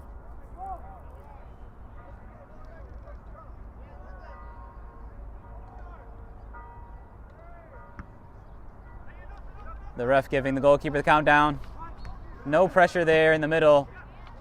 And Seach nearly able to give it away to claim possession. They launch it forward. And McCain, number 19, challenge for that one. Galvao trying to free himself. And good pressure there in the midfield by Narciso. Been very active in the midfield, number 2, Michael Narciso. No whistle blown there. Here's number 2 again, Narciso. Almost taken away from him. Solis into Mikula, tries to let that ball roll so he can spin around the defender. And now, here's the ball played forward for Hernan Lopez. Latanzio giving chase, tackle in behind. Has to be a free kick, and judging on the way the ref has been calling this game, that'll be another yellow card for their captain this time, number 3, Brian Latanzio.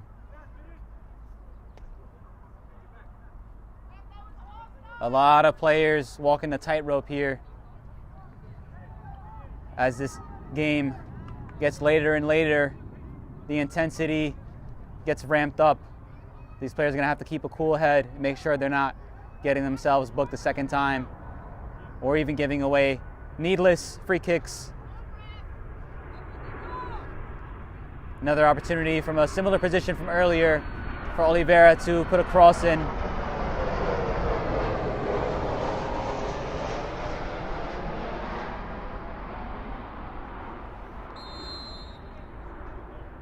Oliveira goes towards that back post, doesn't trouble anybody, and that'll be halftime. It's 1-1 here. It's been tightly contested. We had Peter Luz establish the lead for CHFC early on, and then Ricardo Oliveira leveled it with a beautiful free kick goal. And we're level here at halftime. Be sure to tune in with us. Stay tuned during halftime for the Save of the Month nominees, and you can vote on Game in Frame at Instagram. We'll be right back.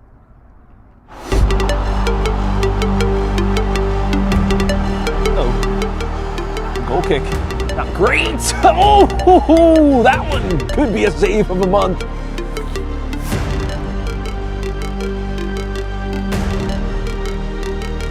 Game. The ball does touch the defender, but it ends up going through. He has an opportunity here. He puts it just over. He hits the bar. The keeper, Shukla, gets the faintest of touches on it to tip it onto the crossbar. There, now Castro, Warriors, trying to have a crucial first touch shot, and that's a big time save. They're off the Ortiz Ruiz. Second really good save this first half. Danger now, Juan Barrientos with space to shoot. Barrientos fires, and I think Nikčević clipped that into the crossbar. What an effort from Barrientos, but arguably an even better save. Mijares steps up, and it's saved! What a great stretch by the goalkeeper to get down and save that right out of the corner. Pull it outside for Barone. Giuseppe Barone on his right foot to finish it. Oh, just wide. What a save from Mo Sisi.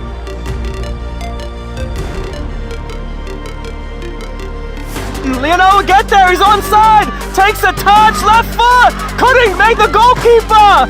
McGregor shot, goalkeeper with a double save. Brendan Werner there with an excellent double save. Oh, it's taken away, but a shot is in, and it's a beautiful save.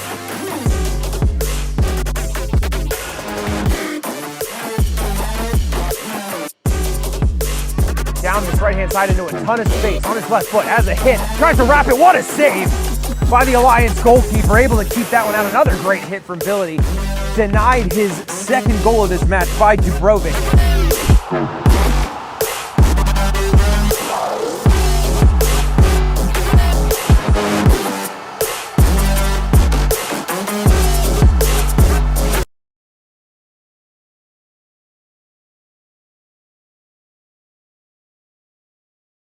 From soccer fields across the USA to the legendary stadiums of Spain and Portugal, for 40 years, Petrobax has been the go-to expert for group travel to Spain and Portugal. We organize soccer group trips from start to finish, flights, hotels, transportation, and guided tours, all perfectly coordinated by our experienced team. Your trip can include attending La Liga and Portuguese Primeira Liga games, matches against local teams, pro training sessions, and even tournaments. As true experts in Spain and Portugal, we'll ensure you also experience the rich history, vibrant culture, and incredible food these countries are famous for. Celebrating 40 years of crafting unforgettable journeys to Spain and Portugal. Petrobax, your team, your passion, your trip to Spain and Portugal starts here. My name is Austin Brummett. I'm a men's soccer player at San Diego State University and I play forward. The salt air case helps block odor from my cleats when I'm driving in my car or when I'm keeping my cleats inside my house, so I don't have to worry about it stinking up my room. It helps me keep track of my cleats and my shin guards so I know that they're together and I don't have to worry about tracking them down or losing them or stressing out about where they are. I would definitely rock this, walking to the games, walking around to my trainings. And it's super helpful for travel. When I travel in the airport to go to away games, it's not going to stink up my backpack or stink up the plane where I'm sitting. Magnetic strip on the top is super easy to open to take my cleats out and to put my cleats back in. I think it's an essential part of my outfit for soccer and it helps keep all my stuff organized and stink-free.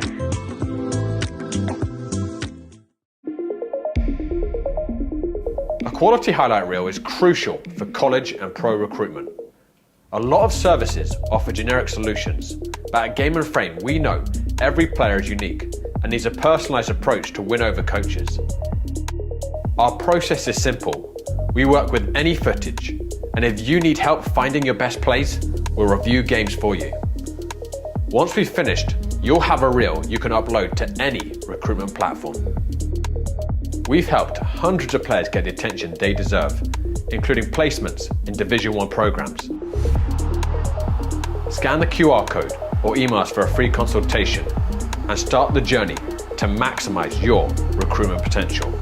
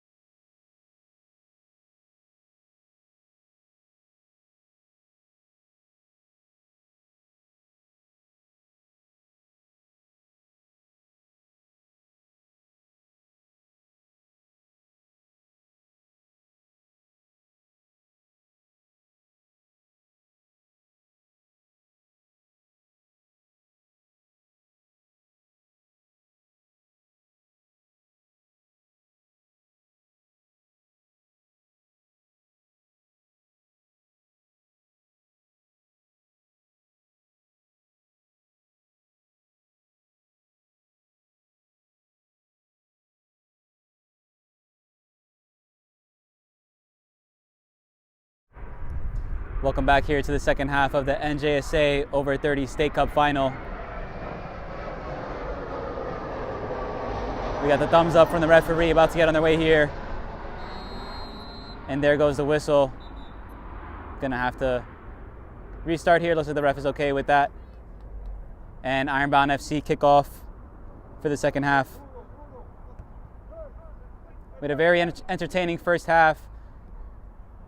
I hope you all watching enjoyed the Save of the Month nominees during halftime.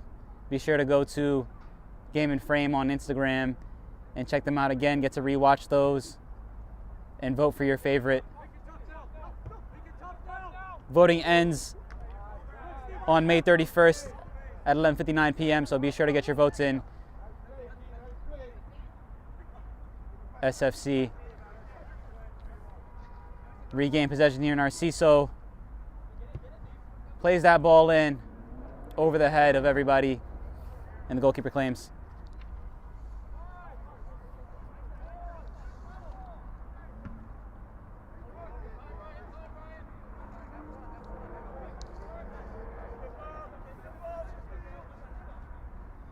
A reminder, we had several players enter the referee's book.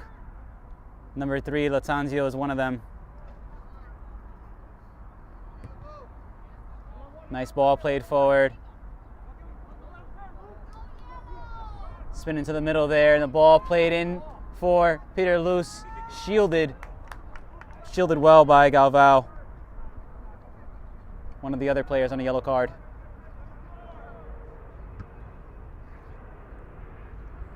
Long ball over the head of Lopez. Will be disappointed he didn't collect that one at the first attempt. Bounced in front of him, and then over his head and out for a throw.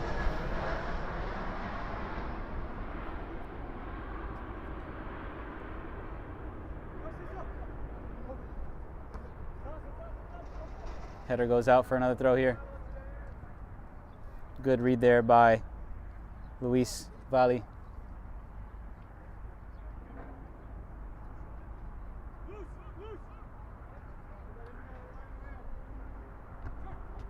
Attempted throw in there towards Peter Luce, doesn't reach him. Eriksson misses that lunging effort. Oliveira plays that ball out wide, and a great effort there in between two attackers by David Pishbilo. Ball played in towards Renan Lopez, cut out. Pressure in the midfield, dealt with well. Nearly for Simeon. Didn't work out though. Ironbound get the free kick.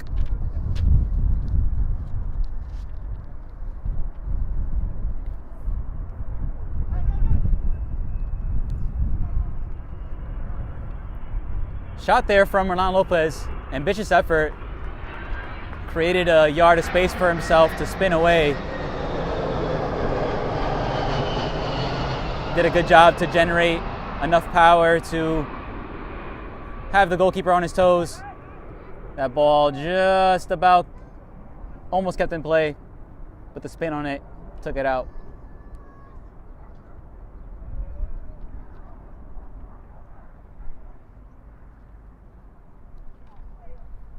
Throw in deep in the half of Ironbound SC, excuse me.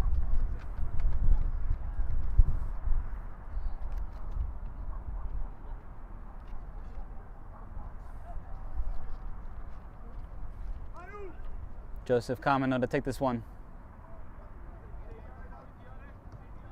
Nice touch into the middle.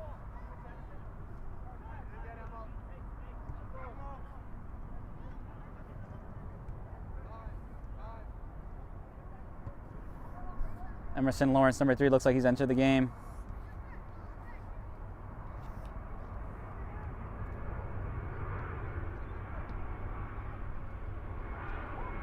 Touch back by Bento, and a chance to play forward, taken down on his stomach though. And now potentially a chance to counter. Oh, getting away there to Simeon, but his pass doesn't get very far. It's blocked there by Galvao. Looks like also number 4, Federico Manuel Lara, enter the game for Ironbound. Here's Narciso, has Simeon running forward, clipped over the top for him to chase, tries to get around Galvao. Shows good strength to hold that ball up. SFC players asking for a back pass to be called there. But the ref saw no problem with that. Narciso challenging. The foul came in before he reached for that ball. A couple hands in the back of Lara there.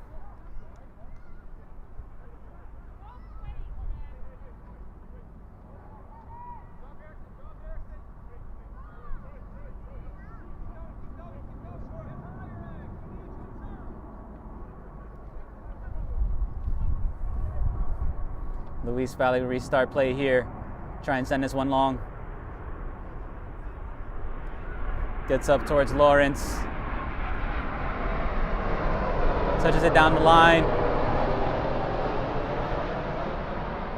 Good ball played in by Renan Lopez. Chasing was number 17, Luis Bento. Didn't get to it in time. Narciso into the middle, gets the ball back. Almost a slip there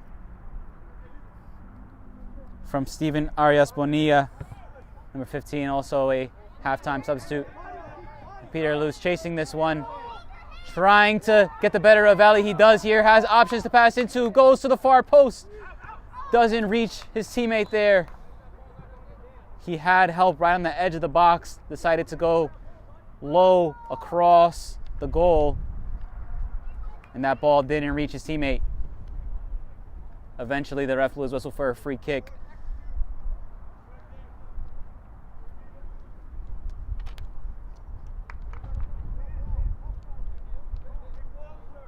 Good start from both teams, creating a few opportunities in attack early in the second half.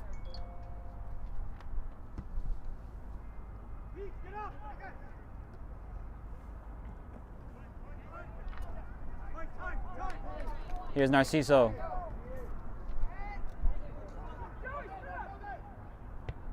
His ball in.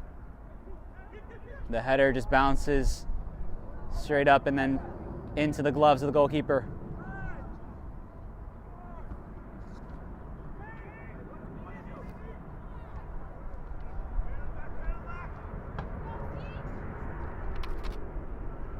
Good challenge in the midfield to win the ball back. Touched on there by Kasyanenko.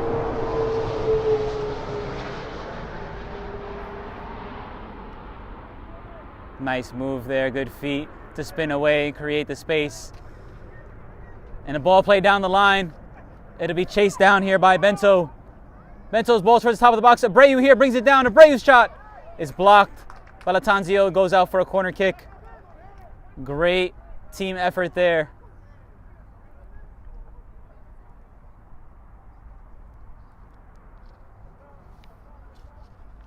That would have been a beautiful goal had it gone in.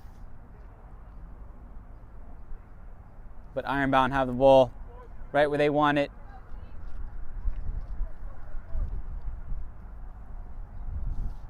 Corner kick opportunity. Ball goes in towards that back post. The header goes straight up.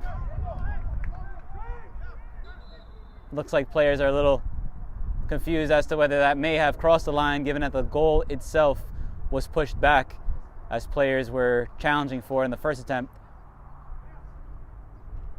Having to double check the lines are all good. Such a dangerous corner, ball whipped in with pace. Lucky for the goalkeeper, it went straight up into the air and he was able to recollect. Always a difficult situation as players have their eyes up in the air. Tough to know exactly who's around you and who's going to get that ball. Pastor's ball forward. Peter Luce challenging once again. Spins away to Hackett. Clears up the line. Oliveira challenging for it. Abreu getting to it. Here's Lara now. Finding Abreu, who finds Oliveira. Here comes the tricky winger. Oliveira clips it in. Chance here, and a goal for Lawrence. Looks like it'll be called offsides though. Lawrence did a great job to find his way into the penalty area. Oliveira picked them out with a great pass. We'll have a couple more subs here. Valley's coming out of the game. Valley's coming out of the game for Ironbound, and Kasianenko, number 5, coming out for SFC. Looks like Brian Kagwa has re-entered.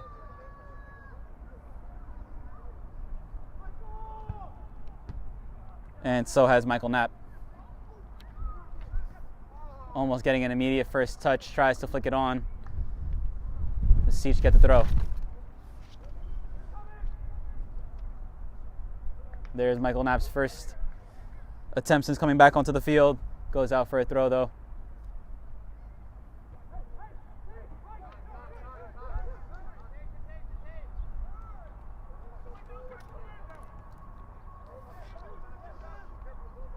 Lawrence able to spin away, not a trouble, finds Kagwa. Now out wide to Kamano. Oh, beautiful, beautiful move there by Renan Lopez. Lets it run with a chance now to get a shot in. Renan Lopez on the edge of the box, trying to find an angle. Has to go out wide to Oliveira. Oliveira's ball in towards Abreu, headed away.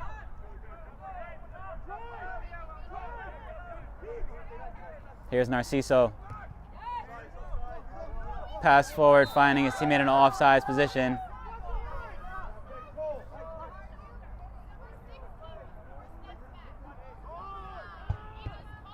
Brian Kagwa restarts play. A couple of nearly moments for Ironbound FC. They've shown really good build-up and individual effort in play, but not quite that final effort. Here's Renan Lopez, pressure on him. Finds Lawrence in the midfield, has Bento in front of him. That pass just a little bit too heavy to reach his teammate.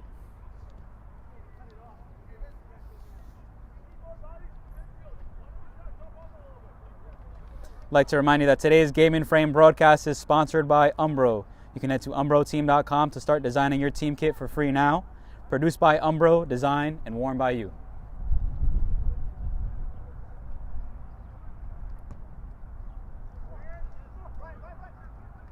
Pastore restarts. That pass attempted forward. Goes out of play.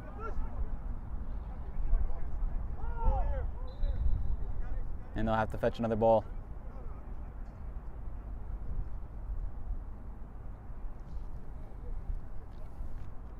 So at 1-1 here, both teams not holding back, trying to find that goal to put them in the lead. Ironbound will be a lot happier with their start to the second half than they were with their start to the first. Trying to restart play here quickly. Kamano into Renan Lopez. Lawrence was running into the middle there. Abreu now with the ball. Has Oliveira out wide and runners in the middle. Oliveira here trying to find an angle for the left foot. Good pressure there by Knapp to get in the way.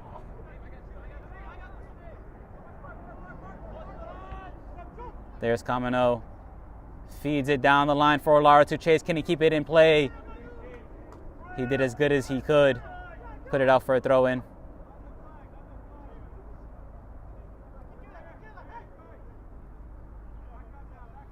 CHFC still pinned back in their own half. Arias Bonilla to take this headed effort there. Abreu tries to spin away, still challenging, lunges in, gives away the free kick. Tackle on Knapp. And the ref does take out the card for him here. So yellow card for Edgar Abreu, who's been very lively this entire match and in that crucial position in the midfield challenging for those 50-50s have to be careful now.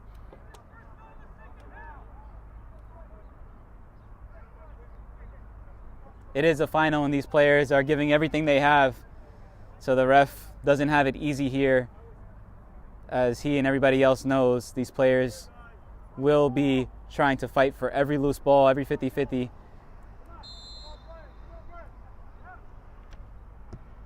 The referee trying to set the tone. He won't allow certain tackles to go. Arias Bonilla forward. Siege unable to control it. And now a chance to counter. Here's Renan Lopez cutting back in. His pass, though, only reaches the goalkeeper. Good communication there to let that one run through. Pastor forward. Luce's header only goes back towards Galvao.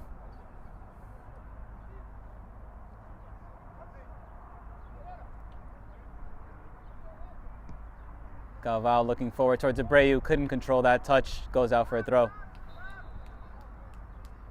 Time called here for a sub.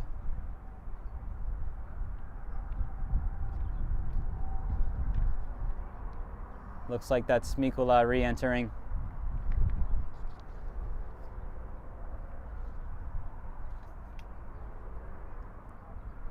And Abreu, who was just carded, comes out of the game for number 22, Valentin Carco.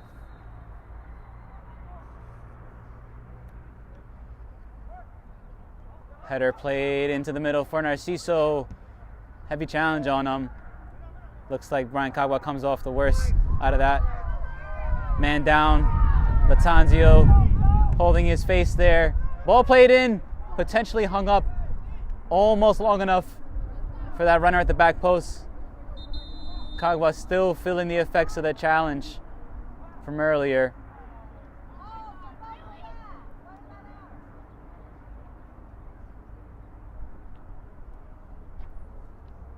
Not sure exactly what's hurting him here.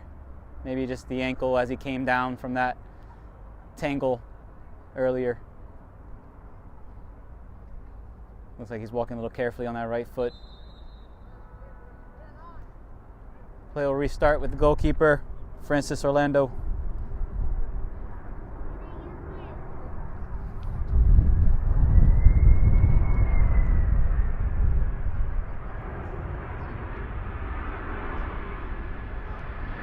Knapp unable to bring it down.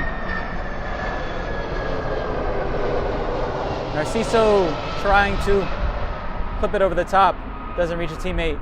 And Bento's ball forward only gets to Mikula. Neither team able to bring that ball down and control possession. Ends up leading to a free kick here for Siege.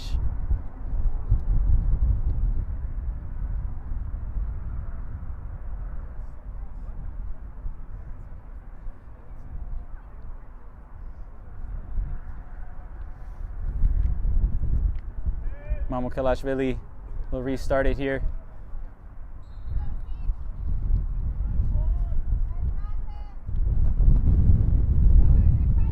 Mamukelashvili's ball in deep into the penalty area. Played across by Narciso. Nearly reaching a teammate. It does now. Didn't reach the goal. Well blocked there. Knapp trying to play that ball back into the middle. Simeon with the shot. His left-footed effort curled over the bar, upset with himself as the ball fell to him perfectly with a chance to shoot.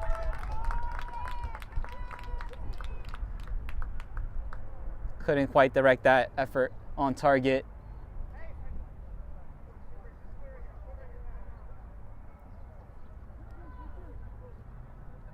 But Siege FC will be encouraged with that. These opportunities forged out of little mistakes and good team effort to break forward. Players challenging for it. Falls there for Narciso, challenging behind, and the ref blows his whistle here because of that tackle from Carco.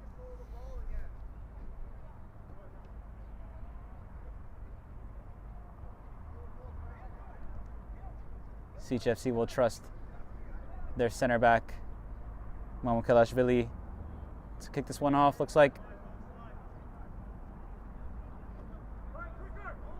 Or I'll leave it to Latanzio.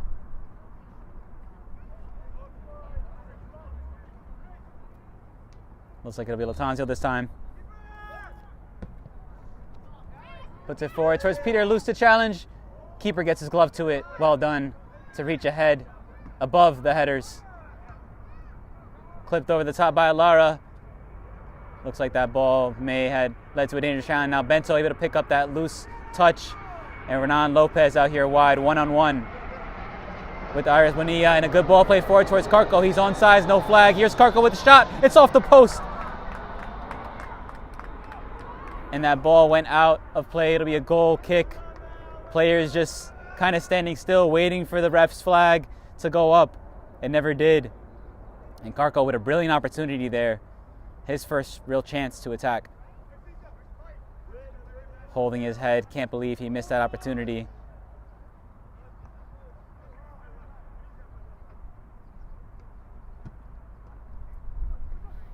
As the clock ticks, every touch, every shot will be precious, and these teams will not want to make a mistake. A reminder that if it's level at the end of 90 minutes, it goes straight to penalties.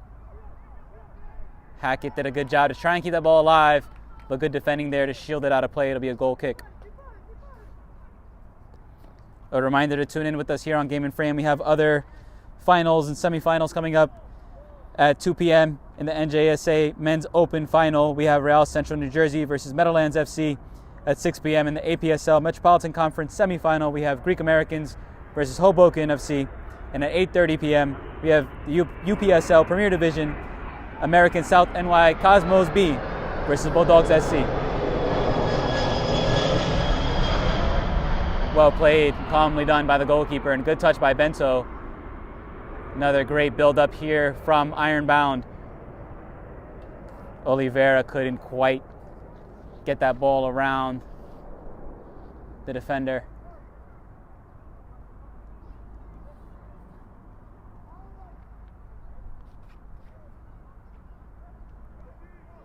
Looks like Arias Bonilla has actually switched to the left side, and number 16, Spadaro, has taken up the right back position. Chance there to shoot into the goalkeeper, bobbles it, but able to touch it away from the on-rushing attacker.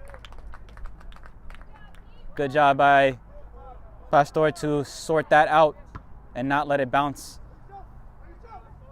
for an attacker.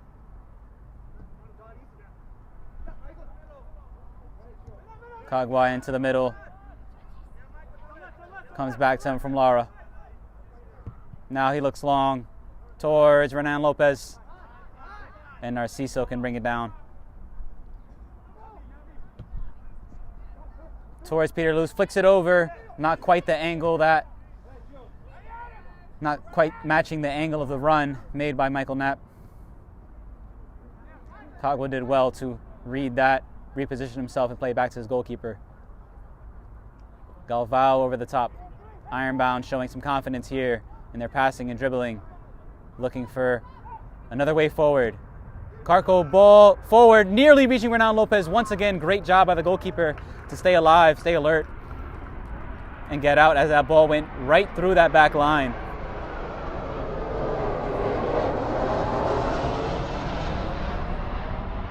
That ball had ages to just roll through. Renan Lopez was alive to it, tried to reach it, couldn't do so. Good challenge there by Spadaro. And Carco challenge, but the ref plays on. Here's Peter Luce trying to get away from Kagwa. Able to stay on his feet while Kagwa falls down. The defender gets back up, and now one-on-one with Peter Luce. Chance here for Peter Luce to shoot. His shot blocked. Nearly falls to Michael Knapp in the middle. Emerson Lawrence trying to find a way forward here. Finds Renan Lopez, who spins with Narciso on him. And he's unable to keep that ball in play. Nearly another brilliant move down the line by Renan Lopez.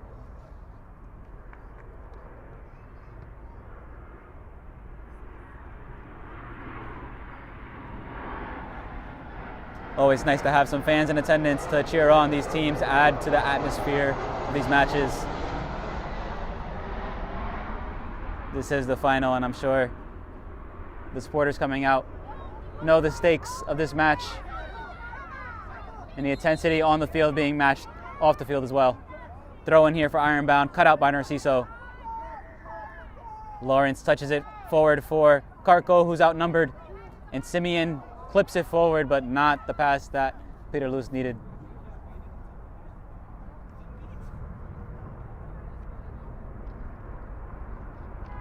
Here comes Ironbound. Flipped ball forward by Galval, didn't work this time.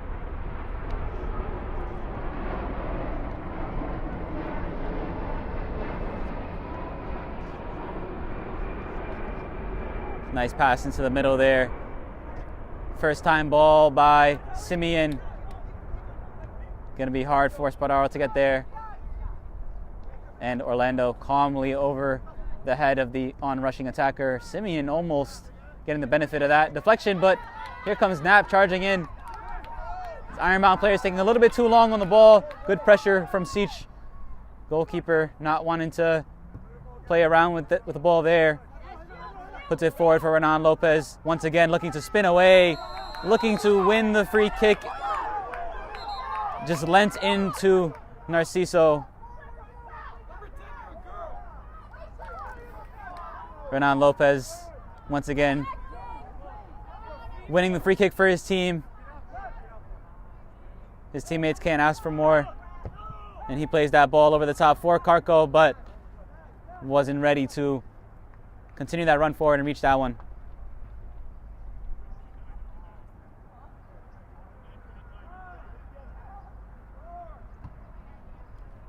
Pastor getting the countdown from the referee. Puts it forward for Peter Luce to chase. Good job by Kagwa to get that out. Spadaro spinning away. Clipping it forward for Knapp. And a good read by Galval.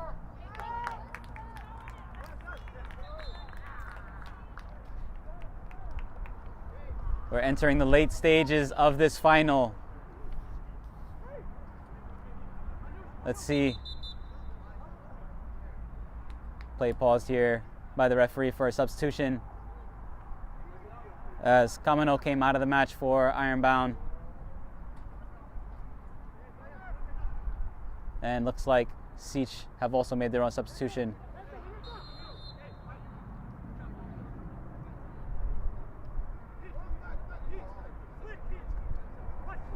Ball, touchdown. Chance here for Siege on the edge of the area. Played in for Knapp. Knapp shot over the bar. That ball was just bouncing as it came to him, and he couldn't get his foot on top of it. Lifted it over the goal. Again, maybe a case of having too much time. He saw the goal in front of him. Nothing but him. Nothing but the ball on the goalkeeper in the way of the lead for his team. Ended up skying that shot over the bar. Another golden opportunity. Let's see how many more chances, clear chances like that these teams will have. Clipped over for Karko. 50-50 challenge there by Spadaro.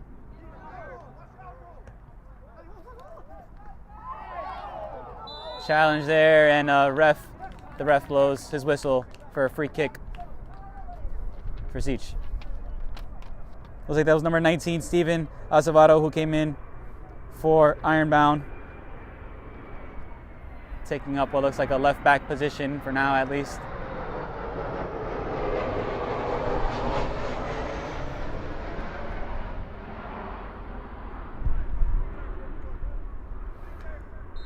Mamukelashvili, number 26, with the free kick here. Plays it deep into the penalty area. Nearly reached there by Spadaro. The wind may have just taken that one away from Spadaro.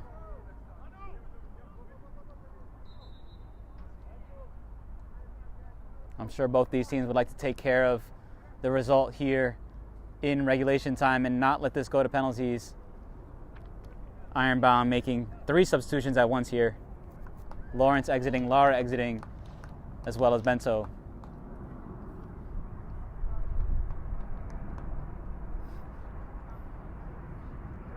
Looks like Christopher Lopez, Edgar Abreu, and Dominguez, that starting midfield trio, coming back into the game and trying to push for that second goal late in this match. The ref blows his whistle here. No advantage for Ironbound.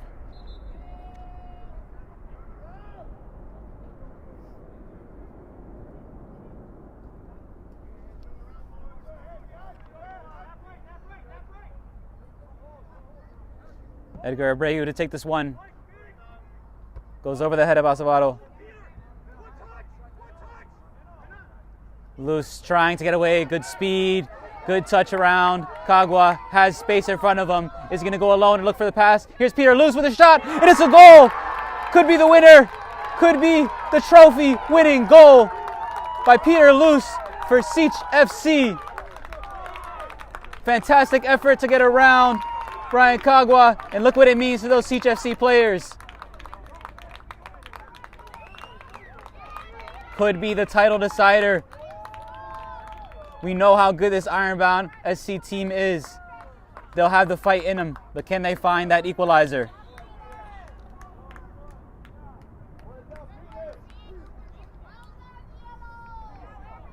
The timing of that goal could not have been better for Sich FC. Ironbound had just made substitutions to bring in their starting midfield, who was doing well and helped control possession, control the game later in that first half. As the ball came back their way, Peter Luz did a great job to go one-on-one, and you can see why he's at the top of that goal-scoring list, or towards the top end of that goal-scoring list.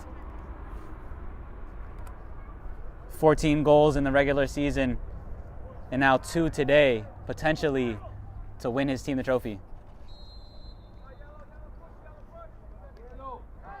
Foul straight after the restart. Now this sets us up for quite the finish here. Ironbound will throw everything they have at this. Deflected, clearing header off his own teammate there by Spadaro. Ball clipped up, and the goalkeeper will let that one roll and wait till the last second to pick it up.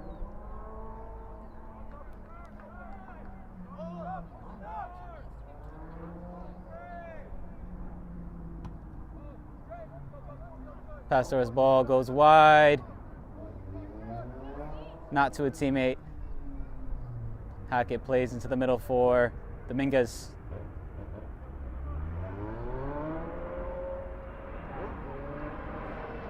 Here's Dominguez again with pressure on him by Peter Luz. We know the speed, we know the strength he has. Still fighting for it, still might come away with it, has help here from Mikula. Still running for it, great effort there by Sich FC. Here's Mikula again. Couldn't quite get back to that ball, good effort there by Galvao, and it goes out eventually for an Ironbound throw.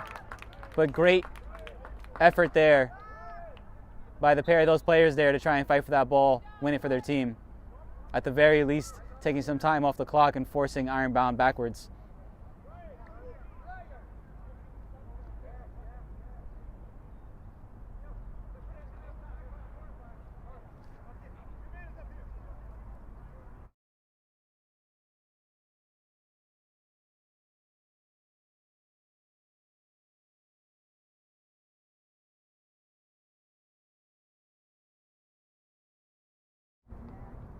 Ironbound restart with a throw in here by Hackett.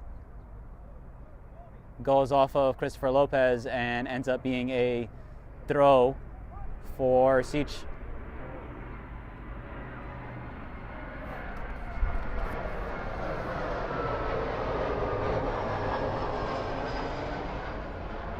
Sich have possession deep in the attacking third here, deep in the corner. Played into the middle for Simeon. Ball stuck under his feet a little bit. Able to get that ball out wide for Spadaro. His cross is blocked. Renan Lopez hustling, trying to keep that one in.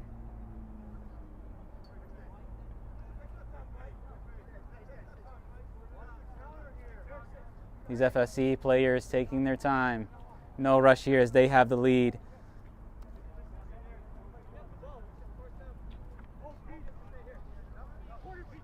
Here's their hero so far, Peter Luce, keeping possession for his team, winning another throw.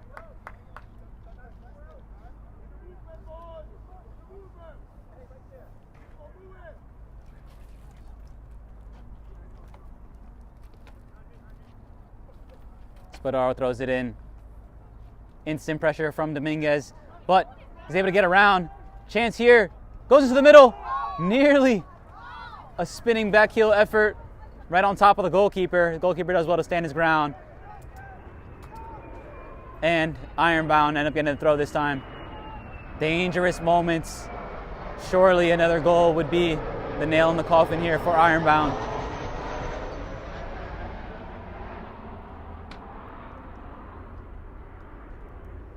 Here they come with Oliveira. Pressure on him. Good tackle away from him and wins his team the throw. Excellent defending from Arias Bonilla.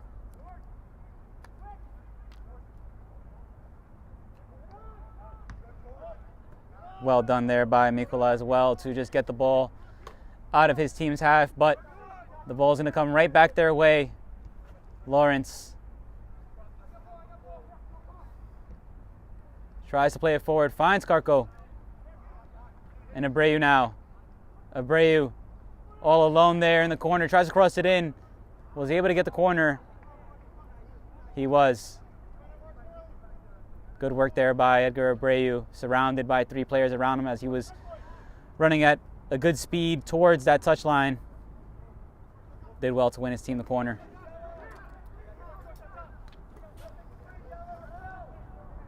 Oliveira now looking to put this ball into a dangerous area.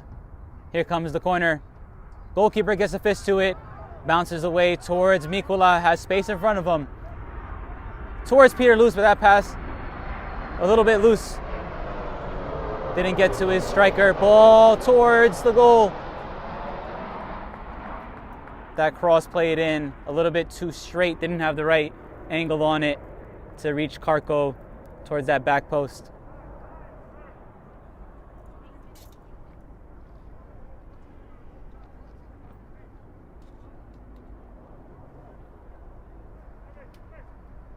This game finally poised here. CHFC look confident on the ball, confident in defense, but Ironbound will have all the reason to push numbers forward and put more pressure on them.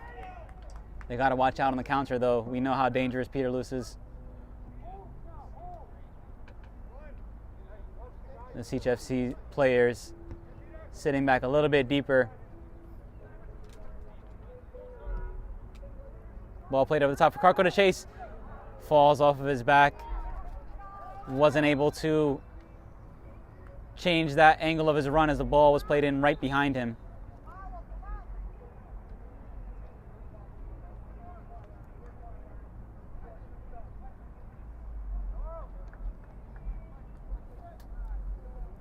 Mamukelashvili will take this free kick here.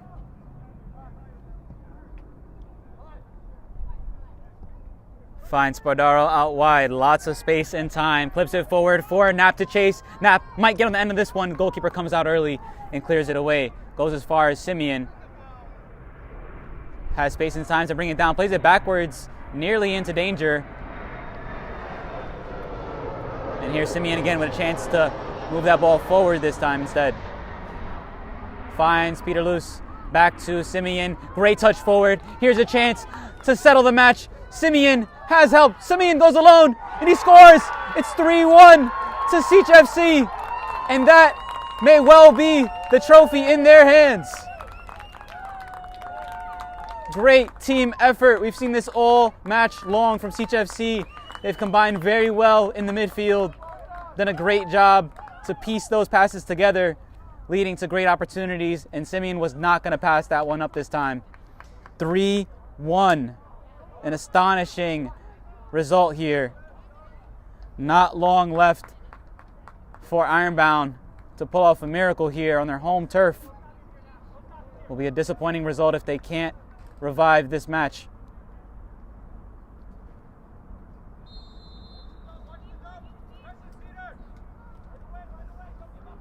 We saw the celebrations after Peterloos made it 2-1.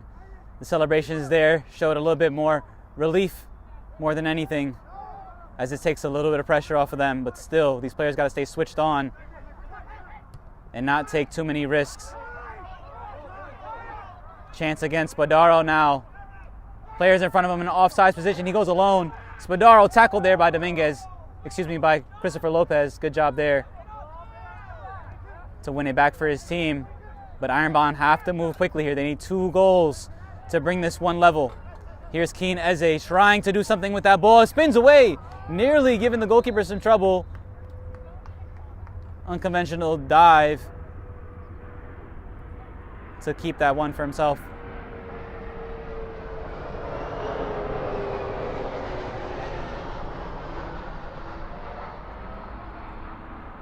And what can Ironbound do about this? They've tried the subs. They've had players show great individual efforts, especially that goal to level it in the first half from Oliveira. Abreu's also given everything he has. But will it be enough?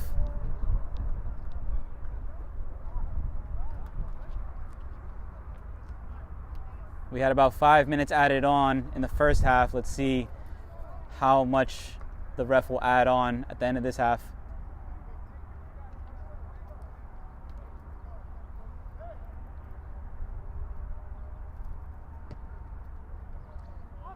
Pastor's ball forward.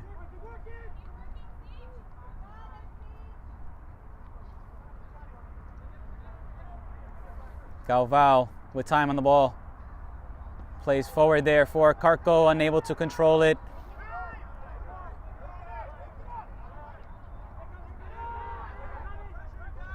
Here's Mamukelashvili going forward now. Great move there by the defender. And good footwork once again by the SFC players. Happy to win the free kick and slow this game down. They'll take all the time possible here. And they'll make another substitution here.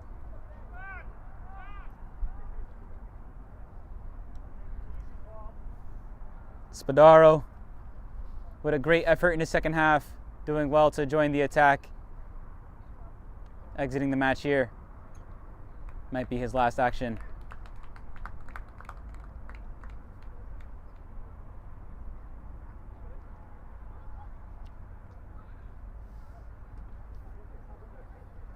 And Siege FC on the verge of history for their club.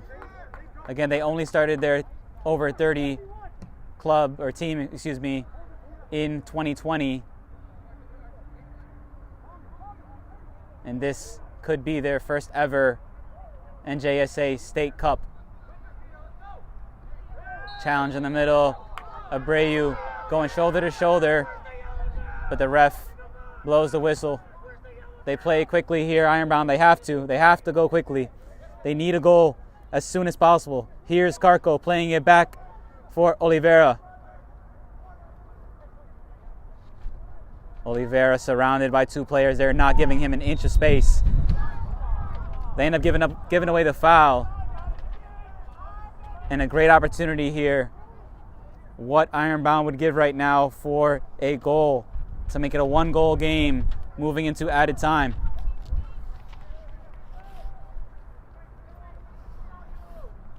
Here comes the free kick.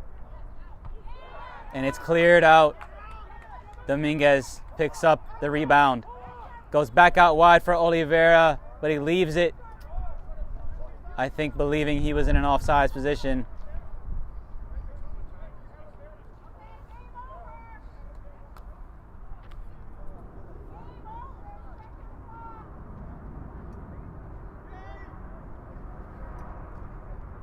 Will that be the last opportunity for Ironbound?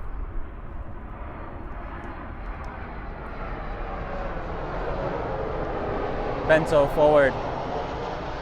Oliveira to Abreu. Garco trying to control it. Pressure on him. Gives away the throw-in.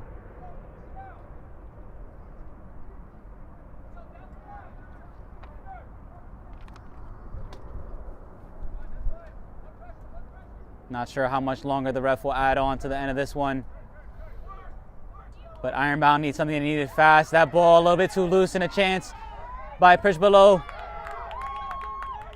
Thought he might want to take the touch around the outside. Went more central, maybe trying to bring himself closer to his teammates for some help. Doesn't matter to him though. He was able to stop that attack, and Ironbound have to restart all over again. Lawrence with pressure on him. And Ironbound need to move forward quickly. Bento into Christopher Lopez.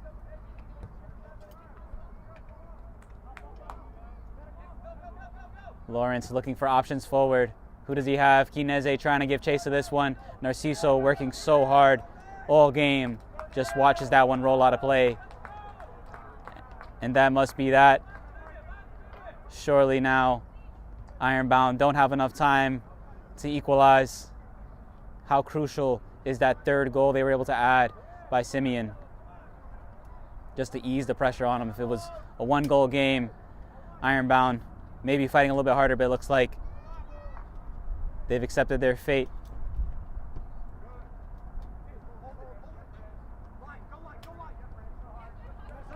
SFC definitely the ones fighting a little bit harder now. Prishbalo watching that one go out for a throw.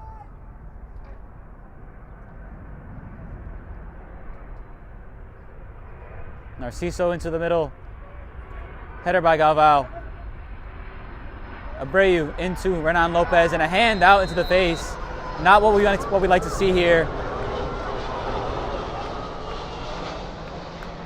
Let's see what the ref does about this. That was definitely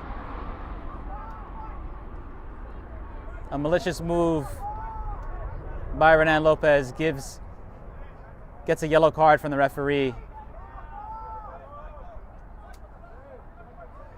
Perhaps losing his temper a little bit there, as the match has surely gone in favor of SFC at this point.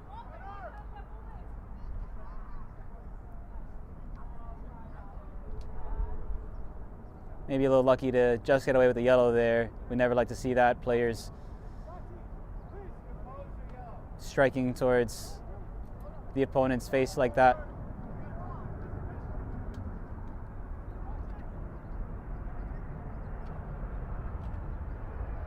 Looks like the ref on the field decided to go talk with the linesman to get some more information about what's going on. Mamukalashvili trying to send his team forward for one more attack. And Knapp goes straight into the corner. Makes no fuss about this. Tries to win it back.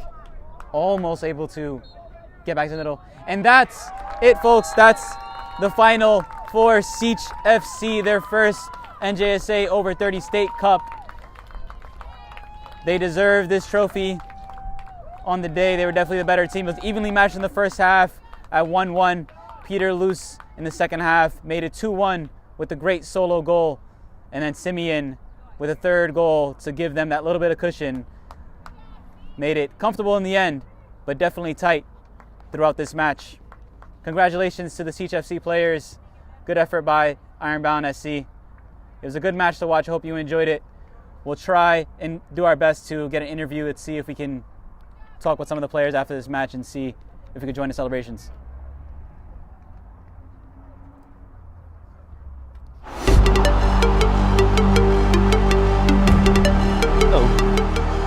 Goal kick.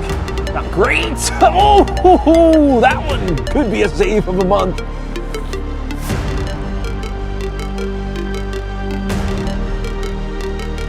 Okay, the ball does touch the defender, but it ends up going through. He has an opportunity here. He puts it just over. He hits the bar. The keeper, Shukla, gets the faintest of touches on it to tip it onto the crossbar.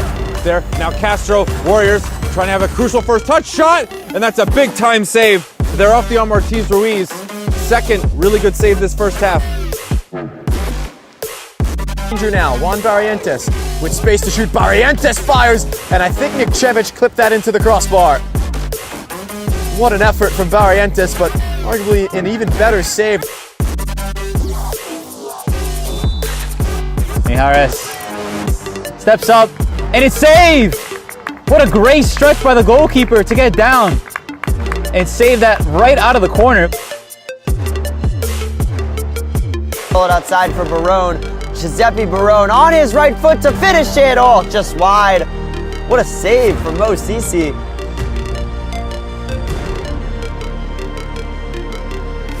Leonardo get there, he's onside, takes a touch, left foot, couldn't make the goalkeeper. McGregor shot, goalkeeper with a double save. Brendan Varner there with an excellent double save. Ball's taken away, but a shot is in, and it's a beautiful save.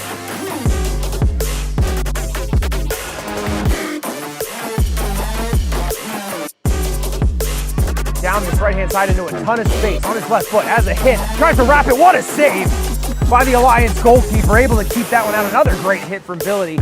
Denied his second goal of this match by Dubrovic.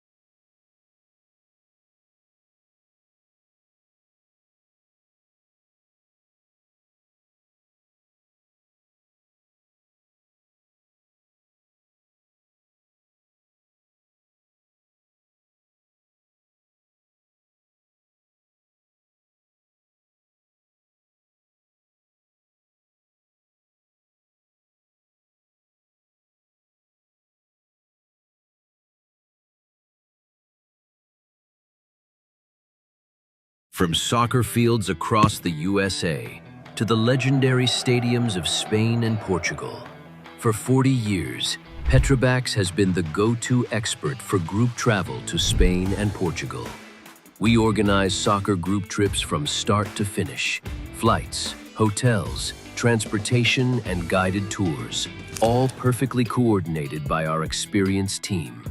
Your trip can include attending La Liga and Portuguese Primeira Liga games, matches against local teams, pro training sessions, and even tournaments. As true experts in Spain and Portugal, we'll ensure you also experience the rich history, vibrant culture, and incredible food these countries are famous for. Celebrating 40 years of crafting unforgettable journeys to Spain and Portugal. Petrobax, your team, your passion, your trip to Spain and Portugal starts here. My name is Austin Brummett. I'm a men's soccer player at San Diego State University and I play forward. The Salt Air Case helps block odor from my cleats when I'm driving in my car or when I'm keeping my cleats inside my house so I don't have to worry about it stinking up my room. It helps me keep track of my cleats and my shin guards so I know that they're together and I don't have to worry about it. So we are watching now the celebrations from the SFC players as they claim their first ever NJSA over 30 State Cup trophy. I gotta imagine their man of the match has to be Peter Luce, who came through with those 2 goals. The first to take the lead early in the first half, and the second to regain the lead after Oliveira leveled it with an astonishing free kick in the first half. A guard of honor being provided for them by the Ironbound players. Lots of mutual respect from these two teams. Again, very impressed by the SFC performance. As I mentioned earlier, they are a relatively new over 30 club, just started in 2020, and these players were able to come together and put together a very solid team performance all around. Very well done. And a deserved result. Looks like we'll have all the players walk through, get their medals, and then we'll have that well-deserved trophy lift afterwards. On their road to this final, they played Dena Lions in round 2, quarterfinals, winning 2-1, and then they won 3-0 over Jersey City, in round 3 in the semifinals, and then here winning 3-1 over Ironbound SC. A very tough matchup, but they were up to the task.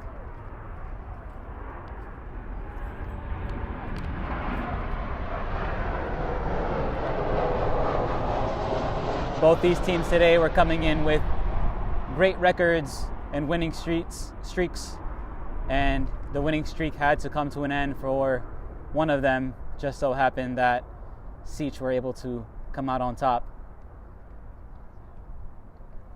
I'm sure their manager, all their supporters, be very proud of these players for the performance that they put in. Kept fighting, kept that level of performance up the entire 90 minutes.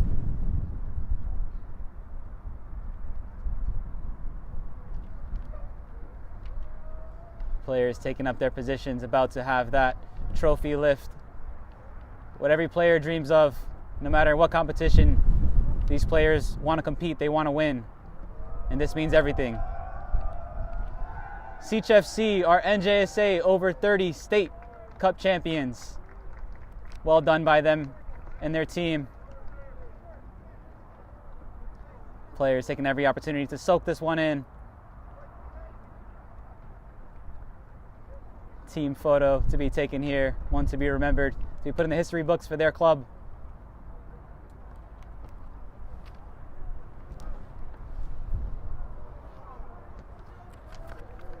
This club has such a rich history. A little bit of a technical difficulty as the banner falls down behind them. They won't care.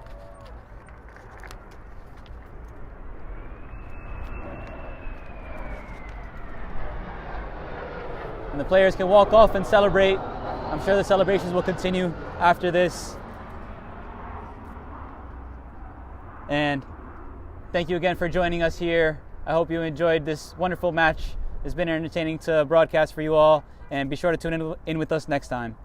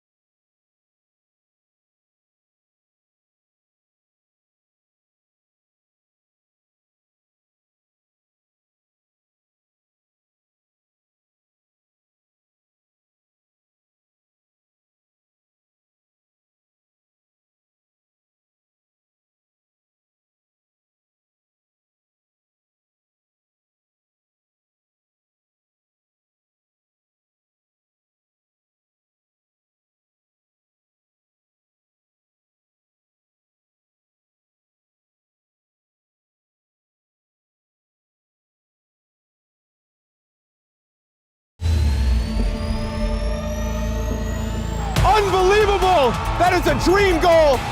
They found it! They finally found the goal they were looking for! What a finish that is! Do not scratch your eyes! This is really happening!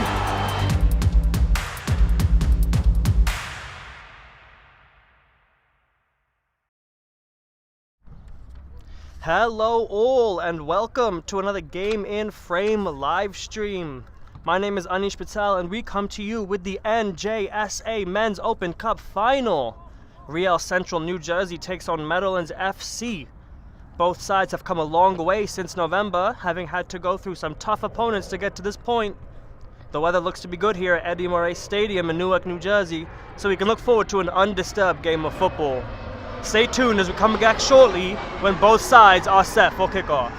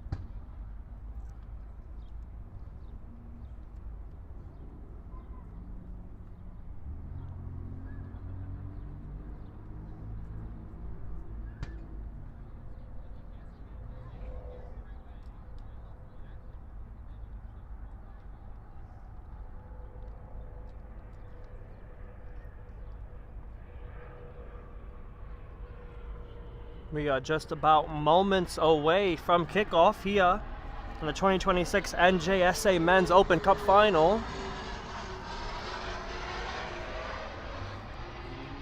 Sun's creeping through the clouds as planes fly above head.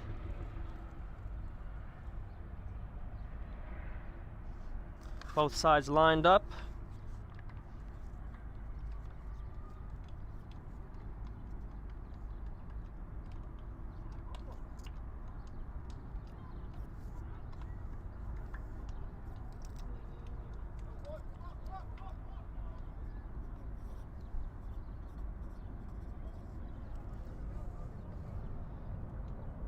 Meadowlands FC, the host of this match this afternoon in your all-black kit.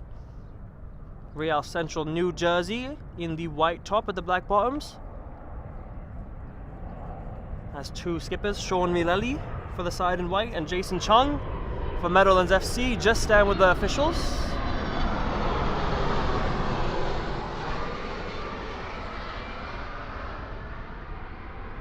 Newark Airport's a busy airport this time of year.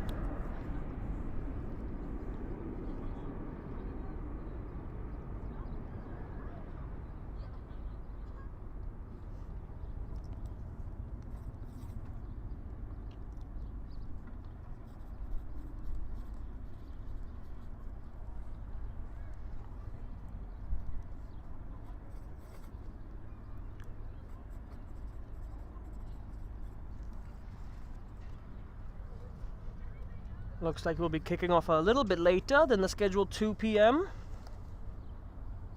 2:02 is your current time. Referees just have an extended word with both skippers, making sure they know the occasion is supposed to be a joyous one. One side's going to come away with a trophy this afternoon. Coin toss has happened.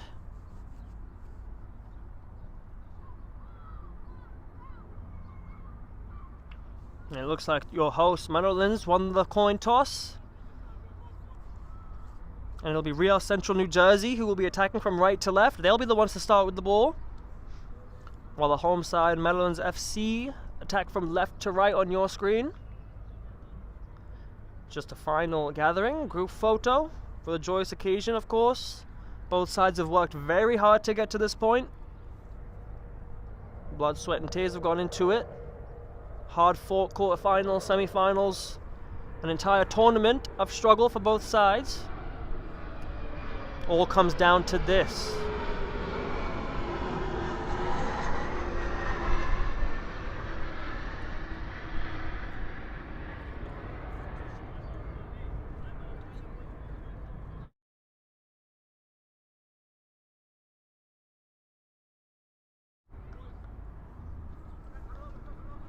Both sides set to go. It'll be down to the referees now to get us underway.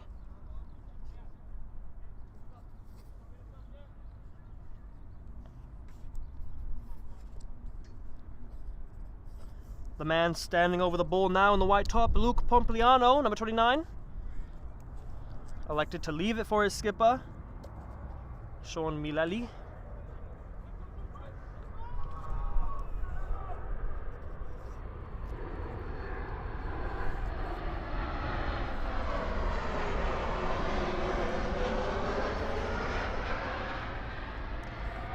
I apologize for any background noise you hear as planes fly overhead.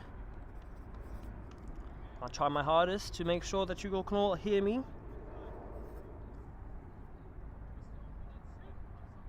Referee set to go. Goalkeeper wearing number 0 for Real Central New Jersey, Eric Wojnarowski, starting up very high. He'll be the first to receive the ball as we get going underway. It's a long ball forward by the goalkeeper. Possession automatically turns as Seb Diaz picks the ball up. Number 12 playing left back for the side at home.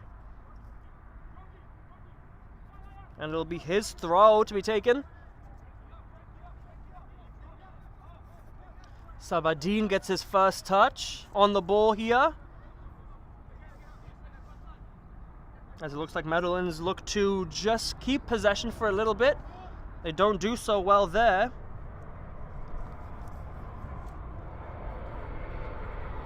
And it'll be a real central throw.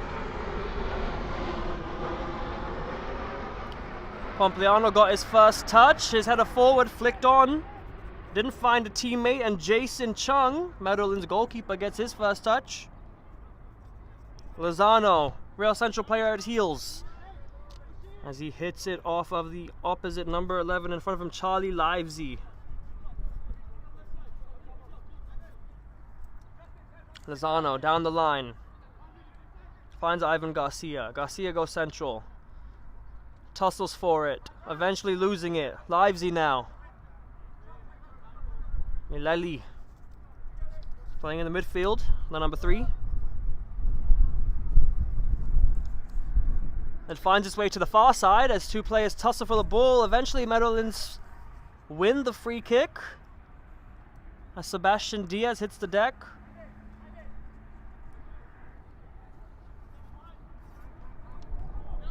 Chung.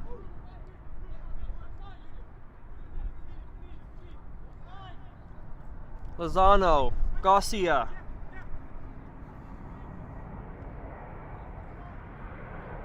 Sabardini on the ball.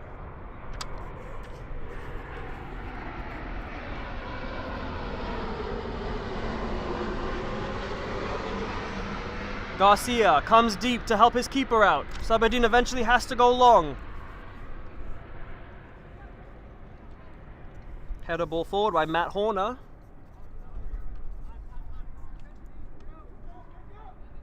Livesey on the ball. Finds Hamamu. Hamamu, good touch to find some space.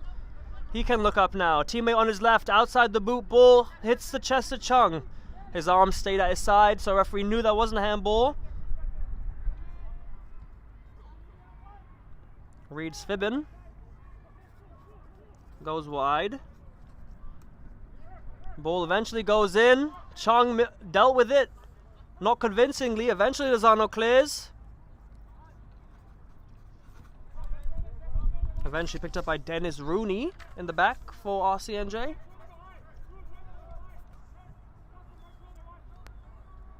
Mileli at the back of the number 16 in black. Matt Escobar.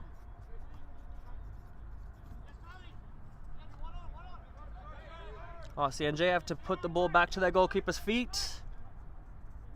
Thanks to the help of Giuseppe Pierre Leonardi on the ball now. Giuseppe.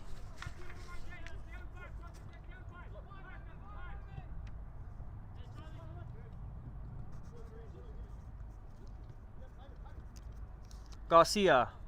Last touch off of him. It'll be a RCNJ throw. Pierre Leonardi will be the one to take the throw.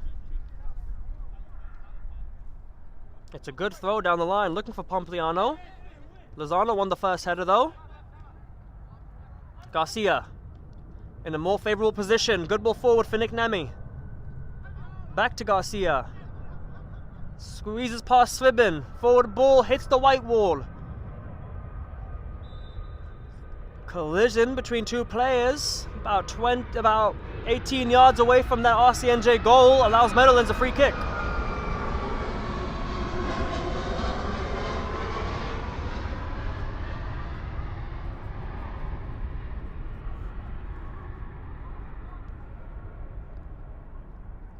Two black shirts behind the ball.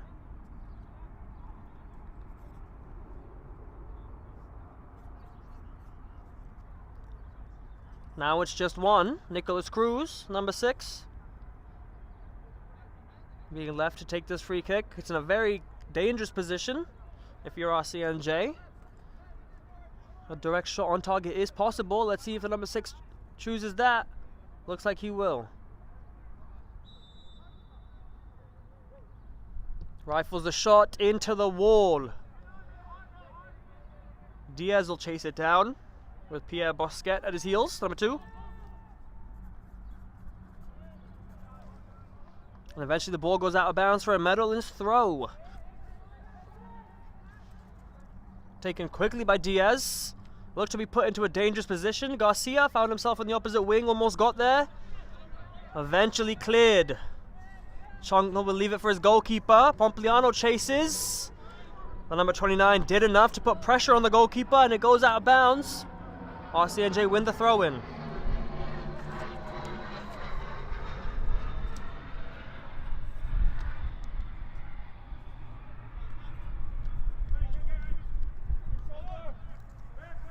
Throw-in's taken. Dos Santos Diaz has to deal with it. Chung. Lozano. Lozano tried to go down the line. RCNJ saw the ball first. Put it out of bounds for a Meadowlands throw. Escobar switches play. Diaz brings the ball down into his path. Saakashvili at his heels. Central ball wasn't a good one, but Meadowlands keep it.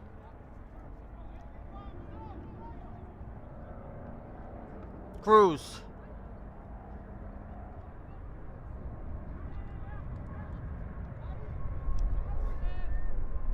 Now on to Santos Diaz. Finds Jason Chung.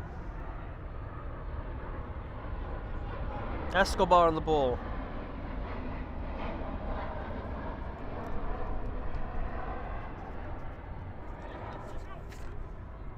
Real Central New Jersey semi-final saw them narrowly defeat Bulldogs FC in a 3-2 victory, while Meadowlands had a slightly more comfortable victory as they beat Vistula Garfield 4-2 to reach the final here today. We'll see if either side can replicate their form in the last phase of the tournament. Mileli lost out to Garcia there. Garcia flicks it over. Nick Neme takes a touch, sees himself behind that RCNJ line. Brings Lozano into it. There is some open space in front of that RCNJ back line. Excellent give and go there. Cruz on it. Fakes the shot. Finds Escobar. Escobar with Diaz to his left. Instead decides to let it rip. Bosquet did enough. Now it's Pompliano's turn to hold up the ball. He finds Saakashvili. Can the number 15 use his pace? Meadowlands dealt with it very well. Pompliano, though, fought really well to keep it. Saw his goalkeeper off the line.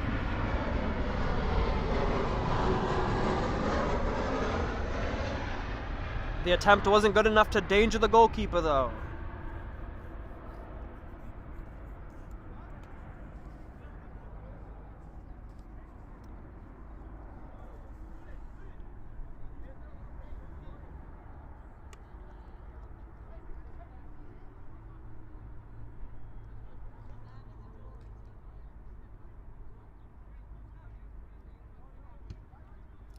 Kevin Sabatine with the goal kick wide.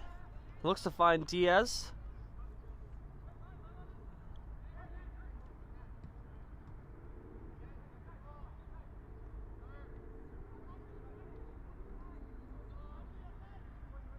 Cruz loses out. It'll go off of him for an RCNJ throw-in. It looks like my eyes deceived me. It's not Dos Santos Diaz next to Chung in the back line for Meadowlands. Said it's Jorge Galvez Zuzunaga, number 3.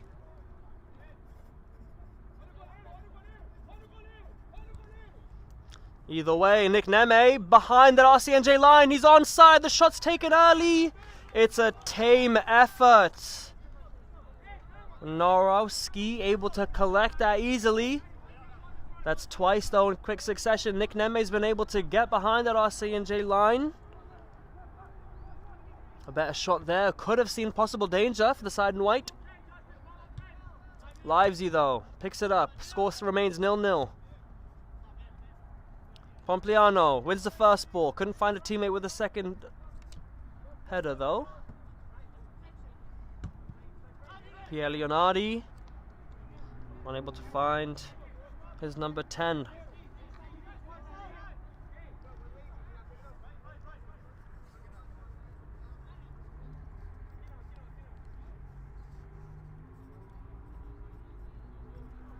Ball petered out for a goal kick. We're taken quickly.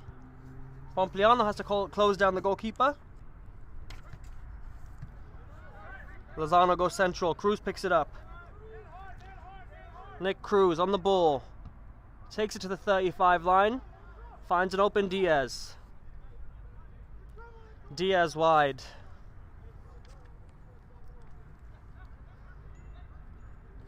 Escobar forward.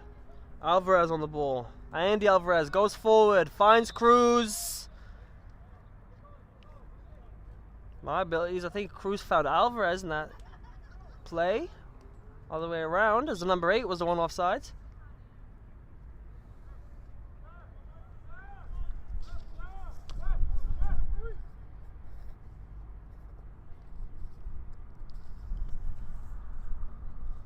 And it looks like we have a player down.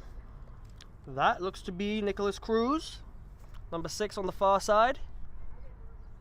So we will take a quick break in play so Cruz can be looked at. And I'll take this early break in play to remind you guys that today's Game in Frame broadcast is sponsored by Umbro. You can head to umbroteam.com to start designing your team kit for free now. Produced by Umbro, designed and worn by you. Referee's telling the game to play on as Cruz gets looked at on the far side touchline. For the moment, Meadowlands will play with 10 men as RCNJ look to come forward. Livesy tried to find Saakashvili, who ended up in the number 9 position. Just too much on the ball though for the number 15. Meadowlands now can look to hold the ball until Cruz is able to come back on the pitch and they can even out the numbers. Garcia tried to cut the ball back for Lozano. The number 14 not able to read it though. Pierre Leonardi could watch it go out into the goalkeeper's hands. Winarowski with a good ball down the line. Pompliano will pick it up. Zuzanaga could not get to it first. Early ball in, picked up by the 10. Humamu elects to go backwards so teammates can come in. Shots taken, it's a low driven one. More scuff than anything by Svibin. I've seen Reed Svibin do a lot better than that. That shot really let him down there. He was able to run onto that ball in the edge of the box. A tame effort though, able to be collected by the keeper.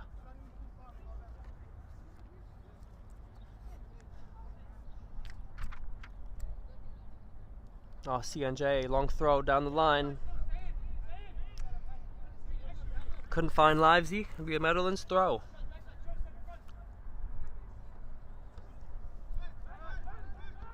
Escobar. Diaz. Out wide to Alvarez. Andy Alvarez finds Escobar. Alvarez picks it up again at the edge of the RCNJ box. Cruz back on the pitch. We're back to 11v11. Giuseppe Pierre Leonardi elected to go long. His teammates asked him to go short though. Lost of possession by the away side, and Meadowlands can pick it up and look to come forward again. Sabadin playing orchestrator, just moving some of his puzzle pieces around in front of him.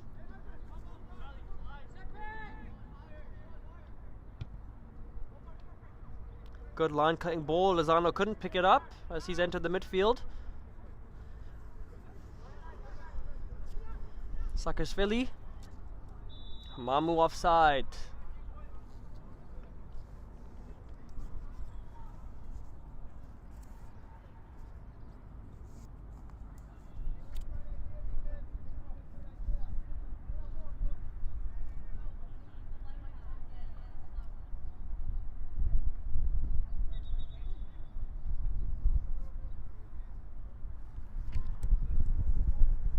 Jason Chung on the ball now. Speaking with the ref, explaining that the linesman's flag's gone up and he's put the ball in line with it. Referee saying no, let his centre back partner take the free kick, which he does. And we're underway again. Break and play might have just disrupted the flow for Meadowlands as the pass wasn't complete. RCNJ have the throw in now. Once again, a swap of possession. Nick Neme, great switch of play. Ivan Garcia now gets past Pierre Leonardi. One wide shot in front of him. If he had gotten past him, he could have had a direct shot at goal. Good defending from Dennis Rooney, though. Goes out of bounds. Goal kick. Excellent switch of play there from Nick Neme, number 11. To look and find his number 18 in some open space.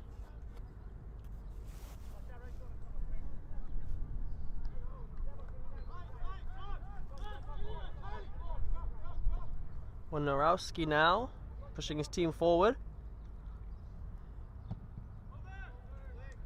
He goes long. Pompliano wins the first ball. Livesey couldn't win the second, but Pompliano does. Lozano standing him up. Frank Lozano doing very well in completing his duties against his opposing striker.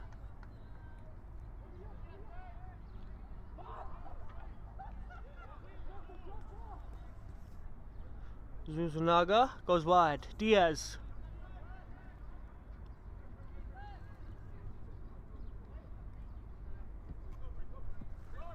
Lozano. Open space in front of him. He could take it if he wanted to. A good ball instead. Escobar. Escobar cuts it in. Looking for Nick Neme. Horner did well. Frank Lozano had tons of space on this near side here. He could have taken it if he elected to. Instead, finding a more attackingly inclined teammate. Good tackle there. Meadowlands picked it up high in that RCNJ box. Neme now. Escobar. His pass cut out by Svibin.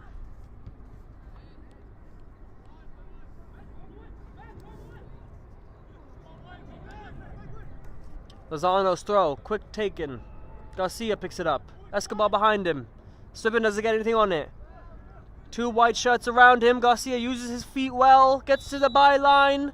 Couldn't keep it in before cutting it back. And the number 18 ran it out.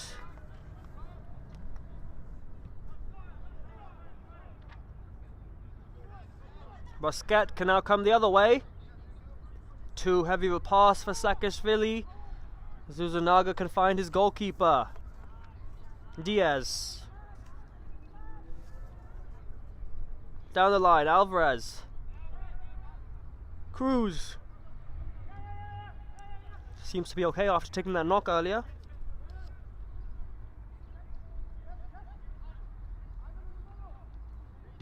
Sabadine. Couldn't find a black shirt. Pierre Leonardi first to it. Lozano, 2 attempts at it. The third eventually goes to Svibin. Pompliano now. With his back to goal, he looks to switch to play. Saakashvili in a little bit more space. Busquet open behind him, Svibin in front of him. Tries to run down the line and beat Diaz in a foot race. Just too heavy of a touch. However, it did come last off of the defender. And it'll be a RCNJ corner kick. I believe the first one of the game.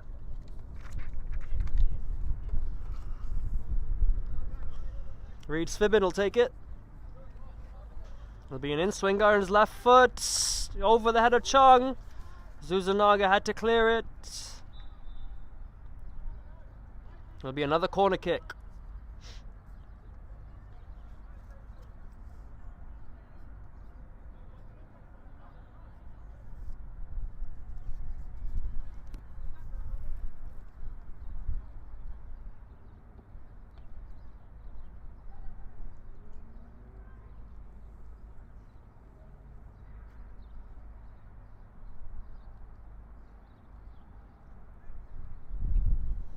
Reed Svibin taking his time to put the ball down in the corner spot. Once again, both hands go up as this time the ball goes to the back post. Tamamu gets a header on it. I think the Meadowlands players got a touch on it last, allowing it to be collected easily by Sabadine.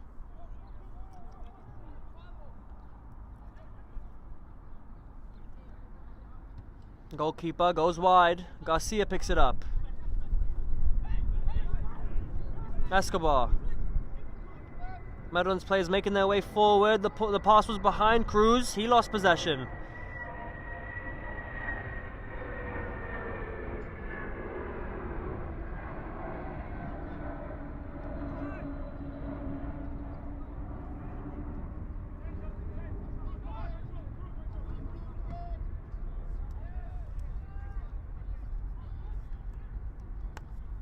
Pompliano coming deep to pick it up.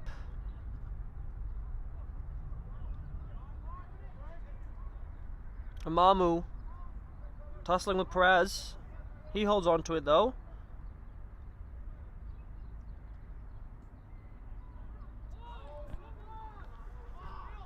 Nick Neme can look to now turn around, bring his team forward. Garcia inside of Pierre Leonardi, tries to flick it over for Lozano, hits off of a white shirt. Svibin comes in contact with Perez, wins his side the free kick, 35 yards out.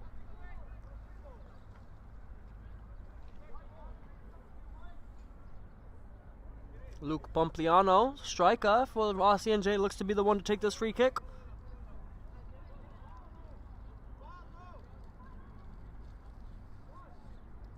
He's pushed both centre-backs forward.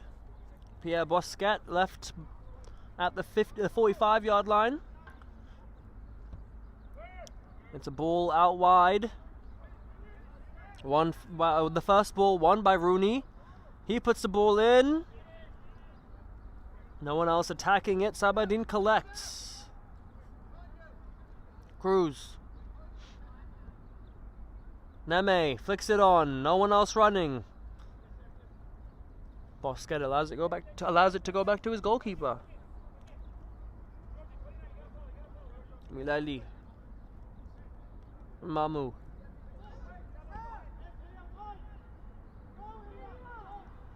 Mamu, ball. Tried to find Saakashvili. Number 5 just offside as the ball was played.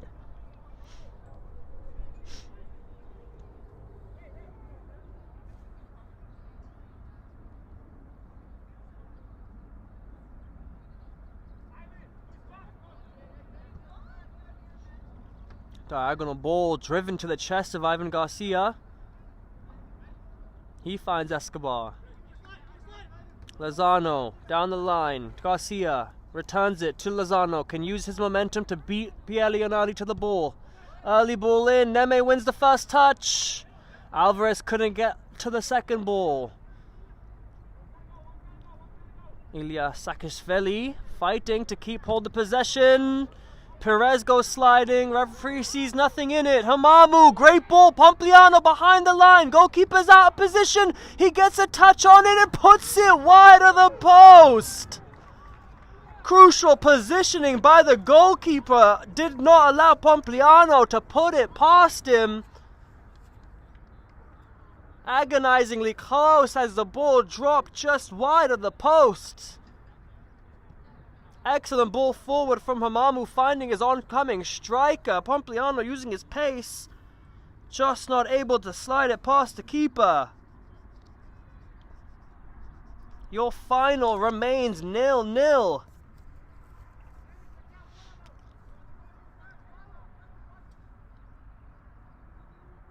Svibin to put another corner in. Cleared commandingly. Alvarez tussling on this near side. Last touch off of the opposite skipper.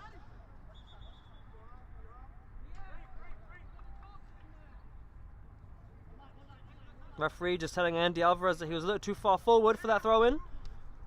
So it was left for Lozano. Perez. Garcia. Great ball over the back line. Alvarez on it now. Stands up Pierre Leonardi. Ball cut back. Finds Garcia again. Escobar. Ton of white shirts getting back now. Only Pompliano behind the ball.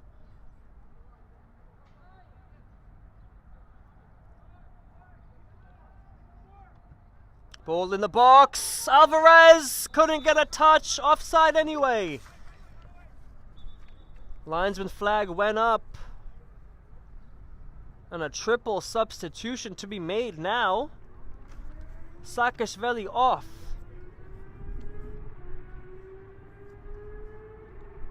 Eric Goldberg on. Charlie Livesey off.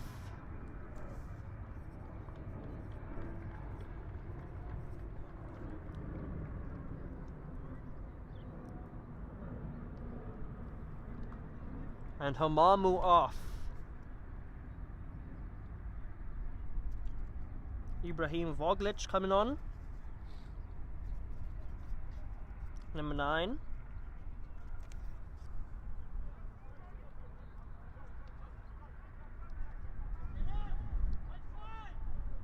Also on the pitch, number 23, Wawen Zidor. Triple sub there made by the away side. Zidor gets his first touch. It's a loose, controlled chest. He also concedes the free kick. Wasn't a good free kick, of only falling to the feet of Pompliano. Lozano just rushing that set piece. Rooney. Pierre Leonardi. Dennis Rooney finds Mileli. Escobar is back. Horner goes forward. Couldn't find a teammate, so Meadowlands can come the other way.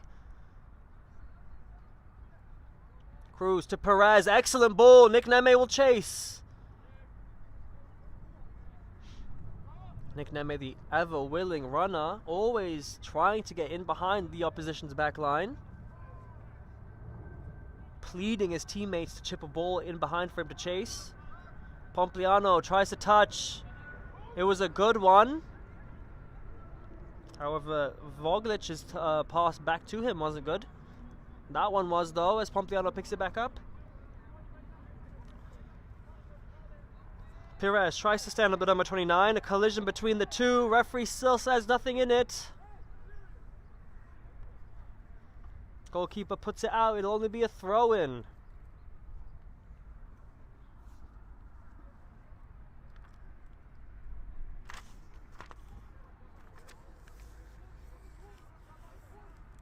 Bosquet to take the throw.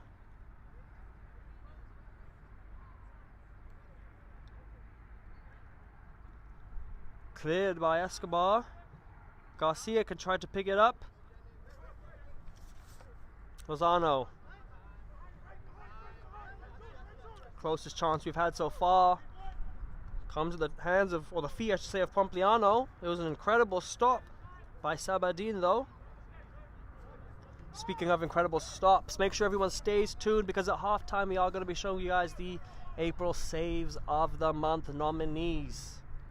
And then after you guys watch those nominees at halftime, I will let you guys know in the second half how you can go and vote.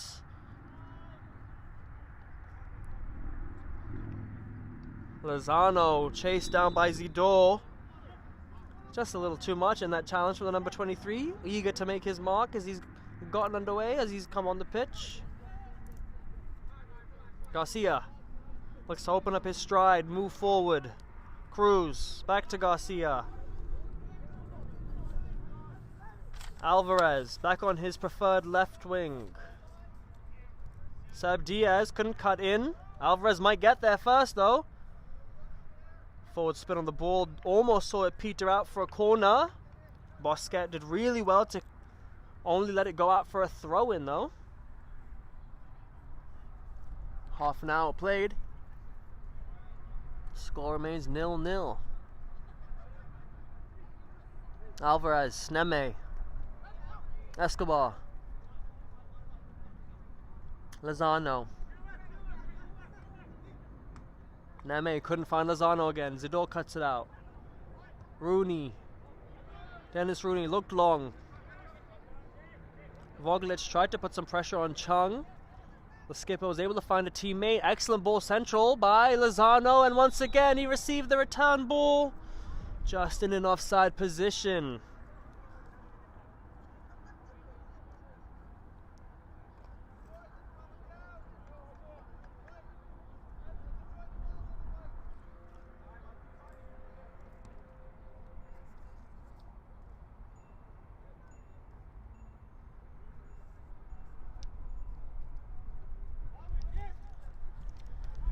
Eric Wojnarowski takes the free kick long. Meadowlands players win it first with Perez. Nick Neme, good touch. Not a good pass forward. Garcia could have been in. Pompliano with Perez at his heels. Pierre Leonardi couldn't find Zidore. Garcia, 2 runners forward. Neme, good ball in behind. Can he get a shot off? He does. The defender did enough to put him off. Wojnarowski can pick the ball up. Allow his team to sort of reset, get back into a position where they can move forward. Pompliano looks to win that first ball again, which he does. Zidore wide.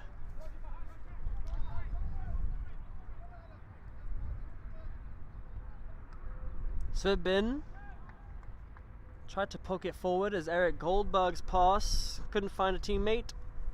RCNJ keeps the ball with a throw in though. Zidore, good ball over the line. Voglic's shot. Snapshot taken, didn't allow the goalkeeper to set himself. Sabadin did well though, touched it over the crossbar, corner kick. Ibrahim Voglic's first attempt on shot, on goal I should say, since coming on. Sabadin had to get something on it, might have hurt himself in the process though. As Svibin is just being stopped from taking the corner so the goalkeeper can be looked at. And I'll take this quick break to ask you guys to stay tuned because there are some more incredible fixtures coming in the future. Later on today at 6 p.m. we have some APSL Metropolitan Conference action for you guys, as in the semi-finals of that tournament, the Greek Humans take on Hoboken FC 1912. And then later on in the evening tonight, you have New York Cosmos B taking on Bulldogs SC at 8:30 p.m. in the UPSL Premier American South Conference. Make sure you guys stay tuned. So many incredible games being shown to you guys here at Game in Frame. Swibin's first corner from this near side. Won by a white shirt. Goldberg couldn't direct it on target.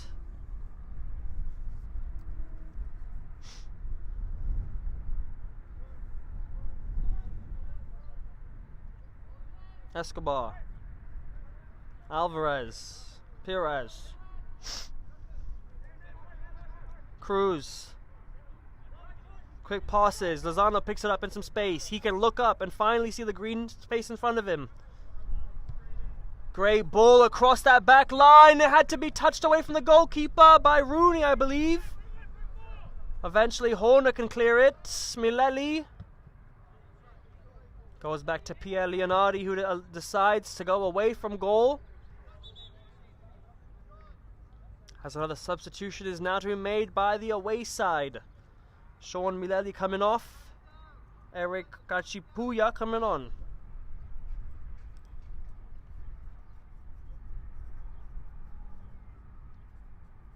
Number 77, the new substitute.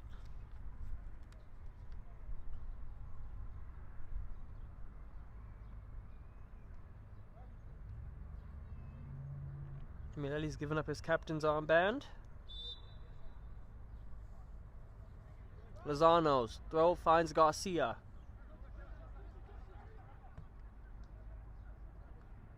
Diaz to Perez. Alvarez. Perez picks it up again in the box this time. Horner had to clear it.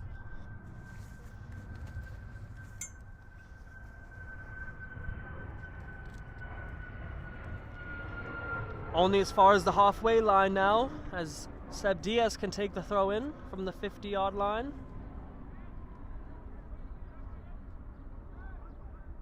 Suzunaga, Cruz. Quick give and go passing in the midfield allows Meadowlands to come away with it. Escobar turns back.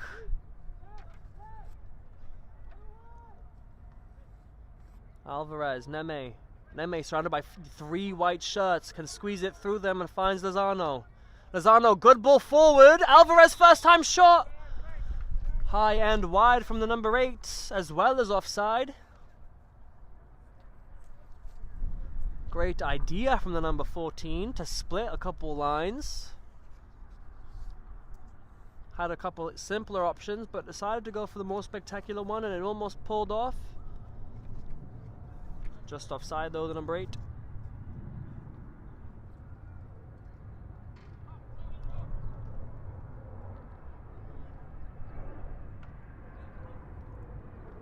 Ten minutes to half now. Warnarowski takes the free kick. Zuzanaga wins the first ball. Garcia wins the second. A give and go sees him come down this near sideline again. He stands up, Kachipuya for the moment. Elects to go central. Escobar goes wide. Alvarez picks it up. Alvarez goes inside on his right foot. Tries to find Neme again. Repelled by RCNJ for the moment. Pompliano looked forward, couldn't find Voglic, who was already on his bike, trying to get into the RCNJ half. And the Meadowlands attack peters out. Another substitution to be made.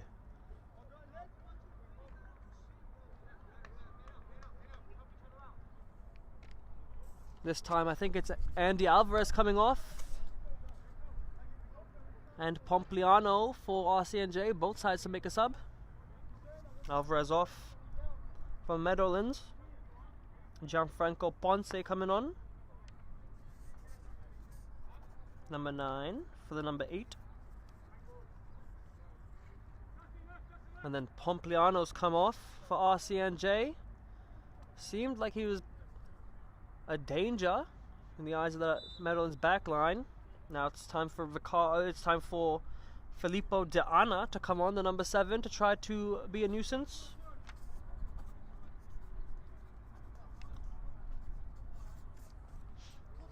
Garcia, 2 white shirts in front of him. Perez, Lozano, good touch around Zidore. Looks central. Escobar couldn't cut in quick enough. Last touch off of the number 16. Throwing for the defending side.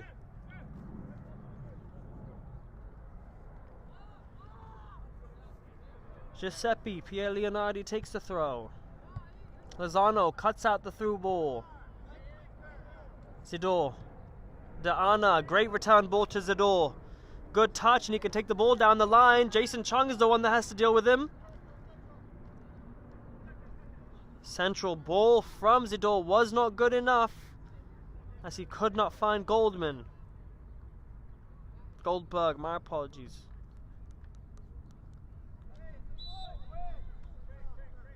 Meadowlands tried to find Ivan Garcia. The number 18 also just half an inch offside. Both sides look to be playing the early ball. They have willing runners who try to get in behind.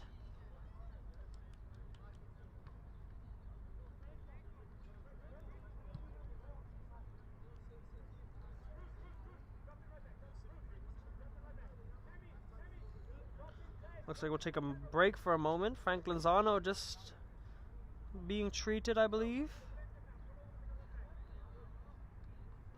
Having some water as Meadowlands plays on with 10 men once again.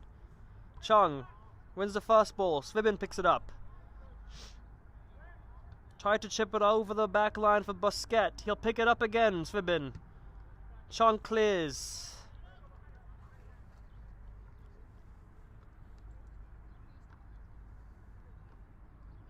Just confirming, and Meadowlands are playing with 10 men for the moment. Playing in a 4 or a 5-3-1 almost.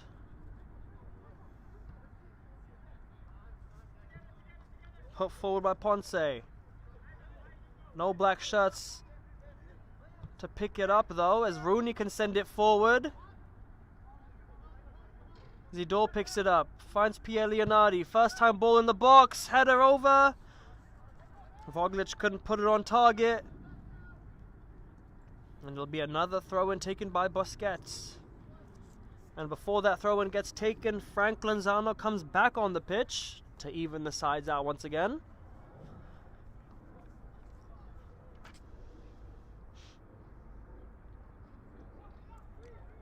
Goldberg turns well, puts the ball across. Voglic now takes a touch, cuts it back.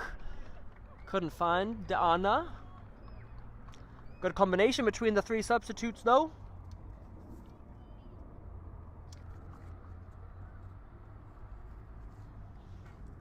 And it will be another corner courtesy of Reed Svibbin.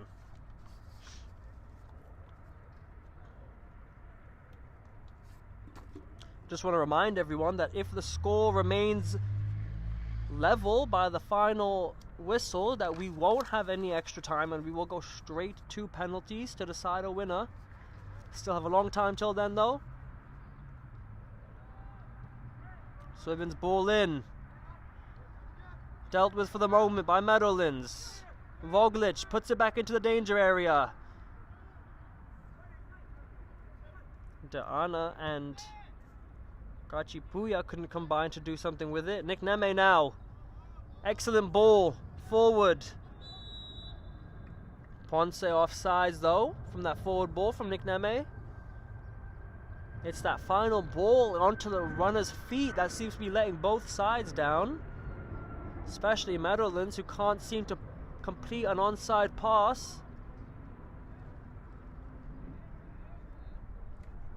Their forwards just need to take that extra breath before starting their run. They have the pace to beat the defenders in a foot race. It's just about staying onside. Perez could have poked it wide. Instead he keeps it. Ponce on the left wing, able to help him. Instead Perez goes down. Wins aside the free kick.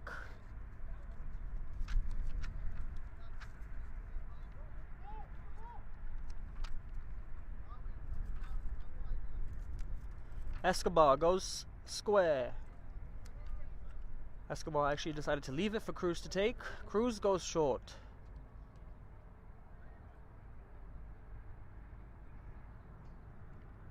Ponce will watch it go out of bounds and take the throw in.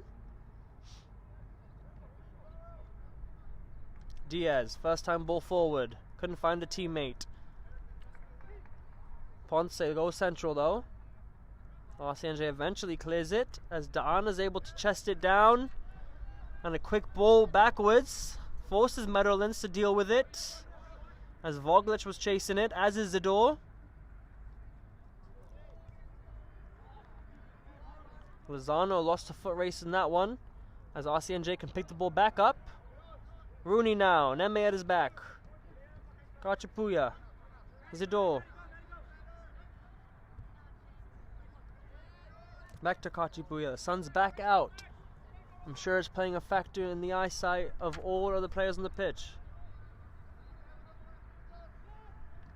Goldberg, good ball over. Bosquet, onside. Can he look up and find a white shirt? He cuts it across.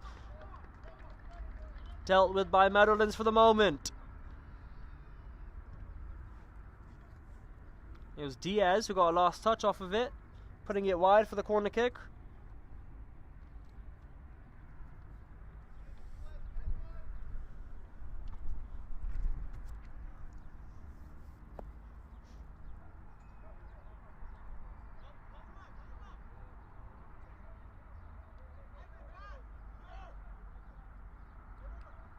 Swibbin's ball in. Goes over the head of everyone.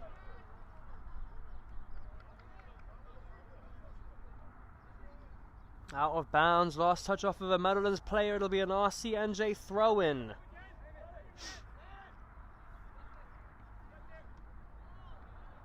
Voglic couldn't get a touch that kept it in bounds. Waste of a throw there from Filippo Deanna and Voglic.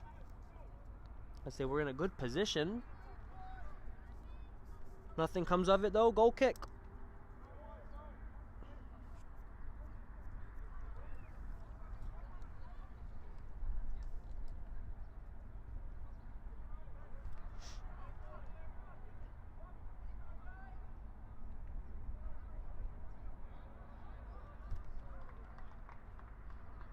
Out of bounds for a Meadowlands throw. Diaz takes it. Loose touch there from Meadowlands midfielders. Deanna can pick it up. Goldberg. Goldberg concedes the free kick. Meadowlands set piece now to be taken about the 18-yard line.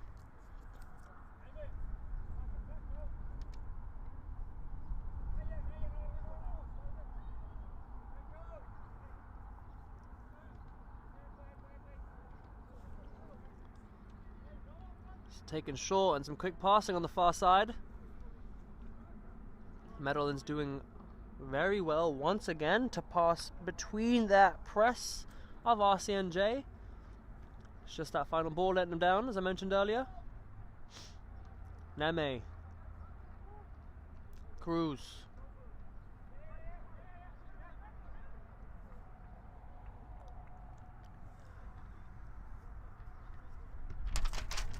Zappadine picks it up, almost in a centre-back position. Garcia tries to turn Pierre Leonardi. And the number 16 will be the first name to go into the referee's book. It was a really good turn from Ivan Garcia. The defender knew that if his opposite attacker got past him, there was going to be a lot of green space behind him for him to run into. Necessary foul. And a yellow card is all he earned for it. Cruz to take the free kick. It's a long one over the head of Pierre Leonardi. Garcia can get to it. Rooney had to deal with it. And that will be the end of your first half. 47 minutes played. Meadowlands FC 0, RCNJ 0. It's been a close game. Both sides have had some chances. However, it's that final pass that's been letting them down. We still have another 45 minutes to go after this 15-minute break to decide who will be champions of the NJSA Men's Open Cup. Like I said, stay tuned 15 minutes later and there will be drama. Thank you guys. From soccer fields across the USA to the legendary stadiums of Spain and Portugal, for 40 years, Petrobax has been the go-to expert for group travel to Spain and Portugal. We organize soccer group trips from start to finish. Flights, hotels, transportation, and guided tours, all perfectly coordinated by our experienced team. Your trip can include attending La Liga and Portuguese Primeira Liga games, matches against local teams, pro training sessions, and even tournaments. As true experts in Spain and Portugal, we'll ensure you also experience the rich history, vibrant culture, and incredible food these countries are famous for. Celebrating 40 years of crafting unforgettable journeys to Spain and Portugal. Petrobax, your team, your passion, your trip to Spain and Portugal starts here. My name is Austin Brummett. I'm a men's soccer player at San Diego State University and I play forward. The salt air case helps block odor from my cleats when I'm driving in my car or when I'm keeping my cleats inside my house, so I don't have to worry about it stinking up my room. It helps me keep track of my cleats and my shin guards so I know that they're together and I don't have to worry about tracking them down or losing them or stressing out about where they are. I would definitely rock this, walking to the games, walking around to my trainings. And it's super helpful for travel. When I travel in the airport to go to away games, it's not going to stink up my backpack or stink up the plane where I'm sitting. Magnetic strip on the top is super easy to open to take my cleats out and to put my cleats back in. I think it's an essential part of my outfit for soccer and helps keep all my stuff organized and stink-free.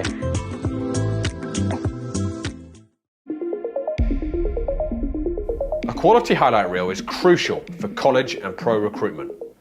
A lot of services offer generic solutions, but at Game & Frame we know every player is unique and needs a personalised approach to win over coaches. Our process is simple. We work with any footage, and if you need help finding your best plays, we'll review games for you. Once we've finished, you'll have a reel you can upload to any recruitment platform. We've helped hundreds of players get the attention they deserve, including placements in Division 1 programs. Scan the QR code or email us for a free consultation and start the journey to maximize your recruitment potential.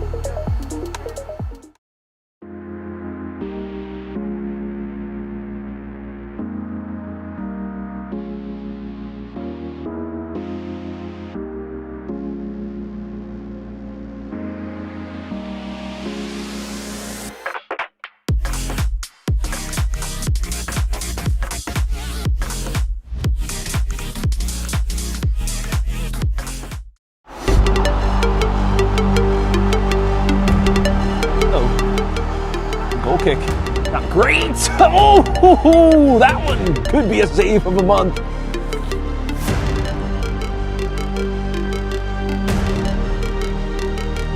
Okay, the ball does touch the defender, but it ends up going through. He has an opportunity here. He puts it just over. He hits the bar. The keeper, Shukla, gets the faintest of touches on it to tip it onto the crossbar. There, now Castro, Warriors, trying to have a crucial first touch shot, and that's a big time save. They're off the Ortiz Ruiz. Second really good save this first half. Danger now, Juan Barrientos with space to shoot. Barrientos fires, and I think Nikčević clipped that into the crossbar. What an effort from Barrientos, but arguably an even better save. Mijares steps up, and it's saved! What a great stretch by the goalkeeper to get down and save that right out of the corner. Pull it outside for Barone. Giuseppe Barone on his right foot to finish it. Oh, just wide. What a save from Mo Sisi.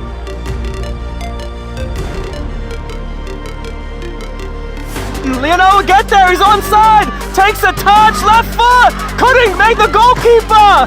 McGregor shot, goalkeeper with a double save. Brendan Werner there with an excellent double save. Oh, it's taken away, but a shot is in, and it's a beautiful save.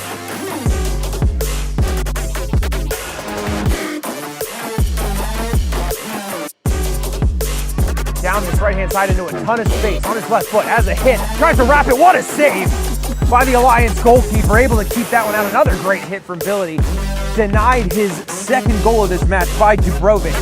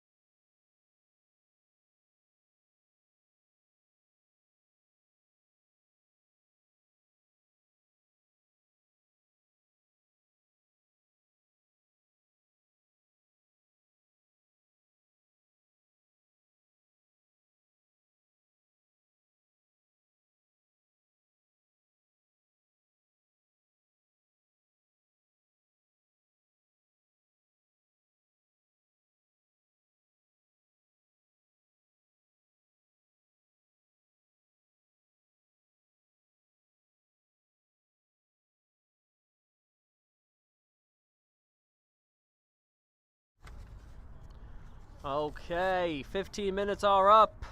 Both sides have taken their break. Now there's one 45-minute session of football left between one of these sides and the trophy. Meadowlands' biggest win this tournament was a 3-0 win against Vistula Garfield Eagles. Real Central also have a huge win under their belts, 4-1. They defeated Junior Mafia earlier on. So both of these sides know what it feels like to score a few goals in a match. At the moment, your score remains Real Central New Jersey 0, Meadowlands FC 0. It'll be Meadowlands who gets us going in this second half now.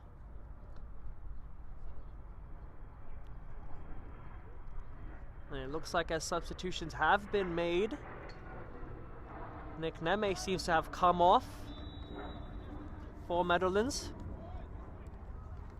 as they're the ones that get us going.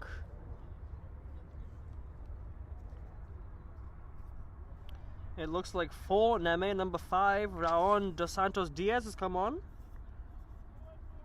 After being mistaken for being on the pitch earlier, he actually is on now, the number 5, up top. RCNJ, no, on the ball though. Livesy back on the pitch for them. Shots taken early, past the goalkeeper. Just like that, Hamamu caught the goalkeeper flat-footed, puts it bottom corner and opens the score sheet.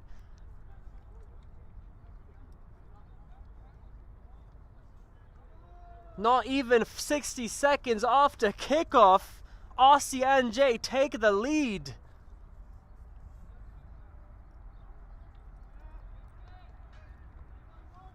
He came off earlier in the first half, the number 10. Younes Hamamu making an instant impact after coming on.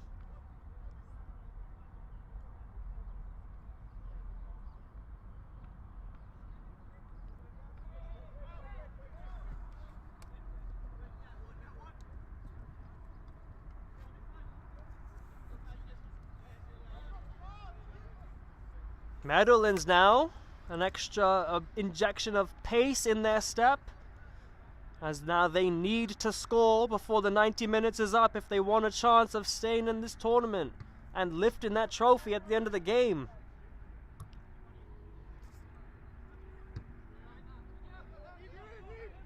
Ball forward, Roglic to chase. Meadowlands players got back quickly. Zidor. Jason Chung had to deal with that one. Chung tried to clear it. Off of Zidor, it'll be a Meadowlands throw.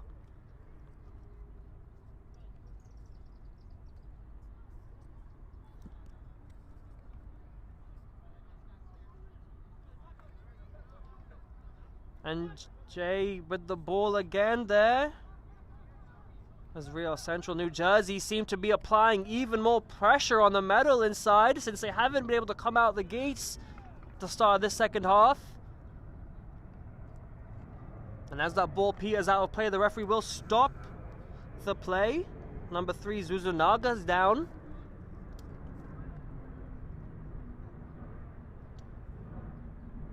This allows the team at home a chance to breathe and recuperate themselves after that very early goal by the visitors. But as the number 3 comes back up, it'll only lead to another corner kick for RCNJ. Another chance for them to put themselves on the score sheet.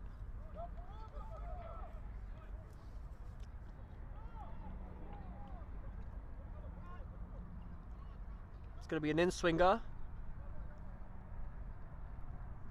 It's a good ball now. Zidor almost got to it first. And it went out without touching anyone. It'll be a goal kick.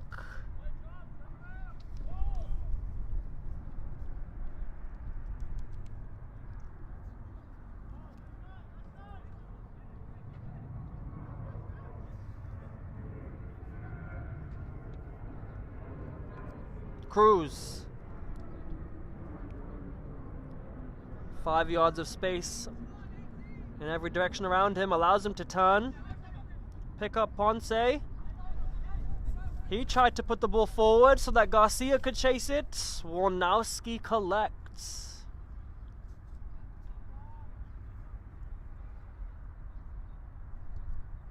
Eric Warnowski puts the ball down, is able to look up and find a teammate, which he does. Kachipuya on the left side. Got caught in possession there. Meadowlands with the free kick. Cruz takes it quick.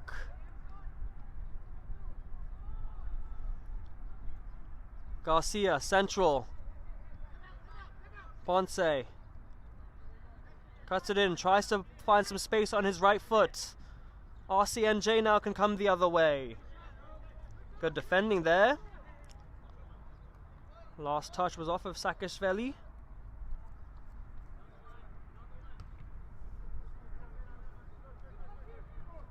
Jason Chung did well under pressure.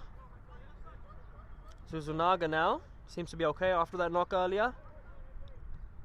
Lozano goes back to his goalkeeper.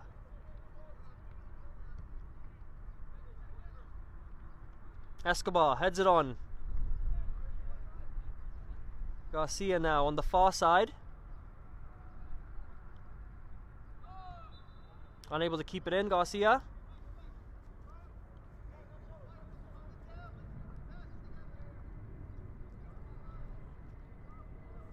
Kachipuya will be the one to take this throw in. Just letting the ref know that the ball he had in his hands was not up to standard when it comes to the amount of air in it. Now as we swap balls, Kachipuya can get us going once again with the more appropriately inflated one.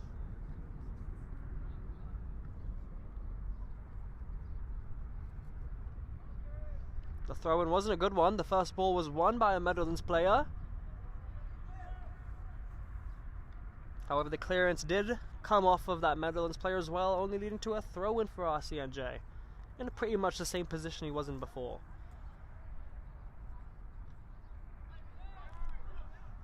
Saakashvili. Good ball. Busquets can run onto it. In some space now, the number 2. He decides to go backwards. Mileli goes central. Goal scorer Mamu on the ball now. Yunus Mamu finds Dennis Rooney.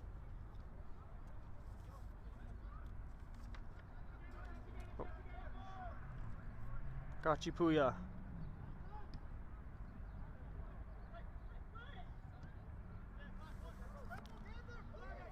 Good switch of play. Ponce has to come back and do some defending against Busquets, which he does. Meadowlands unable to keep that inbounds. Sean Mileli will let that ball roll away from him, as he now knows that any time eaten up by either side will be an advantage to the team in the lead. Busquets. Ilya Saakashvili couldn't keep it in.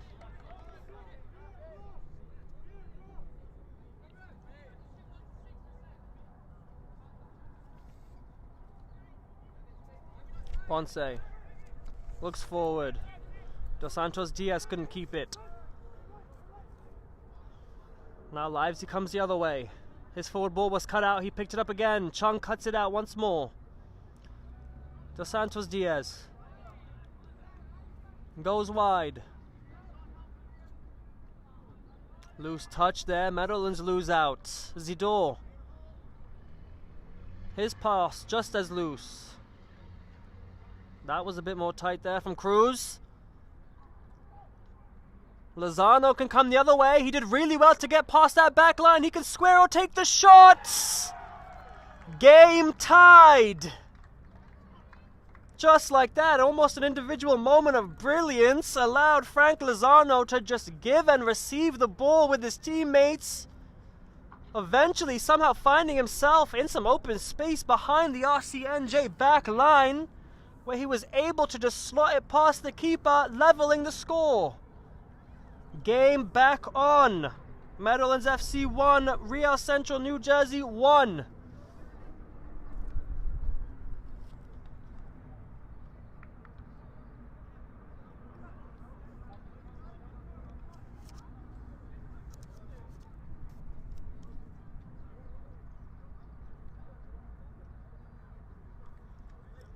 Isidore and Sakashvili just deciding to swap wings now. See if they can try out some new things. Early diagonal ball finds Sakashvili, who's now on that far side wing. He wins this side the throw.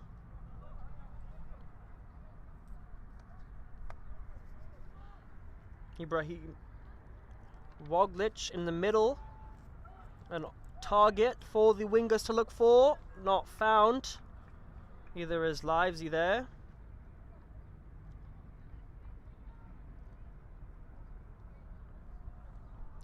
That should go out of play for a goal kick.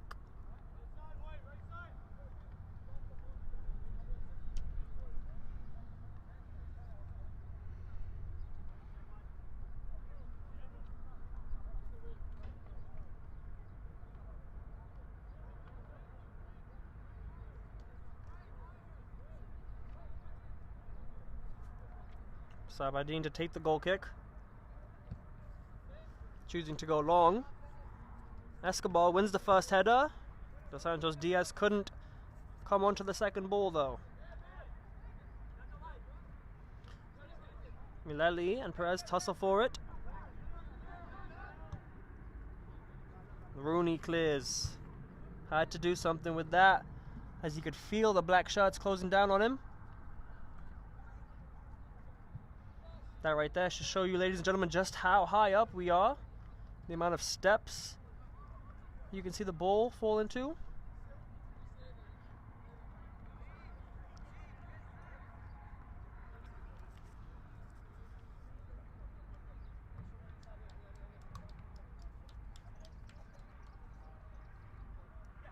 Sebastian Diaz takes the throw in from this near side now. Off of a white shirt, another Meadowlands throw.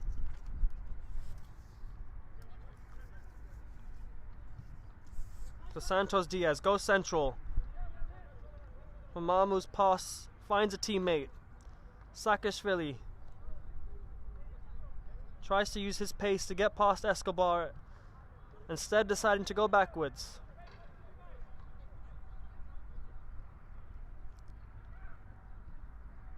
Warnowski finds Matt Horner, who in turn finds his skipper. Mileli getting shoved in the back. Referee saw that. Free kick. Goes the way of the man in white.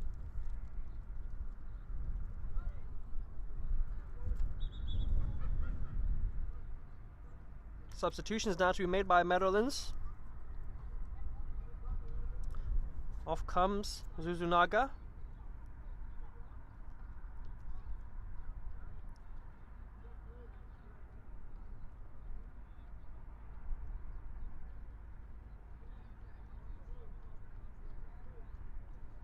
On comes Anthony Bento, I believe, number 2 for Meadowlands. Off comes Escobar as well.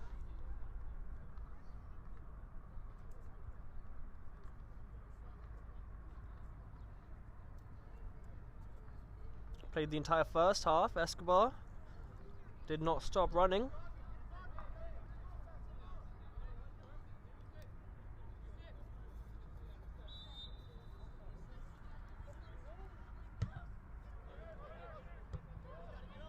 Long ball forward by Horner, only finds a Meadowlands player. Horner then steals it back from Cruz, looks central. Woglic couldn't return the ball to Horner. Now Meadowlands have to do some defending. Zidore tussles on this near side now, tries to take a shot. Hits off of the goalkeeper, however it had already gone out of play. Goal kick.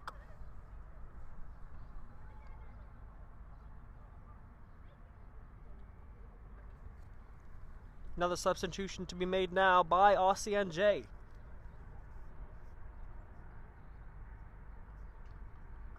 Also to confirm, Ricardo Oliveira is the one that's come on for Meadowlands. Humamu off after scoring that goal.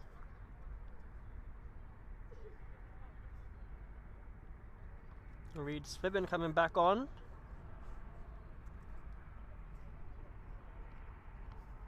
Also on the pitch, number 8, Eric Goldberg, back on this near wing.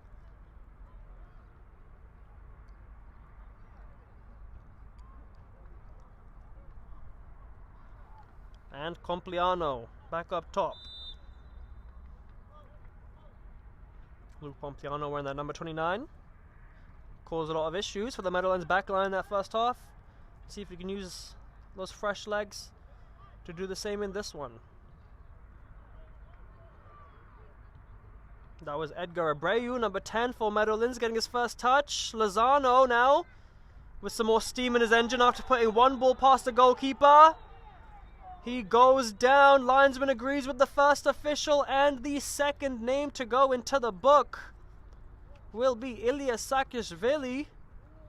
After Frank Lozano with another great long bursting run gets past the RCNJ defender. Saakashvili knew he had to do something there. Concedes the free kick and the yellow card.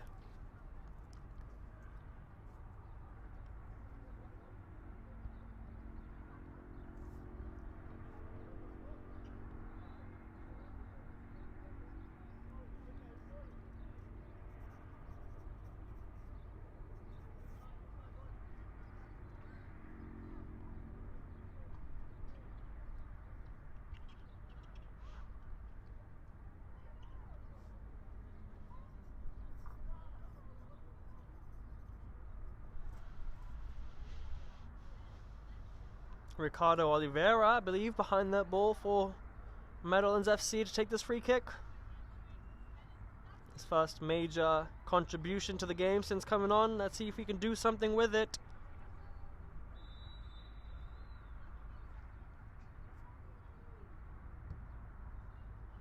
Past everyone! Meadowlands lead! Just like that from the free kick. Ricardo Oliveira's ball ended up in a very dangerous position. Eric Warnowski did not deal with it well.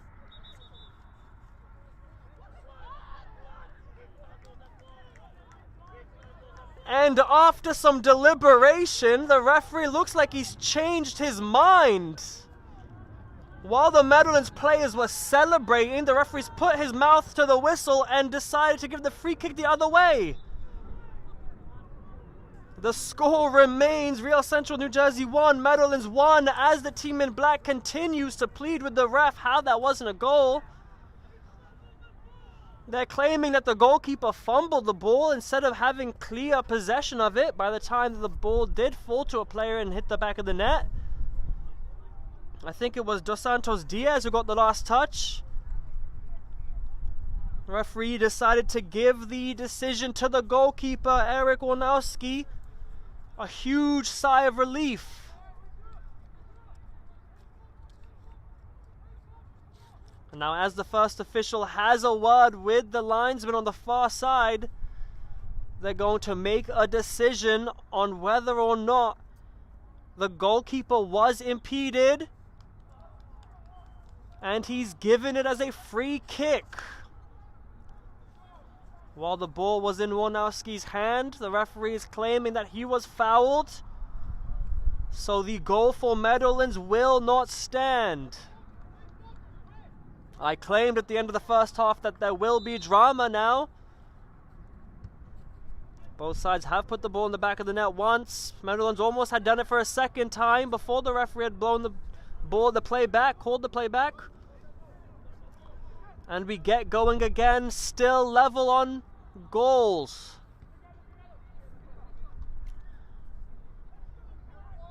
I'm sure that lit the fire underneath the Meadowlands players now. Ricardo Oliveira in the heat of it again as he tried to head it forward past the RCNJ player. This time it's Dennis Rooney who's pleading his innocence. Oliveira seems to be in a bit of pain now as he's still on the ground.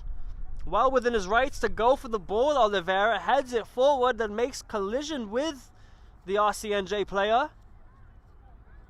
As this game has taken a turn.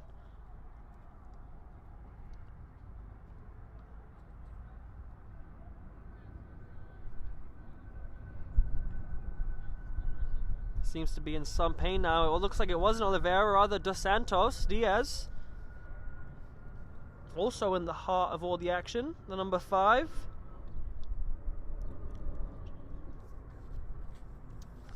While Dos Santos Diaz gets some treatment, I do want to ask you guys to stay tuned. We have so many incredible fixtures coming in the future. Later on in this evening tonight, May 31st, we have Greek Americans hosting Hoboken FC 1912 at 6 p.m. in the APSL Metropolitan Conference. That's going to be a semi-final for you all. And then a little bit later on at 8:30 p.m. tonight, you have New York Cosmos B taking on Bulldogs SC in the UPSL Premier American South Conference. We have games every weekend for you guys. Incredible fixtures just like this one. So stay tuned for them all.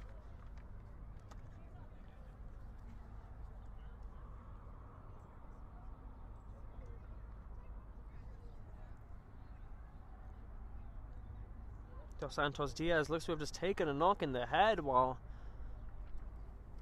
colliding with the RCNJ player.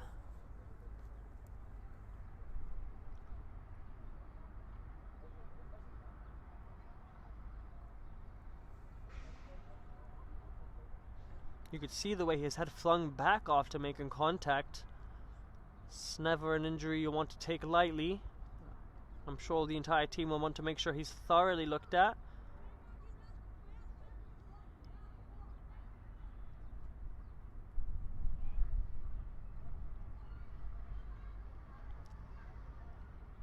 But it looks like the number 5 will come off, at least for a moment, just to be assessed.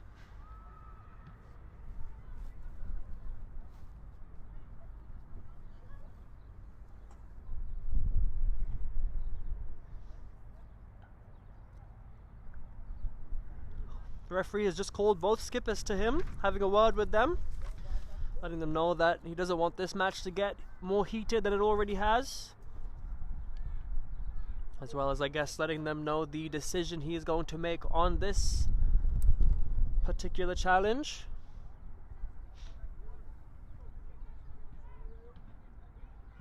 The yellow card is shown to number 24, Dennis Rooney, in the white shirt. And it looks like it will be a free kick to Meadowlands FC. 14 yards from goal. Once again, it will be Ricardo Oliveira to take the free kick.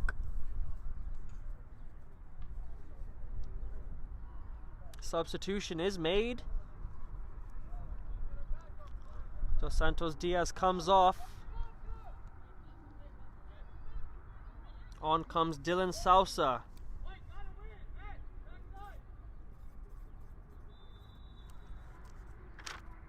Meadowlands ball in. Hits the American football post.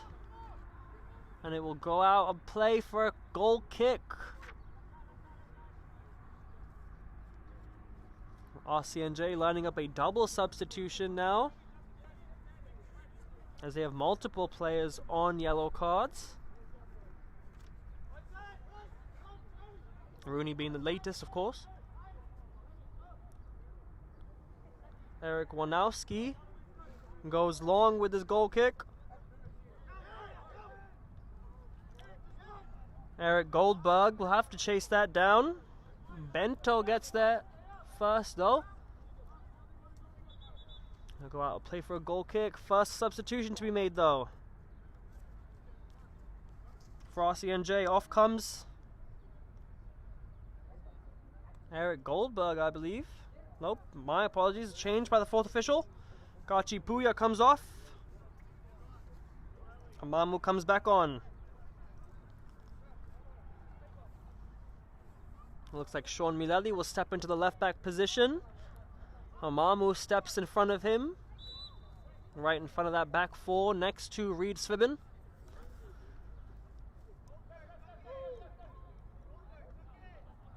RCNJ playing in the 4-2-3-1.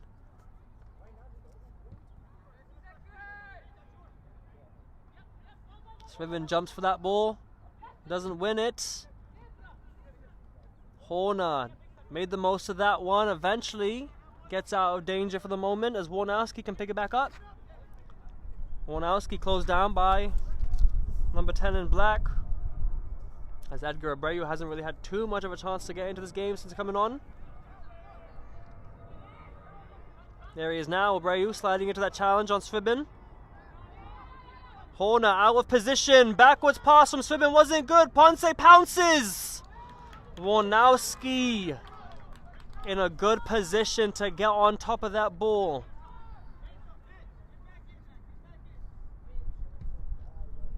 Warnowski goes long again. Goldberg might get to that first. The top spin on the ball. Put some unanticipated spin on it. Sabadin had to clear it.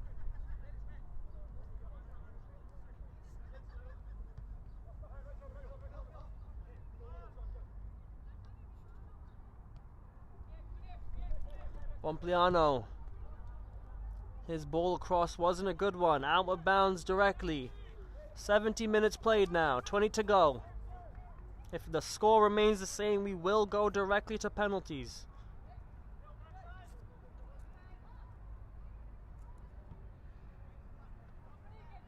Long ball forward. Not unable to be pounced on by Sousa. Eventually he gets something on it. Diaz clears it first time. He knew there was a white shirt behind him. Meadowlands with the ball now. Cruz couldn't pick it up. Hamamu does. Referee blows for an offside whistle though. Hamamu takes the free kick quickly. However, a substitution will be made. On comes number 13, Alexi Velasquez. Off comes number 12, Seb Diaz.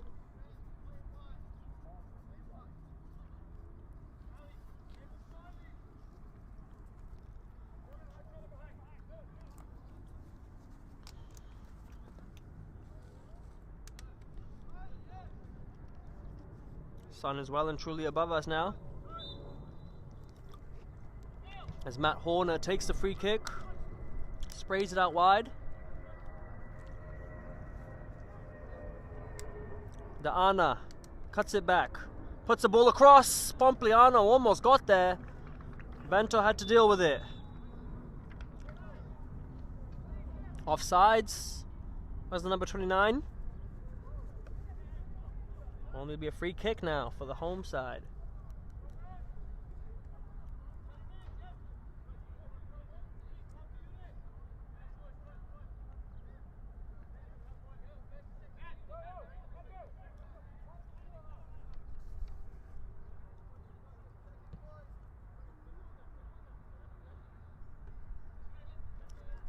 Sousa wins the first ball. Abreu couldn't win the second. RCNJ can come the other way now. Lozano. Key figure in that first goal scored by Meadowlands. Not only did he put the ball in the back of the net, but it was his run that got the offense started. Offside, says the linesman on the far side though.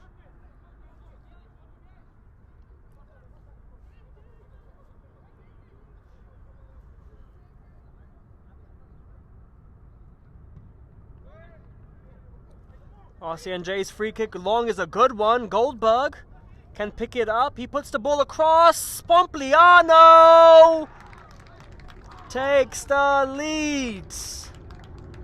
RCNJ just like that. Two quick passes, a long free kick and a ball across the box. Sees the team in white once again go in the lead. Almost impossible for the number 29 to miss. Pompliano had the ball put on a plate in front of him. All he had to do was beat the keeper.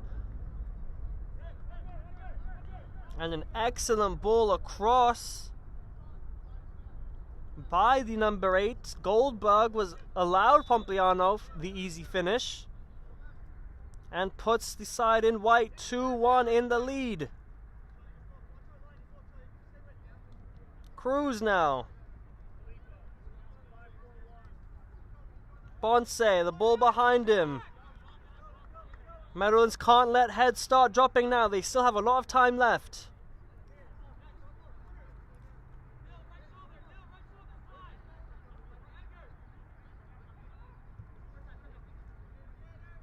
Over Goldberg. Cruz heads it forward. Bento, Pompliano at his back. 2 headers from the number 2. And he gets it forward. Abreu, Ponce in behind. Can the number 9 get a shot off? It's a heavy touch forward. The keeper's out quickly. Warnowski did enough to keep his team in the lead. He's had some crucial saves when he's needed to. Cruz quickly, Ponce again. Speaking of crucial saves, I want to make sure everyone does visit at Game in Frame to vote for your April Save of the Month. Voting closes tonight, May 31st at 11:59 p.m. So visit at Game in Frame, find the post, take a look at your nominees, and vote on your winner. Once again, voting closes May 31st tonight at 11:59 p.m.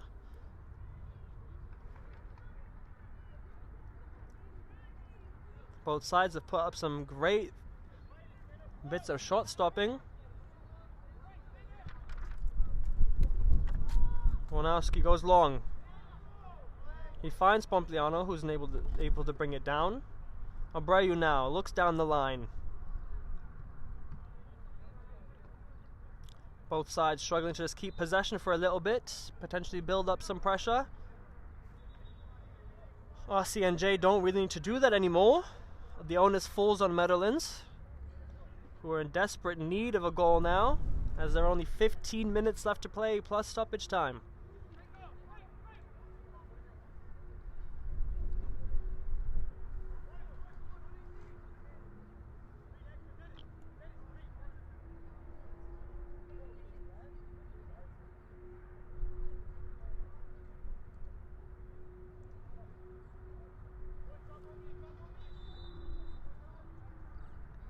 Free kick goes in. It's lofted in by Meadowlands.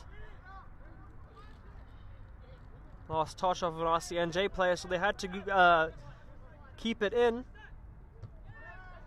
Pompliano beat Bento to that ball. Can he finish the game late? Chung had to come back and help out his defender. The number 2 caught sleeping there, couldn't release the ball fast enough. And that will get us into a triple substitution by the team in the lead. Kachipuya comes on. Hamamu off again.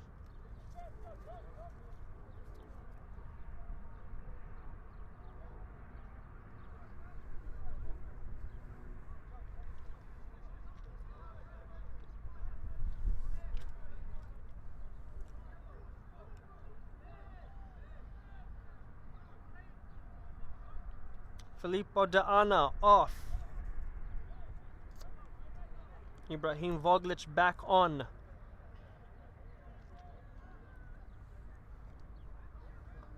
Additionally, Eric Goldberg off. And in place for him, Wawen Zidor comes back on.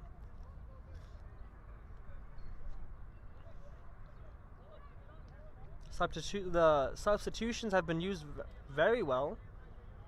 Have been used very well by RCNJ. We've seen a lot of rotation this game to extreme amounts of success. Names like Eric Goldberg didn't start the game. However, when he did come on, he made an impact, getting an assist. Of course, Pompliano started the game. He did come off early in the late in the first half, coming back on in the second, and of course, at the moment, he has the game winner.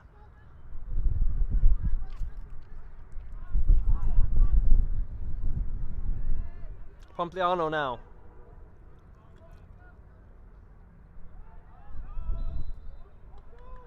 Ball is run out by the number 29. It'll be a Meadowlands throw.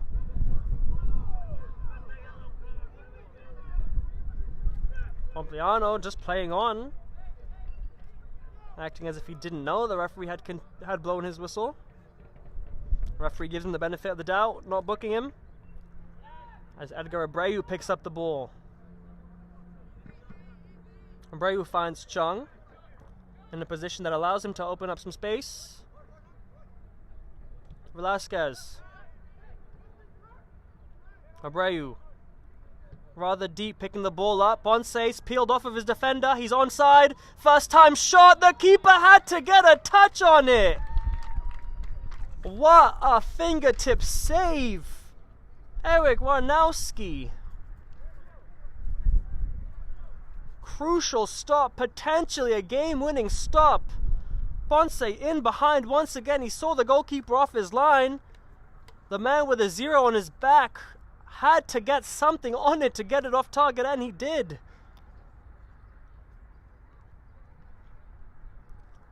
Danger isn't over yet, though. Corner kick now for Meadowlands.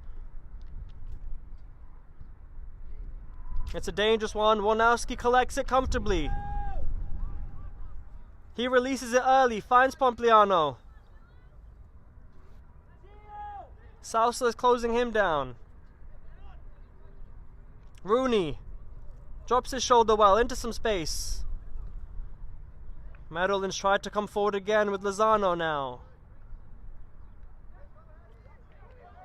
Backwards header, left by the number 21. Sabadino's the only one left able to stop that from going in.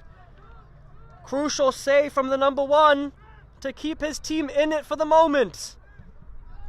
Meadowlands needs to get their head in this game. Their head seem to be dropping. 1 goal is all it takes to keep their dreams alive. Iwanowski closed down by the number 11. Neme's come back on.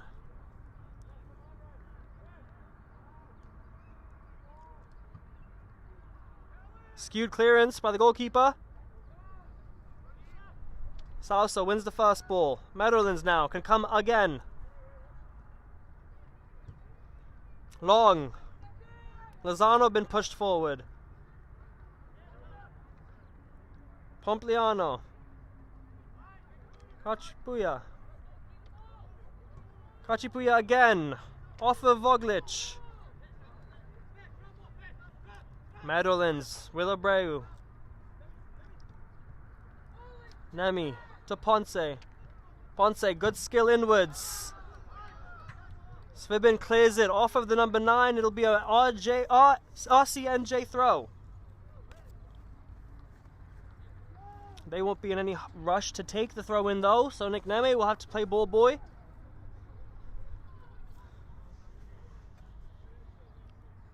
Bosquet. Less than 10 to play now. Neme. Ponce pokes it past the defender. Lozano in the box. Ponce's shot deflected. The keeper had to deal with it. Once again, Eric Warnowski. Crucial save by the goalkeeper.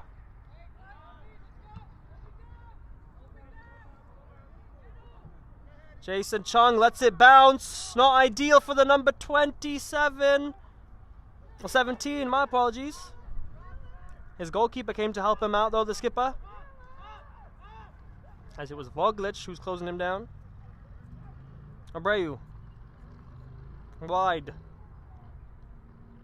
Lozano will pick that up from an onside position. He can look back. Neme in some space. Instead he finds Ponce! Game tied! Frank Lozano picks the ball up wide and an early ball across is pounced on by Ponce.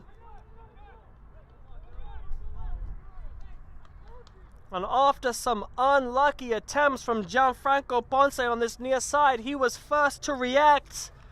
Got the ball, his foot to the ball first, and it hit the top corner of the net. Real Central New Jersey 2, Meadowlands FC 2.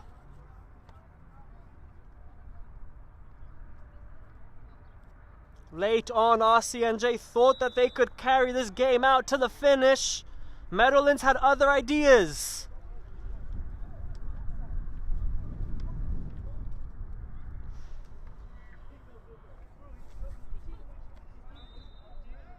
Free kick now as Voglic goes down.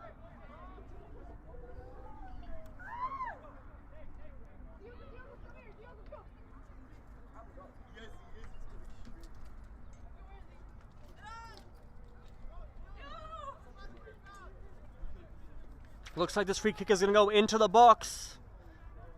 They're going to look for the head of a white shirt.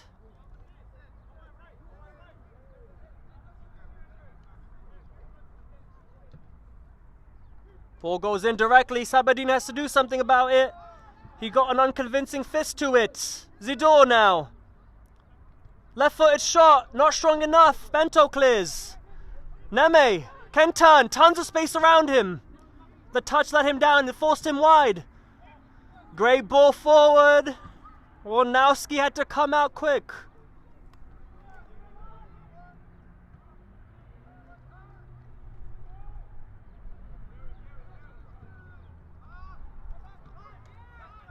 RCNJ with it now. Busquets steps into the center circle, loses possession. Wins the free kick though. 5 minutes left to play plus stoppage time. If the score remains level, as I said earlier, it goes directly to penalties.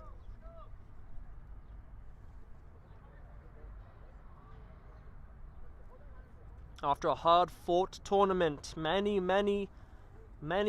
90-minute matches to get to this point. One more instance of quality could see the game won. Good ball in, had to be dealt with. Sabadin flicks it away. Cleared by Velasquez, out for a corner kick though. Sean Milelli's free kick was good. The wind definitely helped him out.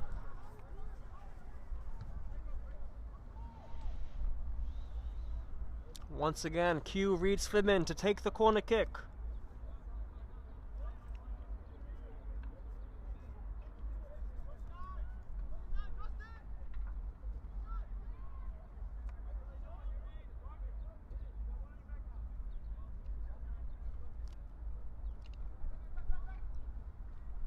Svibin's corner goes directly out of bounds, hitting the side netting.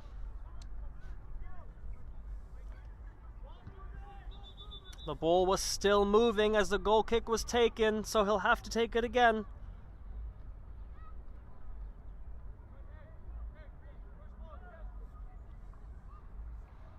We're getting to that point in the game where one more goal could see the game decided. The question now becomes who is willing to take the game by the scruff of the neck and potentially score that game-winning goal. Abreu goes over. Ponce will get there. Busquets in front of him. One black shot in the box in Nick Neme. Busquets holding his job very well. Ponce concedes the free kick. RCNJ go the other way. Pompliano couldn't get on that one. Lenzano tussles for it. Concedes the free kick in the center circle. And his reaction will force the referee to stop play. And as the yellow card comes out of his pocket, it is shown to the number 14.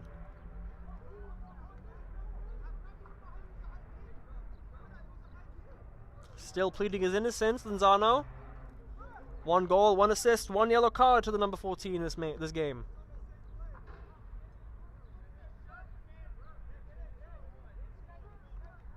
Substitution to be made by RCNJ once again before this free kick is taken by Sean Milelli. Gachi Puya comes off. On comes Eric Goldberg once again.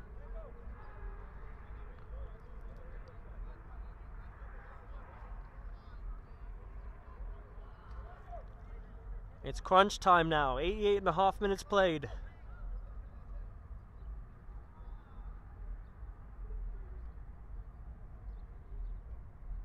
As the referee has his final words with some players, I want to remind everyone that today's Game in Frame broadcast is brought to you by Umbro. Make sure you guys head to umbroteam.com so you can start designing your team kits for free now. Produced by Umbro, designed and worn by you. Milelli's free kick. Once again, line driven down. Chung has to get to it first. Rooney, first time ball in. A lot of white shirts forward. Zidor on the ball, tussles for it. Lenzano, nothing in it.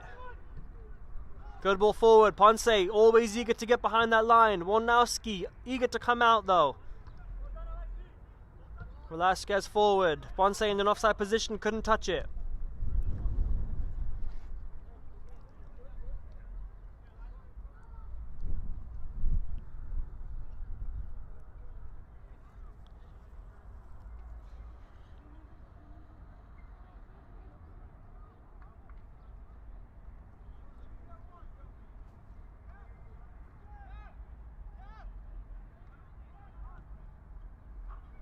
Goalkeeper goes wide.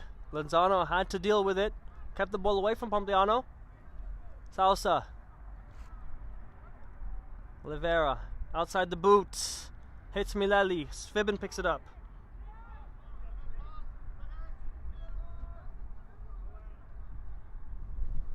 Pompliano comes forward. Offside, says the linesman. Sigh of relief now from the home side as a triple substitution is to be made.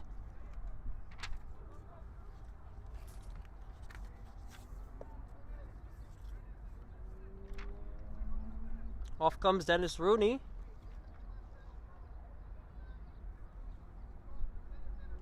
Off comes Bento, on comes Dos Santos Diaz again. He seems to be a lot better now after that injury. Off comes Chung. On comes Matt Escobar. And off comes Lenzano, who makes way for Garcia once again.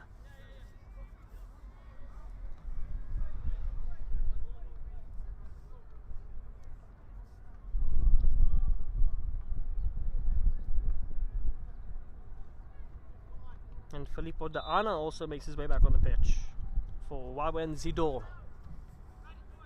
Abreu. Almost a completely new set of 11 on the pitch for both sides. As we've passed the 90th minute mark. And we are almost set to go to penalties. Escobar. Ball in.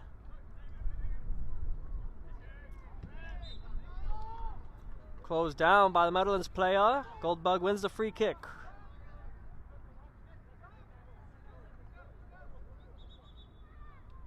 Another substitution to be made. Hamamu comes on. And it'll be Reed Svibin who comes off. It looks like both sides are just setting up for penalties now. Putting on the players that they believe can do the job. 92 minutes played now.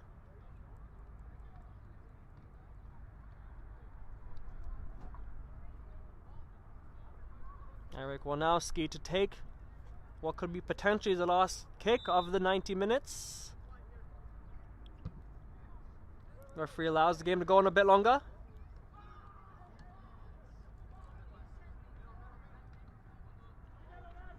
Mamu did well to keep it. He looks long. Goldberg, Escobar will be the one to get there first. Dos Santos Diaz looks to be okay now after that head injury he had earlier on. Velasquez back to his goalkeeper. Now we come the other way with Meadowlands. Abreu. Salsa. Dos Santos Diaz. Nick Neme. In behind. Can he get a shot off? He cuts it back. Nick Neme cuts it towards Dos Santos Diaz. Fakes the shot. Finds Ponce. Ponce scored one game winner. At the death, Gianfranco Ponce potentially won the game for Meadowlands FC. It looks like this game was all set and done and going to penalties. Gianfranco Ponce has been one of the most dangerous forwards, especially in this second half. And after all of that, 93.5 minutes played and Ponce puts it in the back of the net. Heartbreak for RCNJ.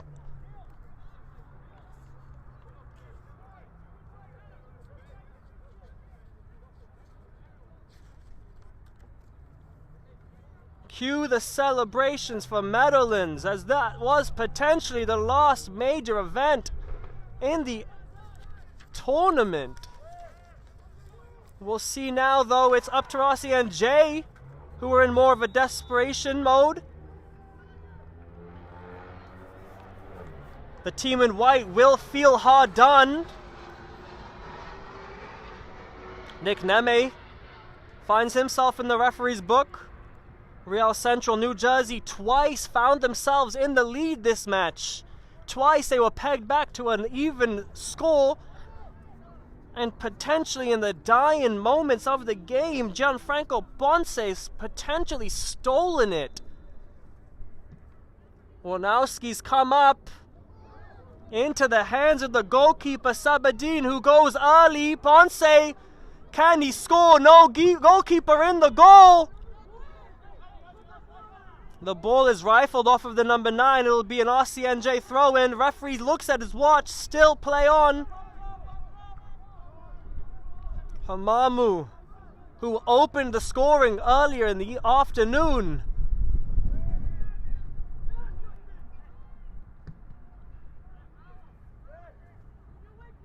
Velasquez heads it backwards. His keeper will catch it.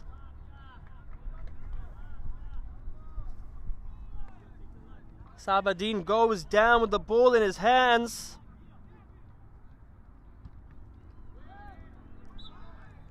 And that will be the final bit of action. Real Central New Jersey with their heads in their hands as Meadowlands FC steals the win late on. Your NJSA Men's Open Cup winners, Meadowlands FC, after an incredibly hard-fought final. They had to come back twice. Conceded first earlier on in the game. They had to eventually equalize, conceding again to go 2-1 down. They had to draw it back for a second time. And at the death, the team in black steal the win. I want to thank everyone for joining me during this incredible final match of the tournament. And please stay tuned for the trophy celebrations and potentially some post-match interviews. Thank you all so much. See you soon. From soccer fields across the USA to the legendary stadiums of Spain and Portugal, for 40 years, Petrobax has been the go-to expert for group travel to Spain and Portugal. We organize soccer group trips from start to finish, flights, hotels, transportation, and guided tours, all perfectly coordinated by our experienced team. Your trip can include attending La Liga and Portuguese Primeira Liga games, matches against local teams, pro training sessions, and even tournaments. As true experts in Spain and Portugal, we'll ensure you also experience the rich history, vibrant culture, and incredible food these countries are famous for. Celebrating 40 years of crafting unforgettable journeys to Spain and Portugal. Petrobax, your team, your passion, your trip to Spain and Portugal starts here. My name is Austin Brummett. I'm a men's soccer player at San Diego State University and I play forward. The salt air case helps block odor from my cleats when I'm driving in my car or when I'm keeping my cleats inside my house, so I don't have to worry about it stinking up my room. It helps me keep track of my cleats and my shin guards so I know that they're together and I don't have to worry about tracking them down or losing them or stressing out about where they are. I would definitely rock this, walking to the games, walking around to my trainings. And it's super helpful for travel. When I travel in the airport to go to away games, it's not going to stink up my backpack or stink up the plane where I'm sitting.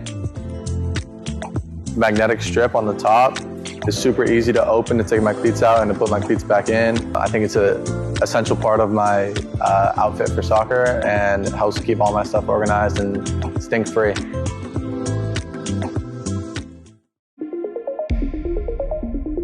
A quality highlight reel is crucial for college and pro recruitment. A lot of services offer generic solutions, but at Game & Frame we know every player is unique and needs a personalised approach to win over coaches. Our process is simple. We work with any footage, and if you need help finding your best plays, we'll review games for you. Once we've finished, you'll have a reel you can upload to any recruitment platform. We've helped hundreds of players get the attention they deserve, including placements in Division 1 programs. Scan the QR code or email us for a free consultation and start the journey to maximize your recruitment potential.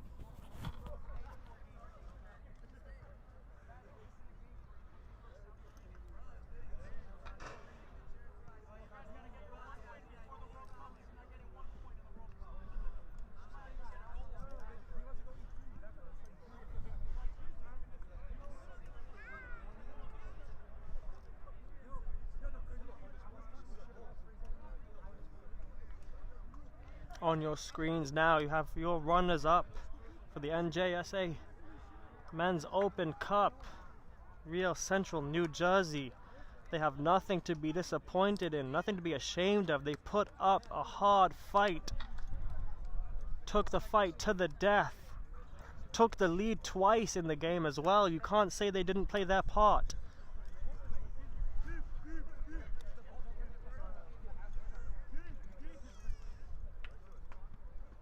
They have a lot to take from this tournament, from this campaign.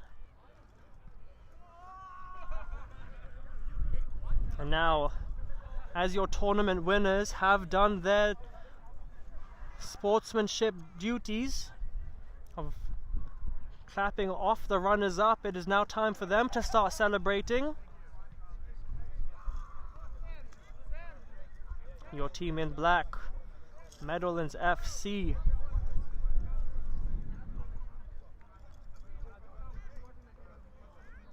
Seasons long effort this took.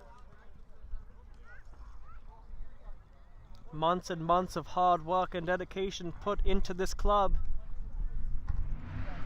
has allowed them to now finally call themselves champions.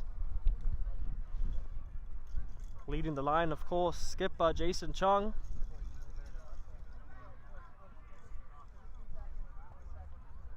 As the players get their congratulatory medals after a hard-worked 90 minutes. I'll leave you all with the sounds of all the happy players before they then get to lift the trophy.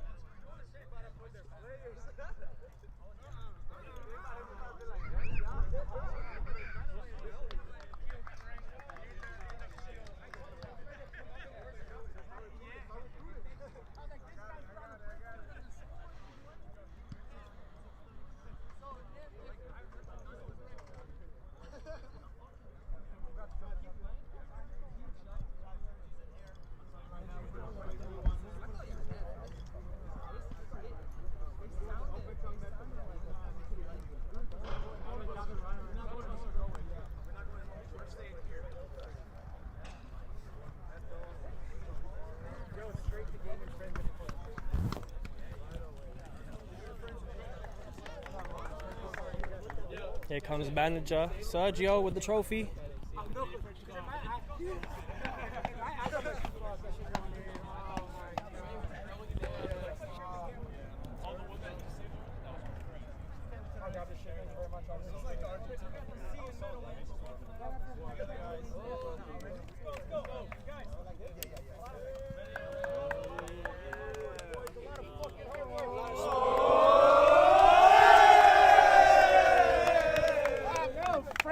And there you have it, your NJSA Men's Open Cup champions, Meadowlands FC.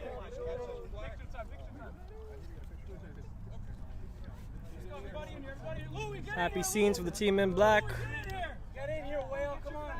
And with that, we want to say once again, thank you so much for joining us in this Game in Frame live stream. We look forward to having you all join us again for more incredible fixtures in the future. Thank you all so much. Have a good one.